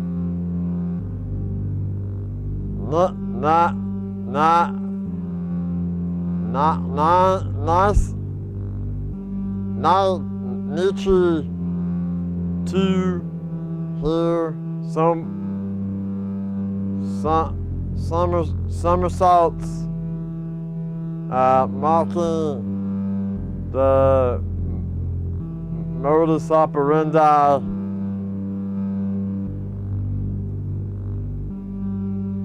the make a cherry on top with an ostrich and two kittens riding a bicycle. See, I read that just fine. I don't know why people say you can't read. I read just fine. It's maybe not the same words you reading.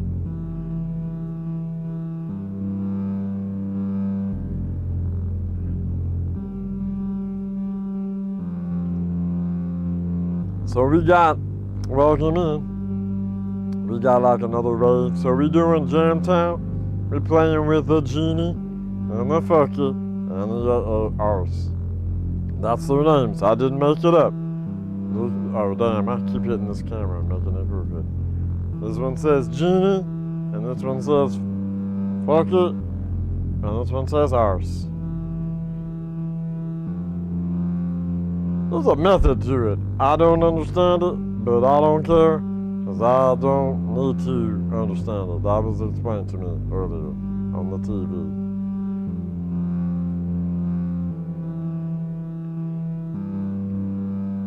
Anyways, we're doing Jamtown. We got the modular synth. We got Tony Brony, Tony.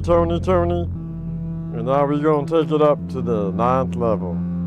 That's right. All the notes. You put your bee bonnet on, my friend, because it's going to get crazy with all the notes. See what I mean? Who that boy? What's all this? Where are we going? What kind of magical world will we explore when we learn to modular with the modular life? I'm thinking this is a hype word like AI. Have you tried the AI? We make AI with AI. Some of the finest AI you've ever seen, boy. It's gonna be the next AI that makes you go AI.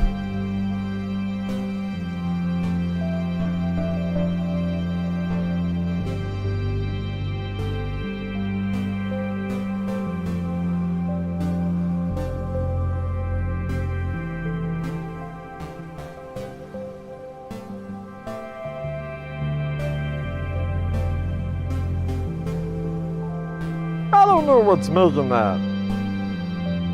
There's a lot going on that I do not understand.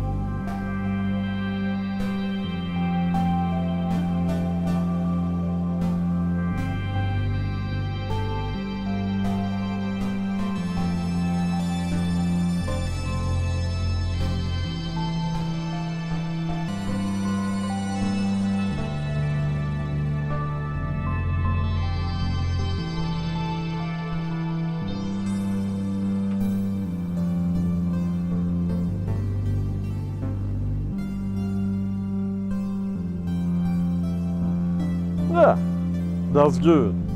We good. You're all good. Damn it. Alright, now let's keep going. What other modules can we get into the modulator? Science has been asking this question for centuries, only to come to the same conclusion: none. And butterscotch. Hold on, these might be the wrong notes. These are the wrong notes, but I can wing it.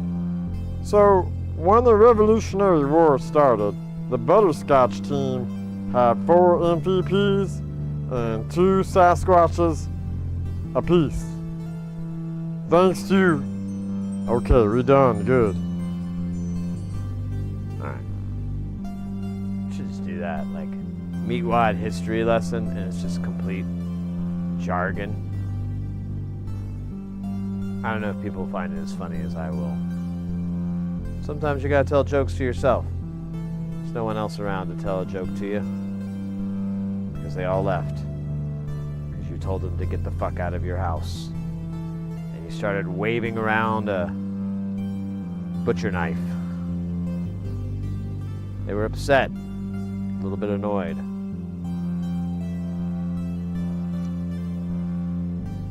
But they left. They left you alone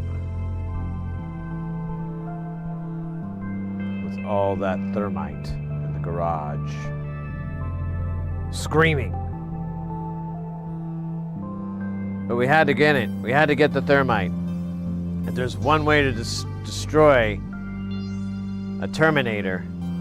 It's by burning it in thermite, melting it down. That's how powerful the Terminators are. Impervious to thermite.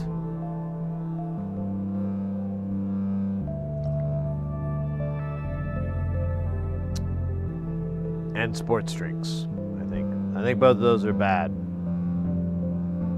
Bad stuff. Alright. That was good so far.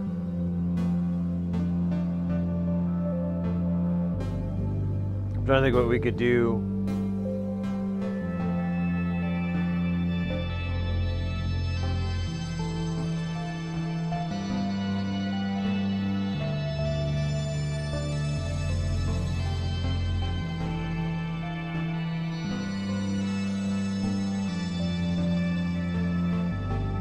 I feel like it's moving too fast.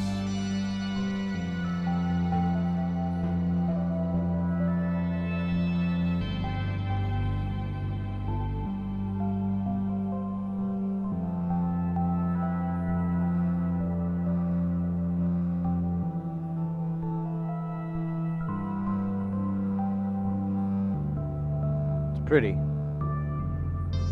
Not as pretty as me, but pretty enough for the ball. There is no ball. These balls.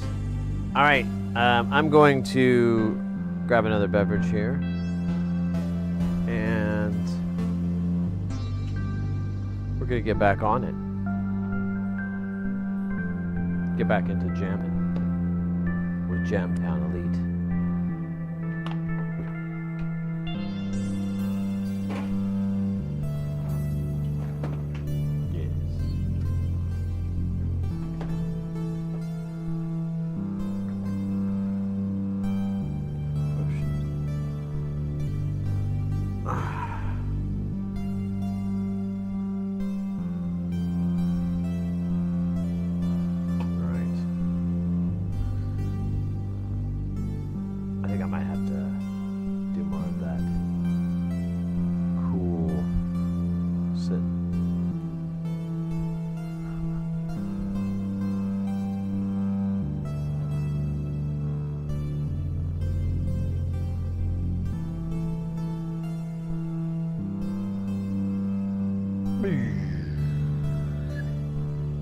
I was sitting earlier. I don't know.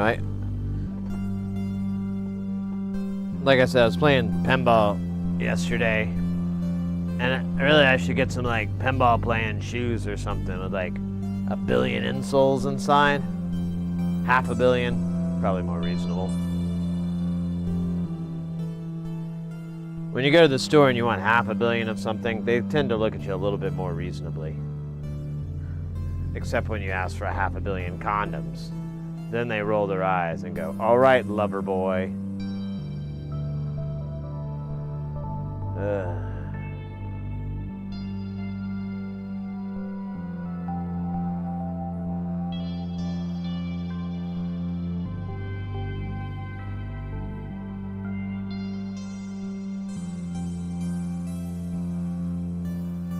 Song reminds me of the time I lost a tooth. Wasn't my tooth, someone else's. They entrusted me with it. They said, "Whatever you do, Sid, don't lose this tooth." And I said, "Is it yours?" And they said, "Shut up and just don't lose it." I was kind of offended by them saying, "Shut up." No one talks to me like that.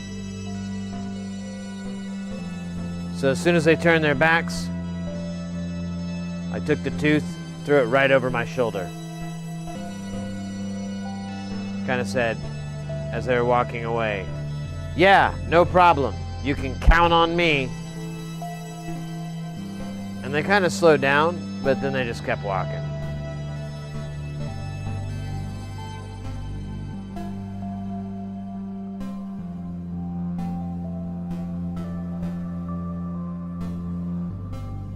I didn't speak for them for years. The tooth was a big hot item. Apparently, it was a tooth that he had that was supposed to lock a demon away in the netherworld, or netherworld, neither or neither world, I don't know. I guess it's I before E arguments there, but either way, it was some dark world where demons lie. And the tooth, I guess, was part of the ceremony or some shit. I don't know. He was like screaming and yelling at me about having to pay his penance or something like that. Shouldn't have given me the fucking tooth, right? If it's so important, you know. Put it in a box. Send it to someone you love. Say, "Hey, this is my love tooth." Put it inside your you, and then we just pop them open whenever we need it.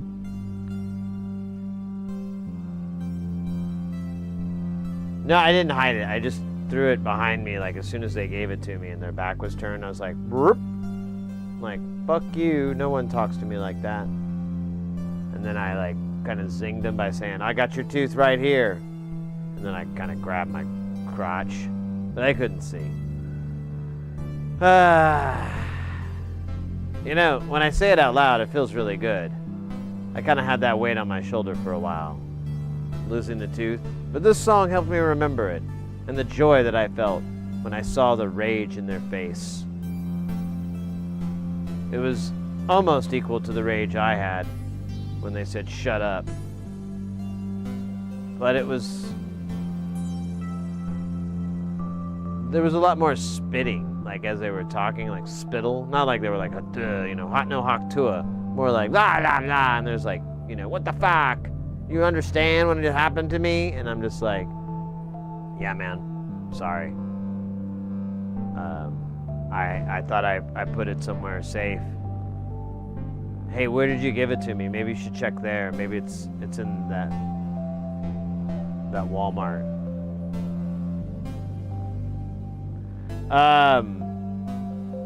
That reminds me of the friend of mine who was a soldier or a solderer in Nam.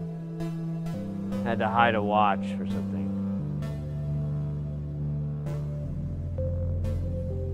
Yes.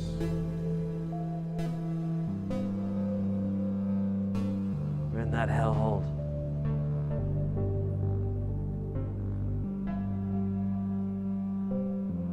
Be damned if anyone steals his birthright. So he hid it in the only place he knew. Up his ass. For 5 long years. Until he died of dysentery.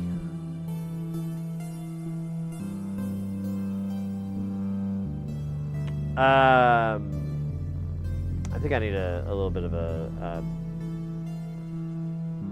of inspirational seance power. I do have the incense burner, so that's like 50% of it. Let me set the mood. Yeah, baby. Let me set the mood for you.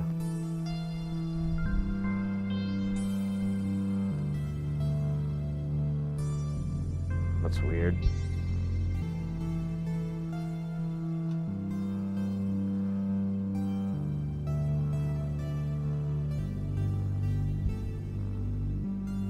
Alright.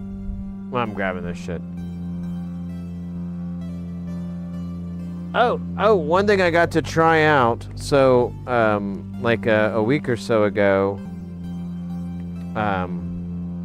Scott Danassi was in our stream, hanging out, being the cool daddy-o that he is.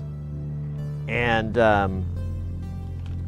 I brought up that I was playing Total Nuclear Annihilation, which is a game that he designed. And he brought up that there is a co-op mode, which I was not aware of at all. And yeah, basically he told me how to activate it. And so when I was playing yesterday with my buddy, who gets really frustrated with that game, I was like, well, here, let's play co-op mode and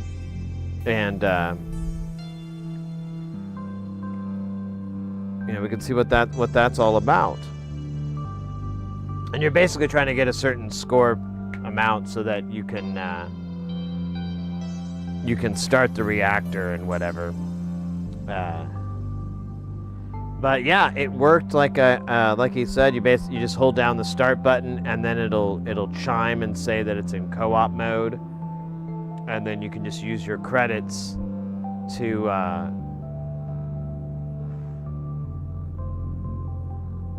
add players and everything. And you can go up to four-person co-op, which was really cool. I don't know how much they enjoyed it. They wanted to play regular versus after that. But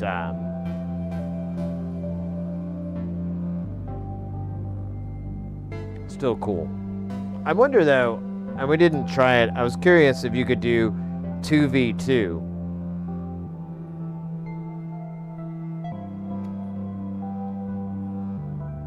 But I didn't try. Oh well, something to do next time I go there for sure. Oh! No way, it's another day. Let's get paid because we're gonna go, hey. We got none of them bald engineer coming in with that piping hot. Won't stop, skilly bop, oh my God, bop. Ray!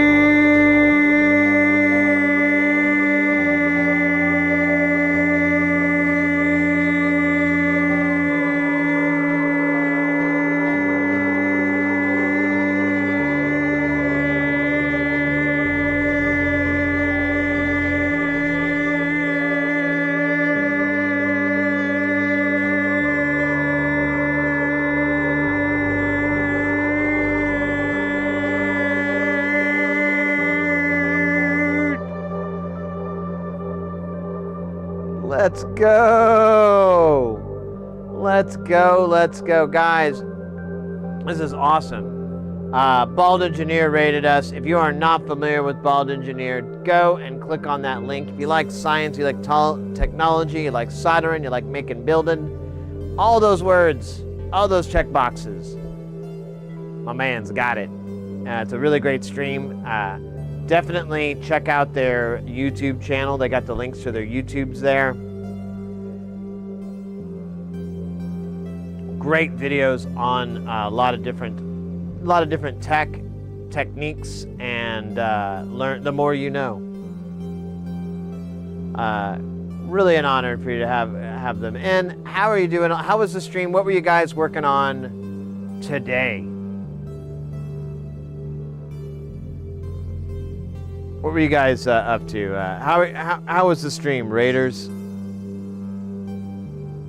If you guys have never been to our channel before, we normally do electronics, we do building and so forth, but the last week of the month we like to play with the stuff that we've made.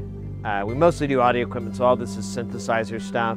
We've got our new modules right here, the Genie, the F-Kit, and the RSQ.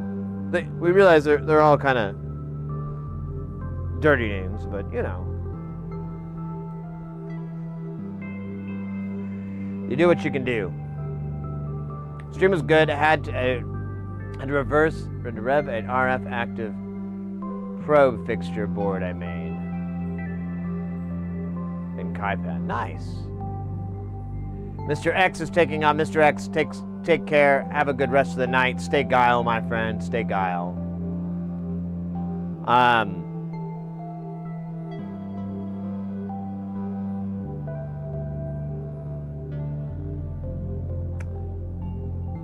So it's funny you bring up KaiCad. I was just thinking about this morning, and I want to run it by you, or not really by, but I'm gonna post it on the internet, see what the internet say.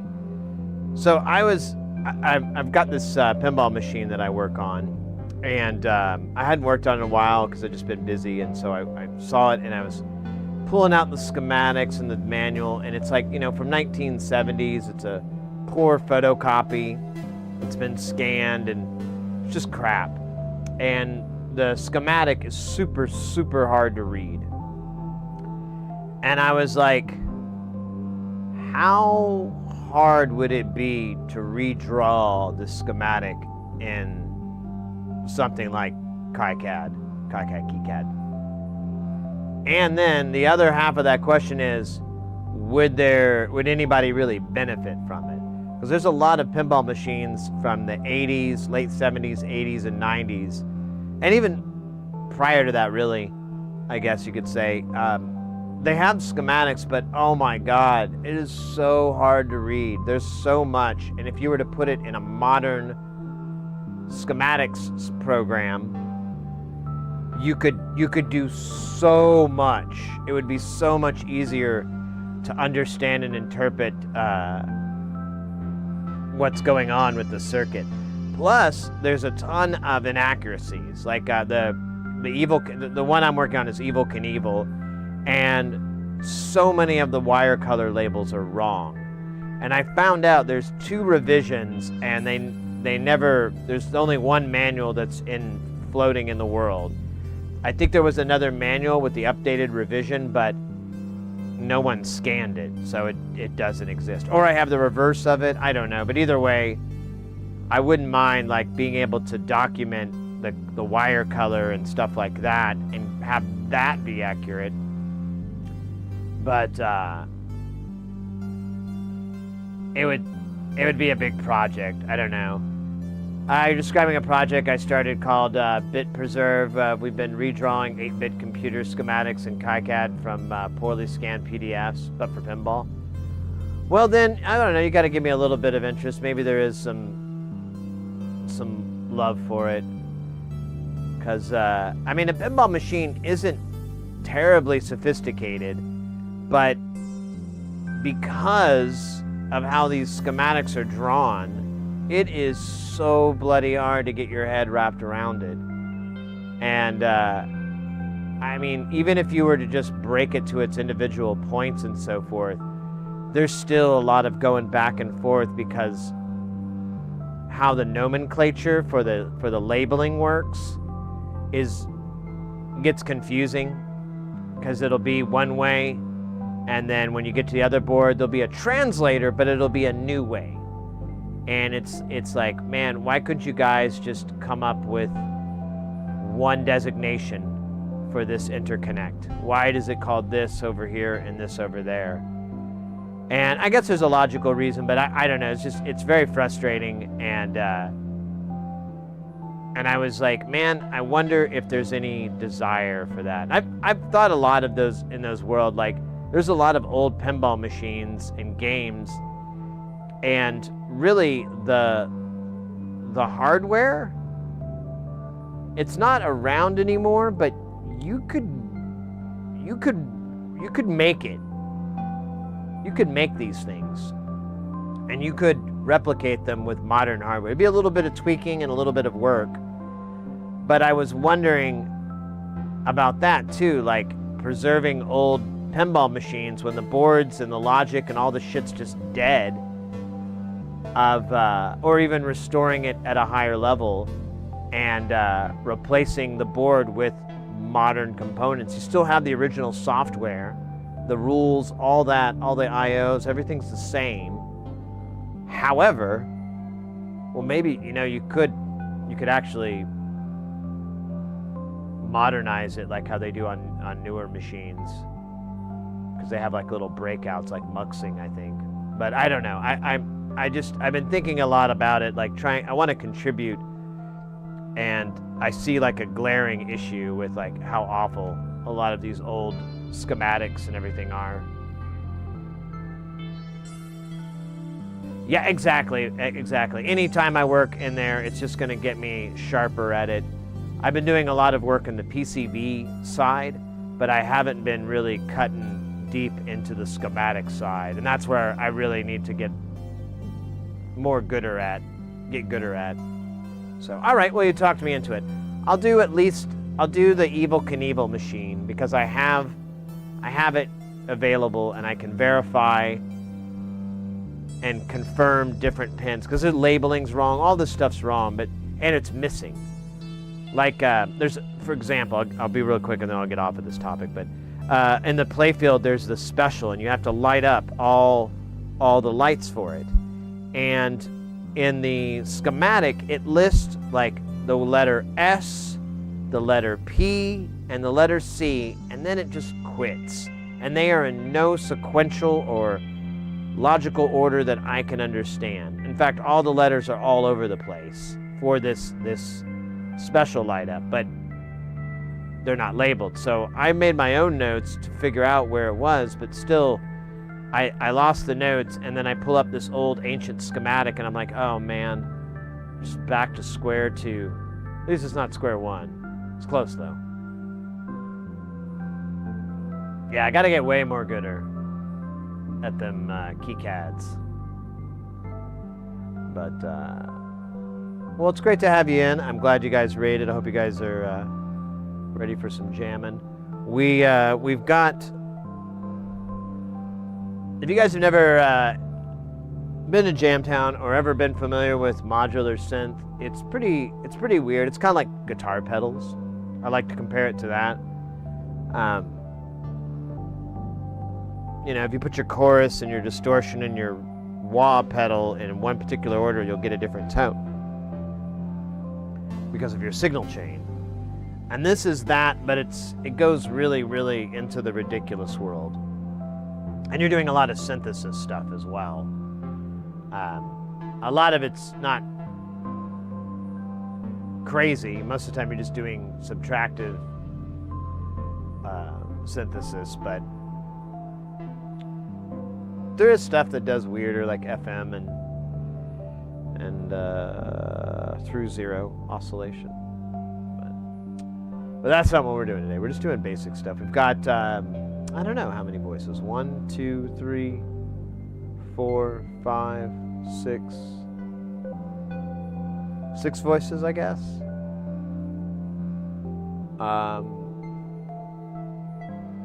Yeah, I guess it's just 6. I thought there was more.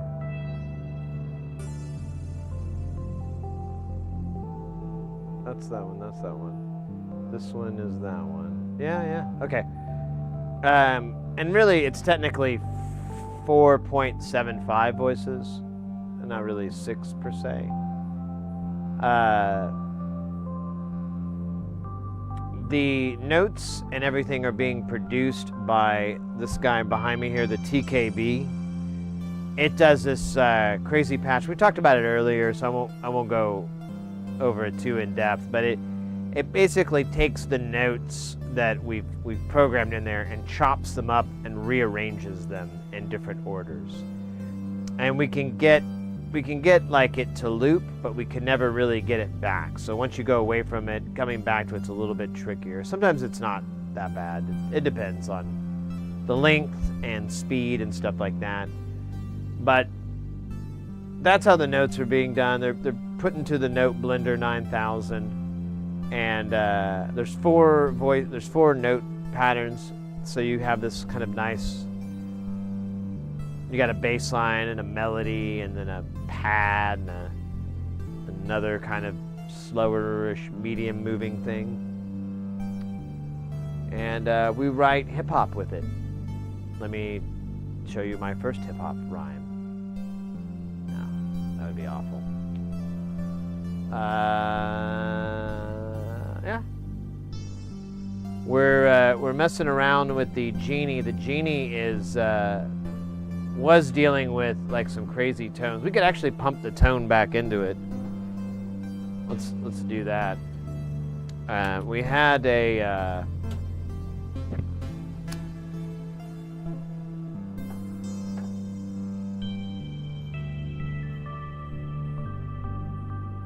oh, where are you going, bro?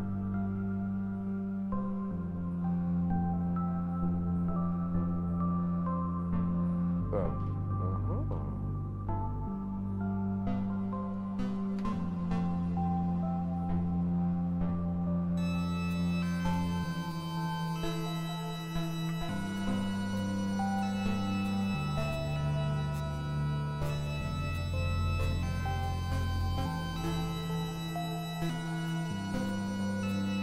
Ah, bug. On the wrong guy.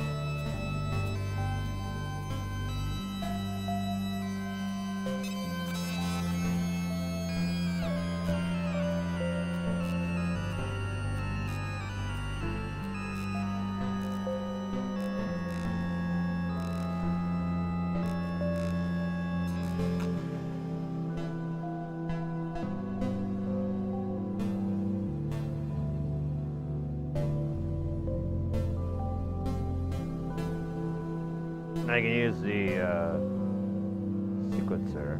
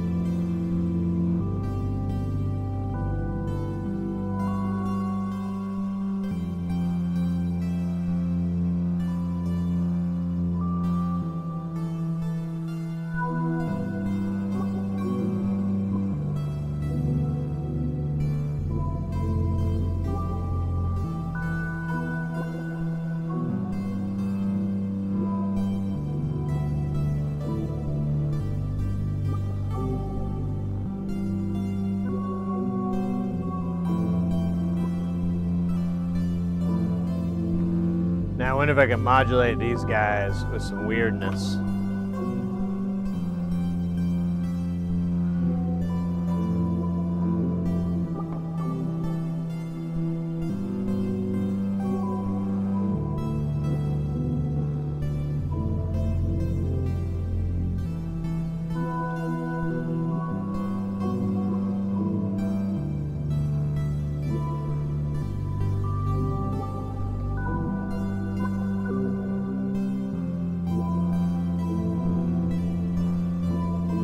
So we're gonna come out of the Let's Splosh and go into CV1.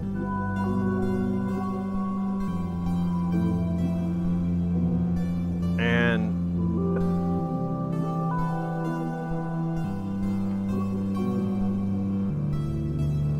CV2.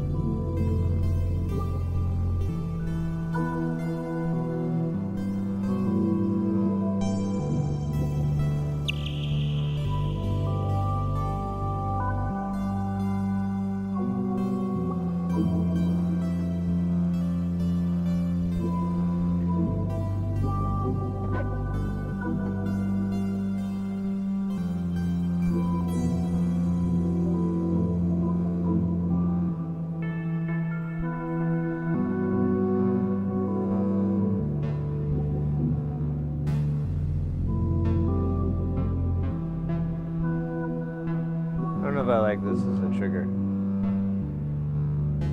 What if I could find something that'd be... I could do rhythm. Run that rhythm. Run that rhythm, road boy. Let's try 6. I don't know, it's...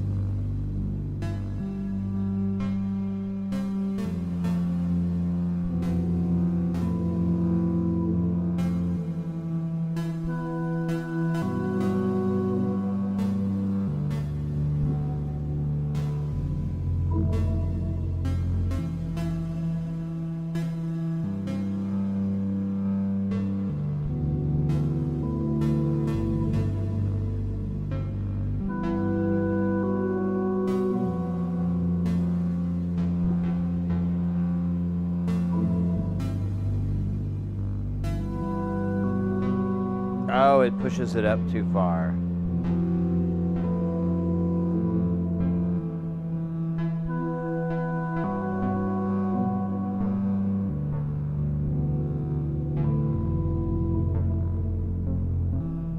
Yeah, I don't know if I like that either.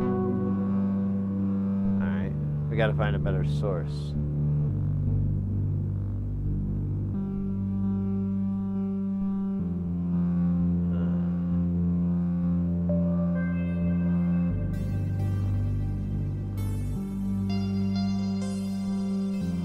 I need another genie. Uh-oh, what? An anonymous user gifted a tier 1 sub to really like Anonymous! Oh my gosh, 100 and... oh wow. Thank you so much. Do I really like... Wait, what? I really like green tomatoes. You know, I'm gonna be honest, I haven't really tried green tomatoes too much.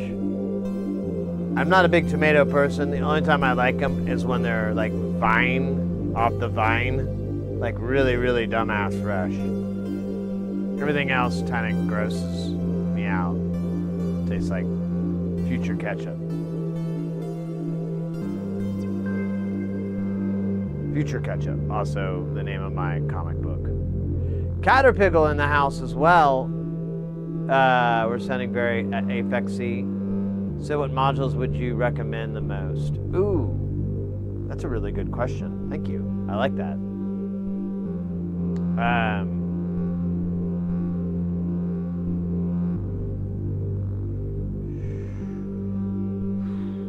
Let me think on that for just a second here. Let me token think here. Like token, right?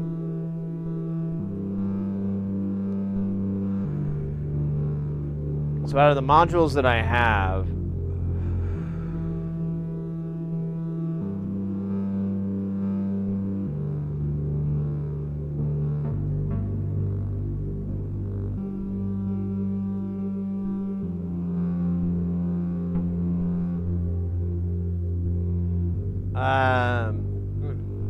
that's actually a really, really good question. I really like the Ornament and Crime.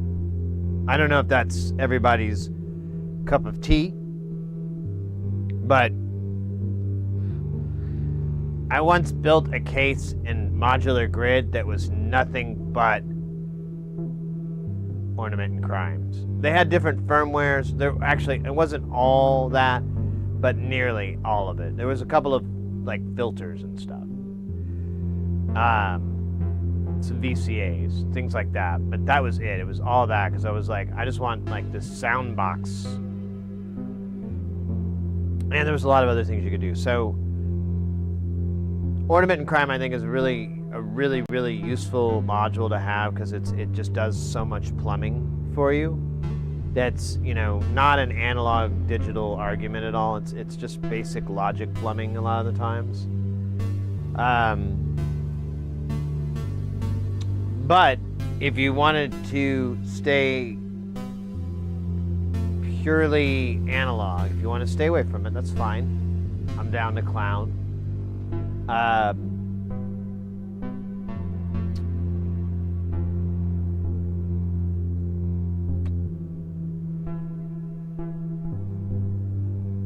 So, I don't know. I mean, you want a good filter, and it's so subjective what that means, right? Like, I have filters that I really like, and other people have agreed with me, so maybe there's a bit of a consensus. But I've had other filters that people really like, and I couldn't really see the magic in them. I would say if you get the opportunity to get a I'm not as big of a fan of this Polyvox filter as I am of my old one. But my old one, I designed it to be overdriven into fucking insane levels. So maybe that's it, and maybe I could replace the pot and make it a, you know, overdrive. But I feel like the Polyvox filter is really good. This Micro Hove filter is really good. It's an LM13700. Really, LM13700 core filters are pretty badass. There are some based on the Quad VCA that are really good too. Which one do we have that's that? The Wavelet is based off of that. And that sounds really nasty. It's got a really cool, it's good. So I think a filter is super important. And I think when you get into modular, it's probably one of the more rewarding toys or parts of the experience is just tweaking that filter. For me, your mileage may vary, your experience may differ, but I think that's the most satisfying thing is being able to run a filter up and down. Hey, Baloo, good to see ya. Things are good, mate. We're hanging here in Jamtown doing some jamming with the Jamaloids.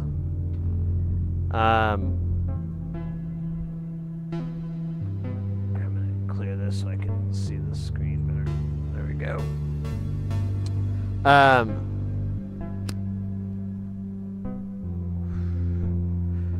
We've I forgot what we were talking about. Oh, modules. So we're talking about modulars, and it was asked, like, what do I think is, what was the wording again? Recommend the most.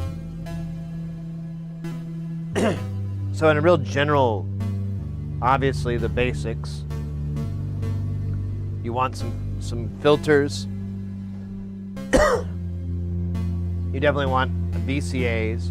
You want a whole thing to make a synth voice. You want the oscillator. When it comes to the oscillator, really you can't screw this up. Like, no matter what you get, it's good. It's going to be great.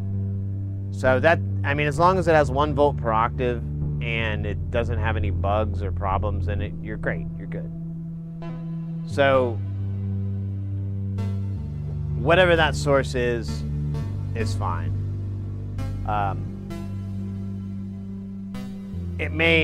You may get, like, not as much variety as you want, but that's about, I think, the only downside that you could really do.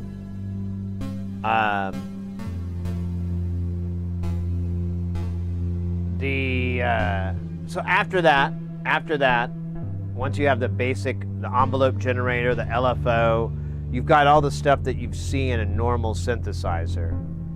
I recommend immediately getting a clock divider and an extra LFO that's really small, that doesn't do anything, but maybe is your clock source. Now maybe you have something already, so maybe you got a Beat Step Pro and you're using that for your clock. Whatever, that's fine. I don't give a fuck.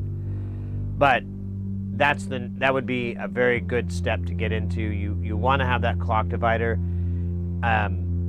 You can use it right out of the box with your setup by triggering your synth. So now your synth is being triggered by the clock dividers. And depending on the types and the way they work, you can have it do a pulse, so it's just pulsing, or it can do 50% of the division, so you can have it half up, half down, things like that. Those are really cool, and you can have a little fun. It's not going to be the greatest, but it's, you know, when you're starting out, you just kind of make do with these things. So a divider is really helpful. I also love clock dividers. I have a lot of them because I like to use them as buffers. Because if you have a clock divider and you've got a bunch of sources or whatever, and you short it out when you're plugging it, it'll knock out. Some of them have protection. None that I have do. Well, no. Actually, I think the 4MS they put diodes in there. But either way, when you pull it out, it'll short it and it'll cause it to kind of skip or jiggle. And if everybody's like just plugged into a mult or whatever, they'll all kind of like eat shit. But if you use the clock dividers, and I'm talking about unbuffered mult, if you have the clock dividers, then everybody stays in and you don't have any crazy, you know, complete disorganization from it. And you can kind of find your times, but for starters, clock divider, really, really good idea. After that, obviously, you're going to probably want some sort of sequencer, something to move those notes around. Now, you can get by with like a MIDI to CV converter if you want to go that route. I find it gets pretty boring pretty quick, but your mileage may vary. A lot of other people seem to have a lot of really good fun with it, so it depends on where you want to go and what you want to do, I guess. And then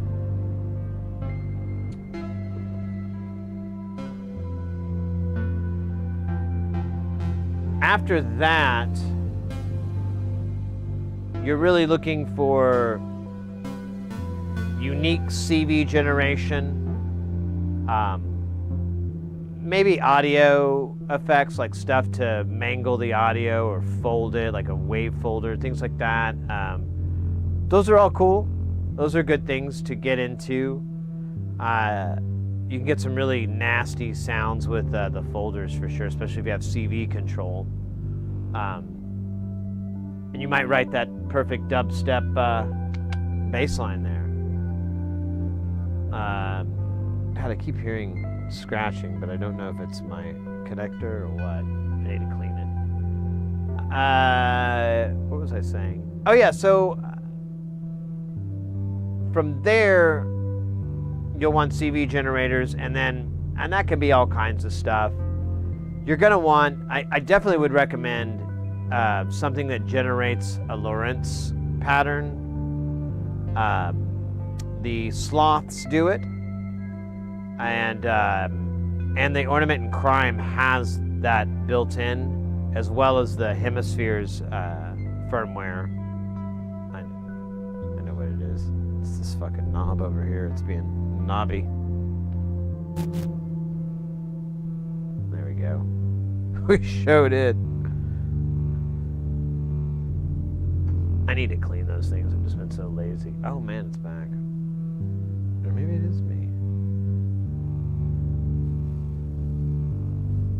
No, that's not me. That's somebody important. Oh yeah, it's all lopsided too. Alright, just a second. I gotta do a little electronic maintenance.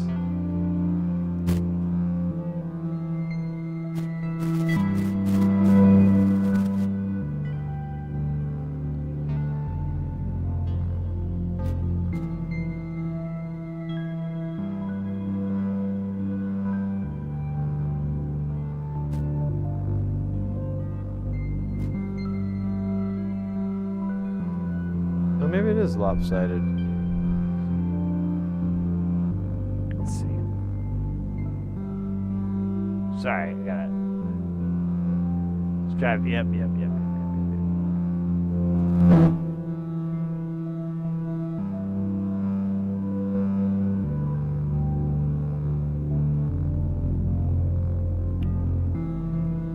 So I really like the sloth. I think that's a really cool module, and I think most people could benefit from it. I use it all the time to drive filters, VCAs to open and close them, stuff like that. It's pretty simple. There's two strange attractors. They're slightly offset from each other. So there's two orbits that it can do. And it will orbit those things in a figure 8 pattern, but it'll also get trapped and just orbit one. Sometimes it gets trapped in the middle and it really doesn't go anywhere.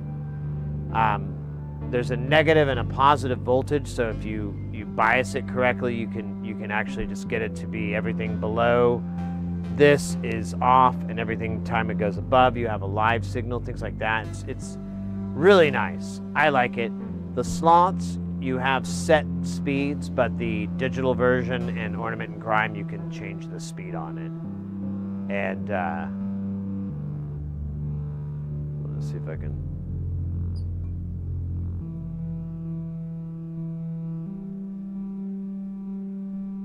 So that one's a really cool one. I don't know, like, I use a lot of Ornament and Crimes. I feel like I'm cheating a lot of the times, but whatever, man. If I can find I keep buying stuff that I keep getting things that I think will generate gates and triggers the way I like it, but nope.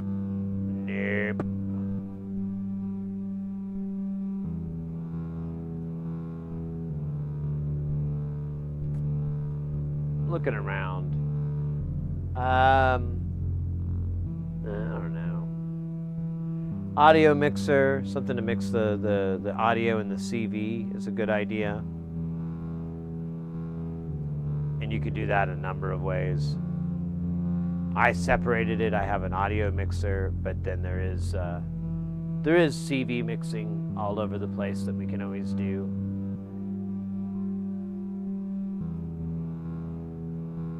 What would you want a sequencer to do? Have all the cool features, like so I'd like it to be able to have like a breakpoint at any note, so it doesn't have to be 8 or 6 or or 4 steps. It could be 7 steps. It could be 3 steps. So it needs to have that capability where you can take the steps down to weird numbers.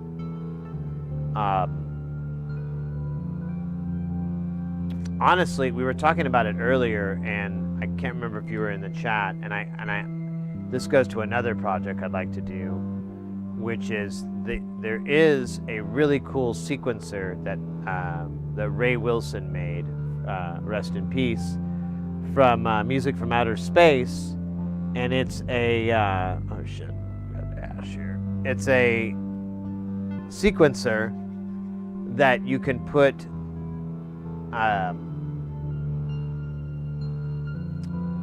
the note length in the sequence, so you can have half note, quarter note, eighth note, 16th, and I think whole notes as well.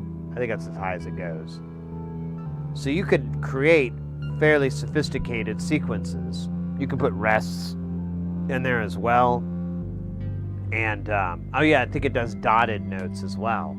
So you can do triplets and things like that. So I'm like, oh, that's really cool. And I always wanted one, but the problem with that sequencer is that it's just freaking ginormous, and it's not a cheap build. There's a lot of pots.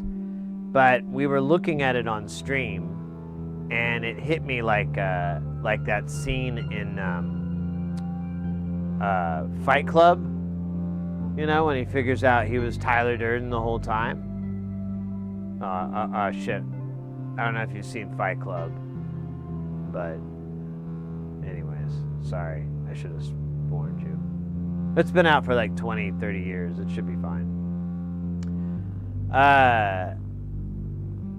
What were we talking about again? Oh, the sequencer. So it hit me. I realized that I could, we could maybe build a Eurorack sized panel for it with all the features and everything. We were going to have to cut out a few things, but I think they're not going to be that big of a deal. In fact, it would, honestly, I think it'll be an enhancement to the module. But I was thinking we could basically create the front panel as a PCB, and then there's headers on it, and just connect them with the headers. I think there might be screw holes, so we can go the full yard with spacers and everything to hold it in. But we could feasibly do that. No one's done it yet. I'm not exactly sure why. The original design has a coarse and a fine for each stage. We're not doing that. That's too many knobs. That's like a bunch of money I ain't got. All right? We don't need it to be that big. What we can do, though, is the way that they're set up is it's a bus. It's a voltage bus. So it's all getting like 10 volts or whatever the hell. So all we got to do is basically put that on a switch so that we can supply 10 volts, 5 volts, 2 volts, whatever. We can build a nice switch so that you have an option for how big the range is. And then we'll just put regular knobs. Maybe we'll put them nice, put enough room so we can put some fat ones on there so you still have nice control, but it's just asinine to put all that other stuff on there. The one issue I need to figure out that I haven't yet, and I think we talked about it and then I kind of ran away from it, is it does use a rotary switch, which I hate rotary switches. I really don't like them. I mean, they are cool for certain things. I won't argue. There are some really cool rotary switches out there, and they're very magical in the world of rotary switches, but I don't want to mess with it. So I'm trying to figure out a way, what kind of UI I could do to select the stages that wouldn't involve a stupid... I don't think there is.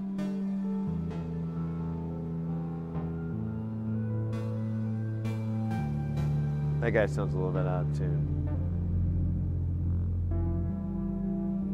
I tuned it back. So anyways, but that's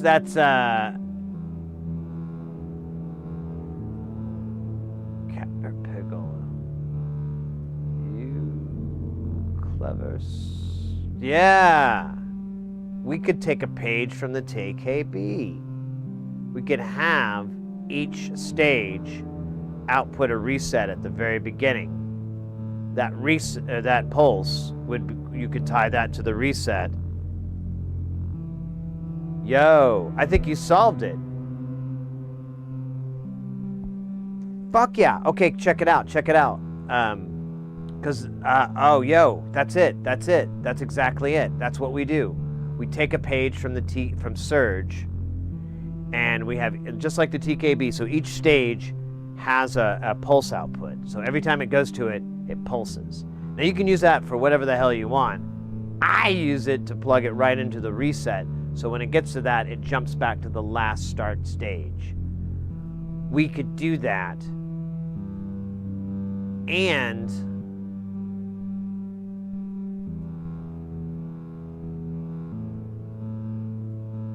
yeah, I'm wondering, so I think there's a start button too in the panel. So we might be able to get like a full TKB type shit going. That would be neat. Oh, I've got all kinds of crazy ideas bubbling through my head on this. I'll let some of them bubble out to my mouth.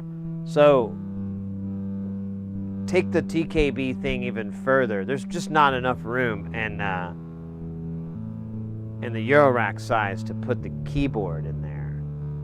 So why don't we just make it a separate Eurorack panel that connects via a ribbon cable in the butt back. So now you've got that touch panel sweetness. And I should have faked that better. And then you got the touch panel sweetness, and you can put it wherever the hell you want, and you still have your sequencer. Oh my God, when I say it out loud, I get excited. This is a badass idea. We need to get back in the lab. Oh well, we'll get there soon. I might get some of these things a little bit started, like get some of the boring grunt work ready. I've got some other projects I got to finish up, but once they're in the oven, I have nothing to do while they're cooking. That's a really great metaphor. So while we're waiting for that to cook, I'm free to work on some other dishes. Maybe a nice salad. Anyone like salad? I'll tell you, I love apps. I love appetizers, like really yummy apps. So maybe we can make that happen. Yeah, I like this idea a lot. We'll see if we can get into that, because that would be, I want that sequencer so bad. The TKB is my next choice. I don't really like anything else I've used yet. They all kind of do the same thing, which is really boring to me, which is just step and 16th notes. The only thing you can do is feed it like a unique clock signal, but then you're trapped to the same thing that I'm facing here, which is, that doesn't really rock as cool as you would hope.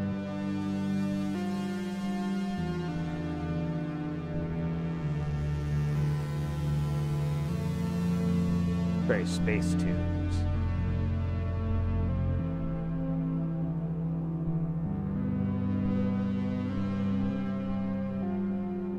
Yeah, I like this idea a lot. All right, so now we've got that, and making converting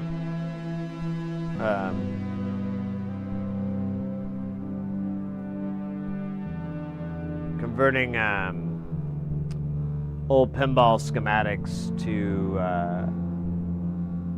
KiCad. We got those projects on the burner. That actually sounds like a lot of fun for me.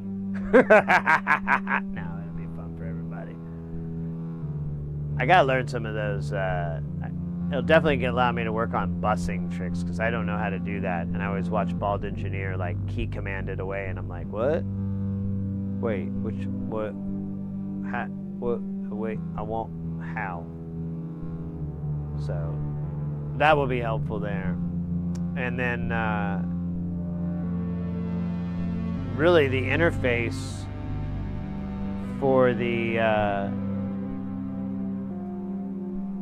MFOS sequencer, that would be I mean, that's just the wiring diagram.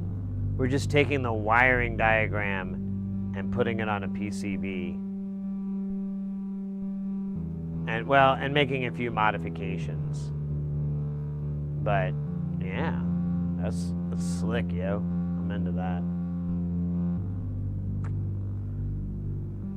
Oh man, how long have we been streaming for? 5 hours? That's respectable.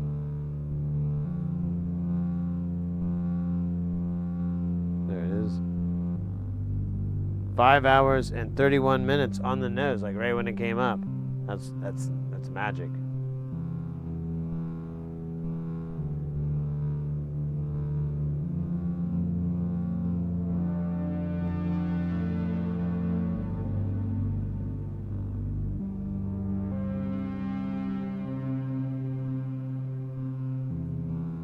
Kind of has that detune. I can't figure out how it is. We could tune the guy. I haven't tuned it at all. I like eyeballed it or earballed it. Earballed it? I used my ear to tune it. I just leaned down and I kind of got the guy like kind of sticky on the back of my ear, and I could grab it. It was pretty good. Really, the only thing that has to be tuned is the D.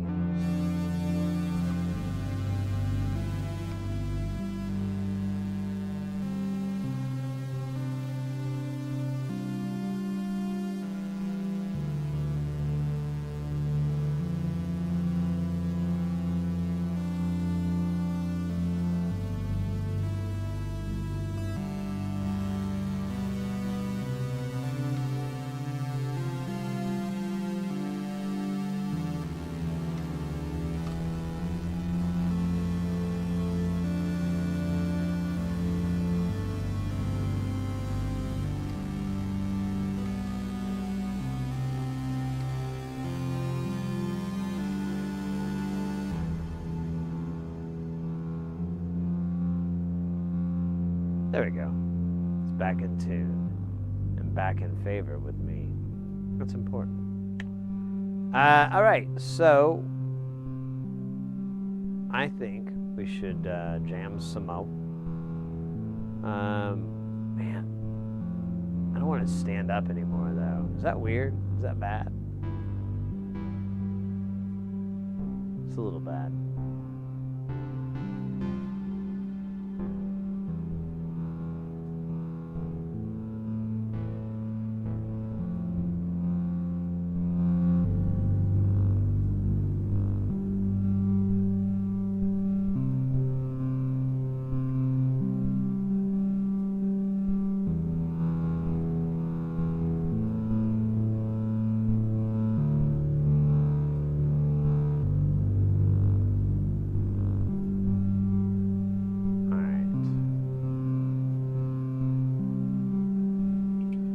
I kind of want to change some stuff on the notes here. I mean, we've pushed around on this thing.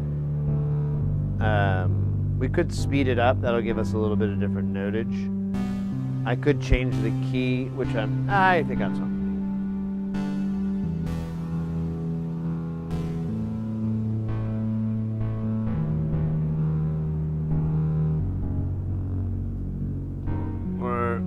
We're going from Aeolian sausage to Lydian. And then we're going to go from A to E to B.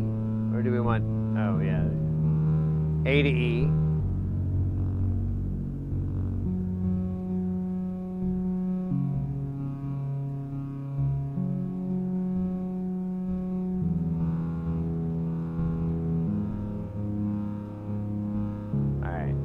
So our keys are shifted, are changed.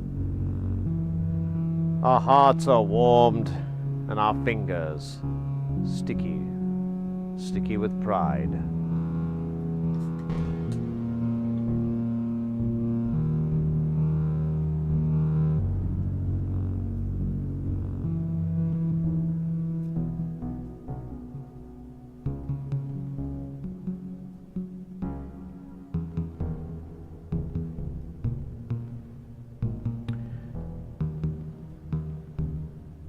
We have over 100 modules, I think, now. Last time I counted, it was at like 90 something, like 98 or 96 or something. Then we got these three. We're like really close to 100. But I'm staring at it. There's just a pile of modules that I took out of here, or we just need to flash the firmware. But I don't really want to do it because I don't know where I'm gonna put it. It's kind of a wonderfully awful thing to have. But we are coming due for another changing of the modular. We are going to swap out the power supply inside. I've got a big 3-channel one. I'm going to swap out the 2-channel that's in here.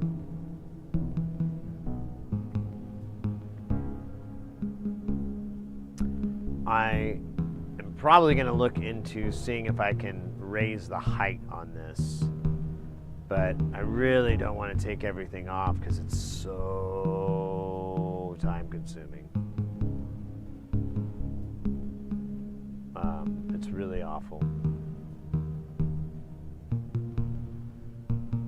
But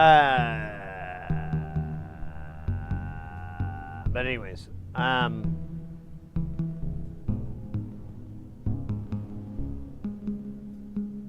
that's the plan.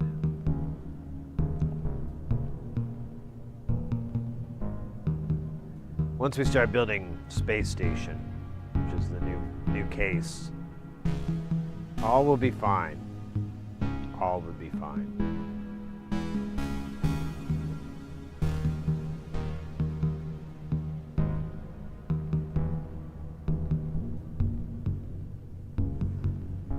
All right, that was fun.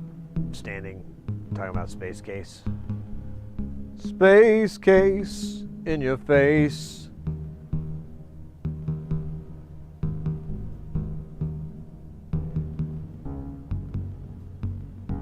All right, a little stretch, little bit of Alright.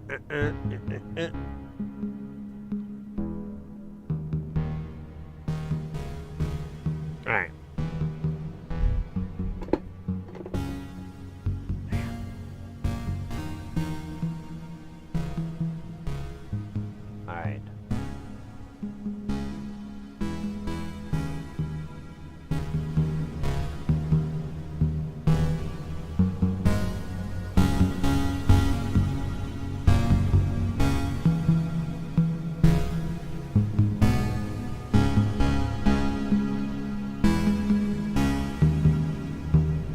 You know, we could trigger these drums from our buddy, the drum machine. Drum machine? Oh dear.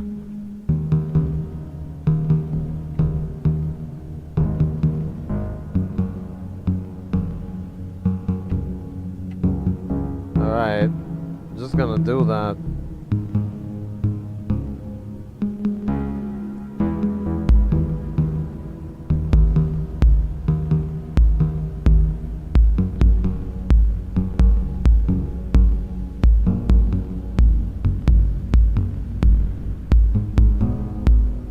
Oh, I gotta turn the snare on.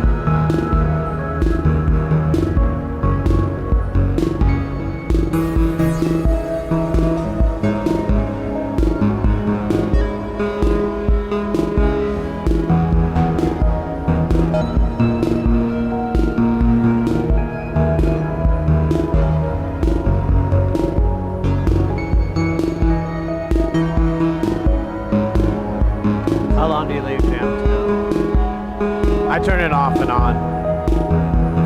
I let it warm up for about 2 hours, hour or two.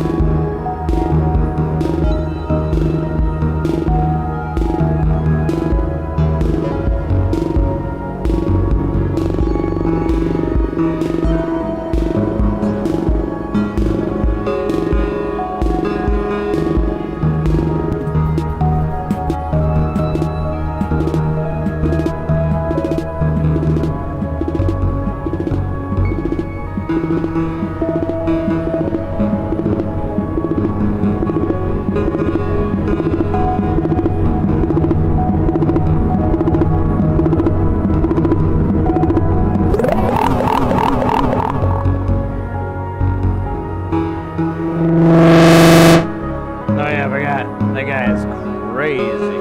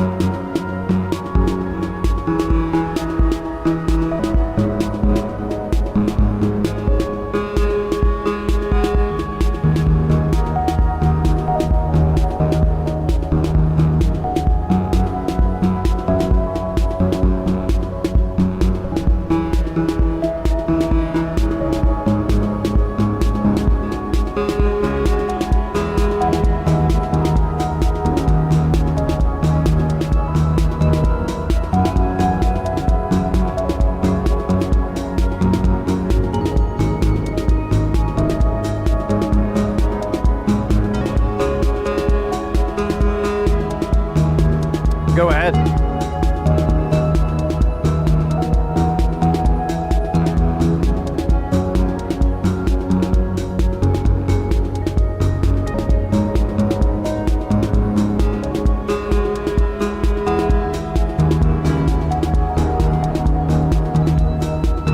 It gets so hot in here. I like to.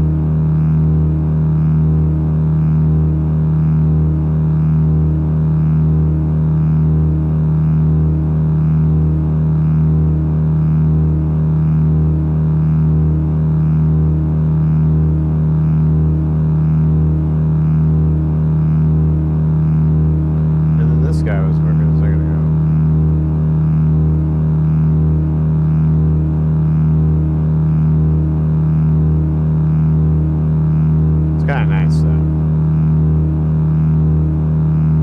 not gonna lie. It's cleansing.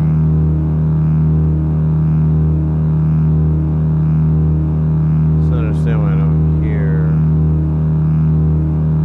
the notes.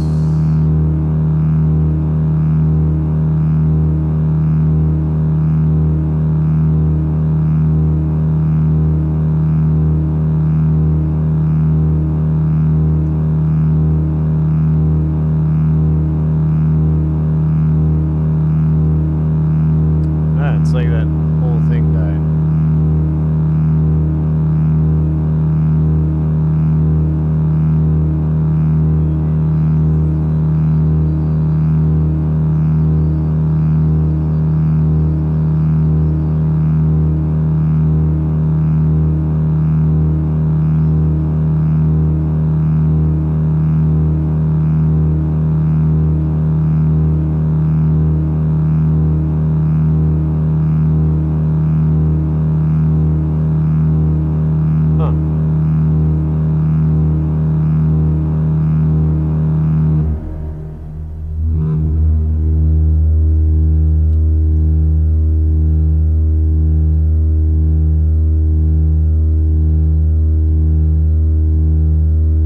I don't understand why this isn't making any sound. It was a second ago, and then I hit stop. Children, what's that sound? This one should be making noise. It says it's making noise, but there's no noise. Where's my frickin' noise? Let me hit start.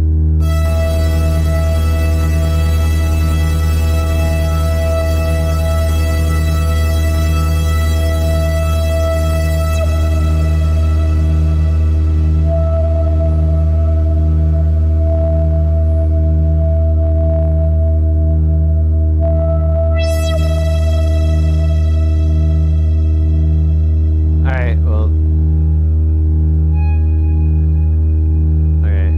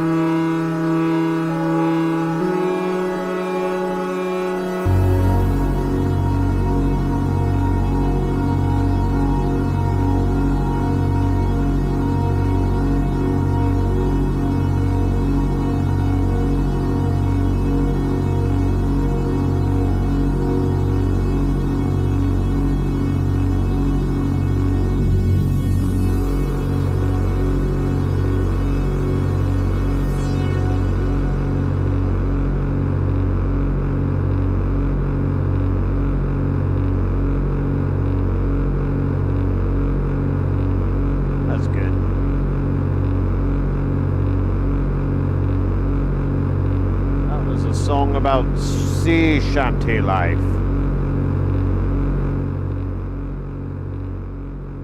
The shantiest of sea shanties. That was fun. That was a good jam right there. We didn't get the bass out. That's a problem. Maybe we should do that. Of course, we're in drone tone land. What if we can go lower? How low can we go with that drone?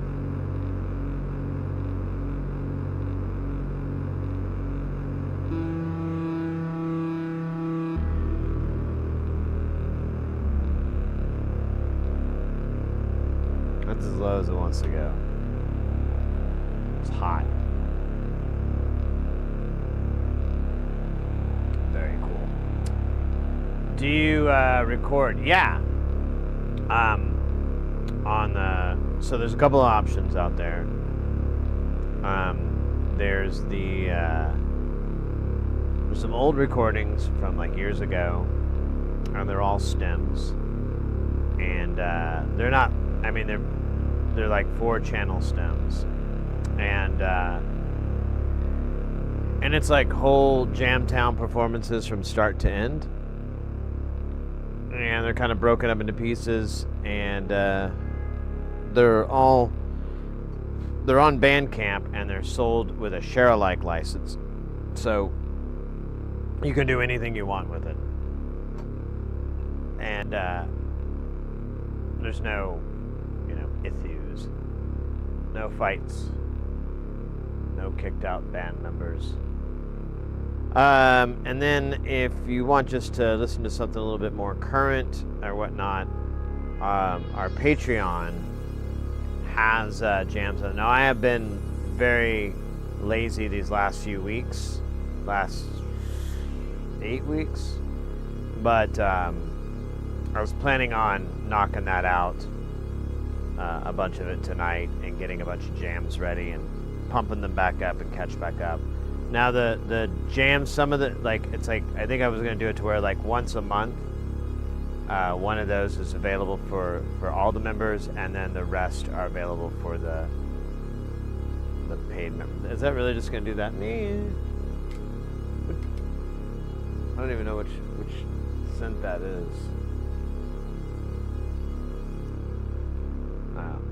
Now I do. So that's another option if you want to go that route. These have been some nice jams, so totally going to be some good food for the gobbler. I need to go to the restroom really quick, hit the head, and we'll come back. Oh yes, we'll be back.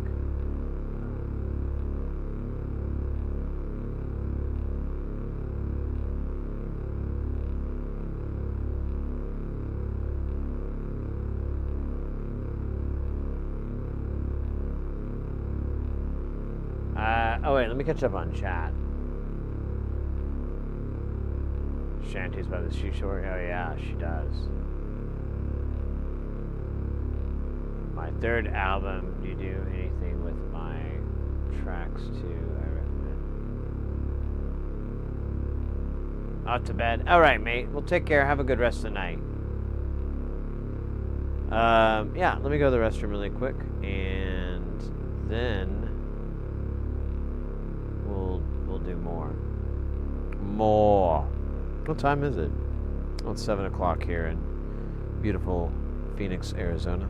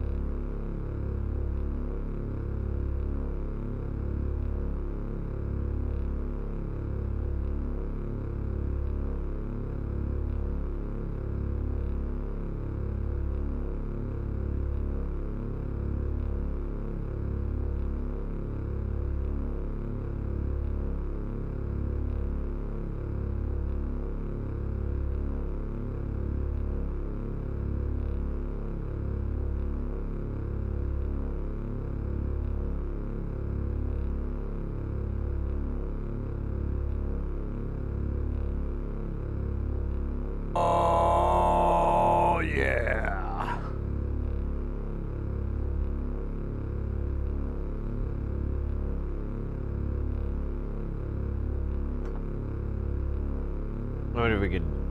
I don't think you can really come up with much with just. Man,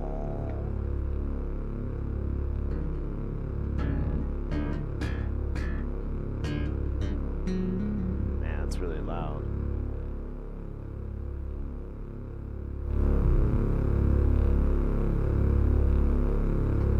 Oh, we gotta hydrate.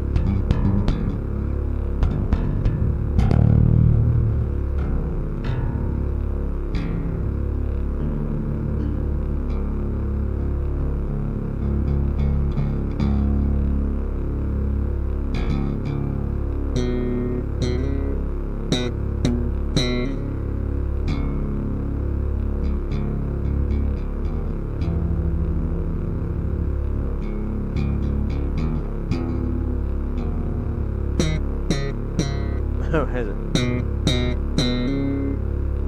I could do that. Oh, that would be worthwhile. The Law and Order. Bum bum. Bum bum.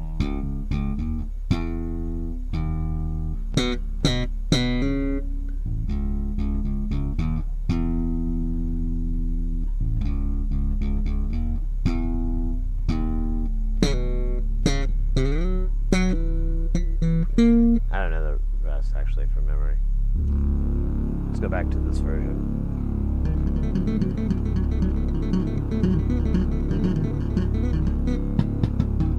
You ever look up the old guitar up to the guitar up to not really.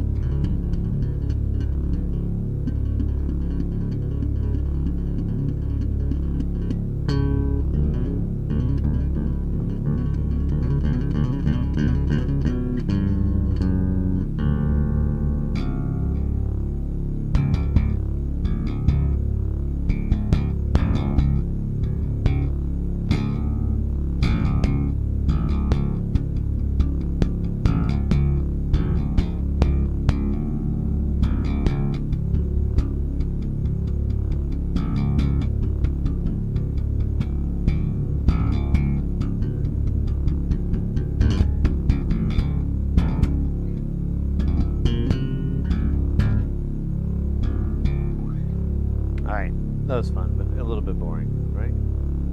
Teeny tiny bit. Let's give it some clock. Oh yeah, we gotta push it.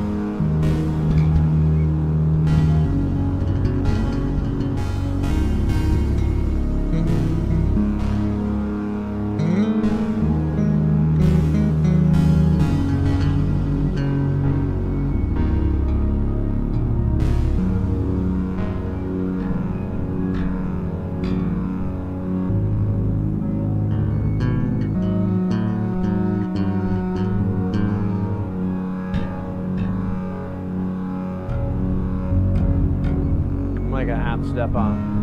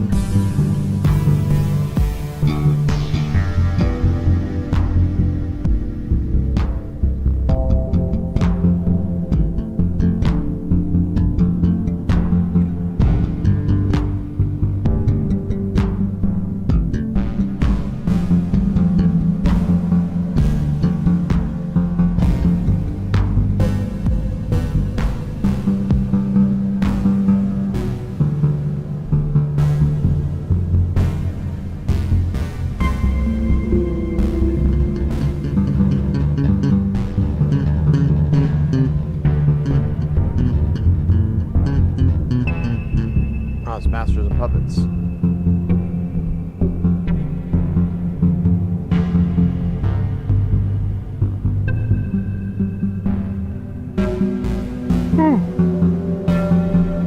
Pardon me.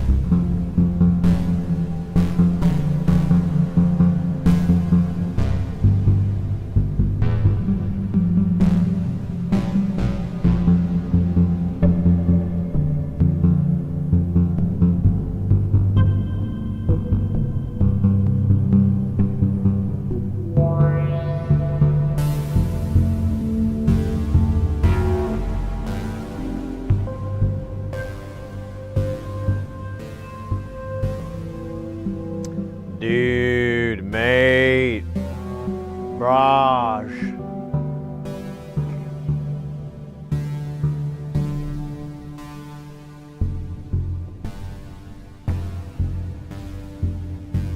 Neo. Oh shit, I didn't do the hydrate. Well, I'm doing it. I've been doing it the whole time. This is water.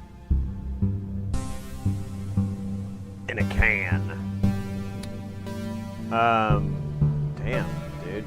6 hours, 6.5 hours, that's not bad.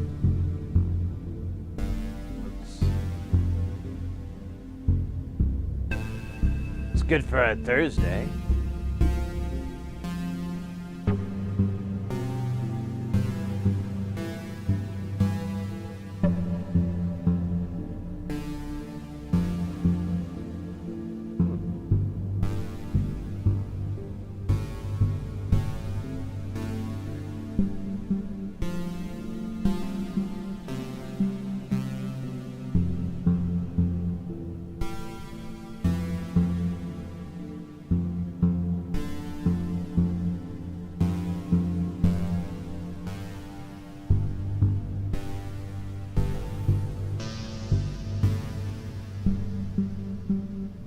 Oh man, it is really hot in here.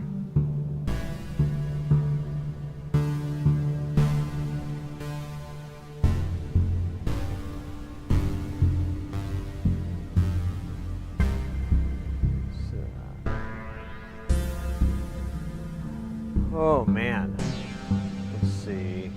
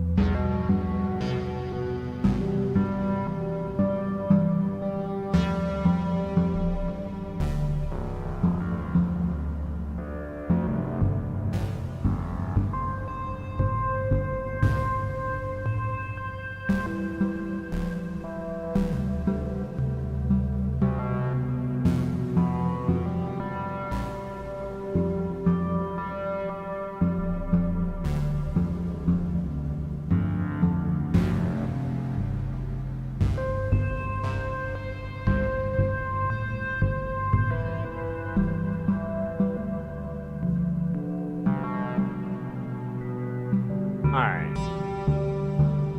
I don't know. I'm digging on this jam.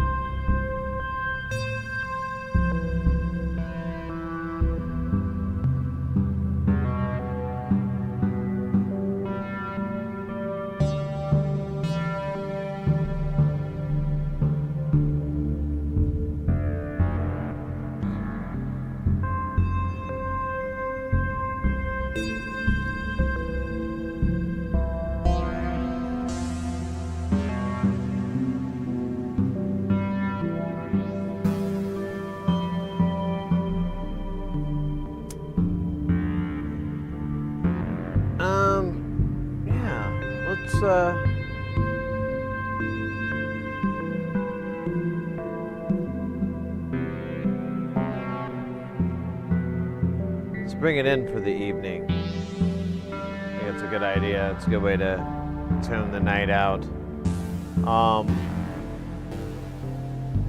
Mate, tonight was incredible. I had such a great time with y'all. We got some tasty jams crafted here. They've all been recorded, so we can, I'll chop them up, put them on the internets, so you may enjoy them at your leisure. Leaper. We're gonna be back on Saturday. Saturday's gonna be a bit of a longer stream because it's Saturday, special day for lovers and streamers alike.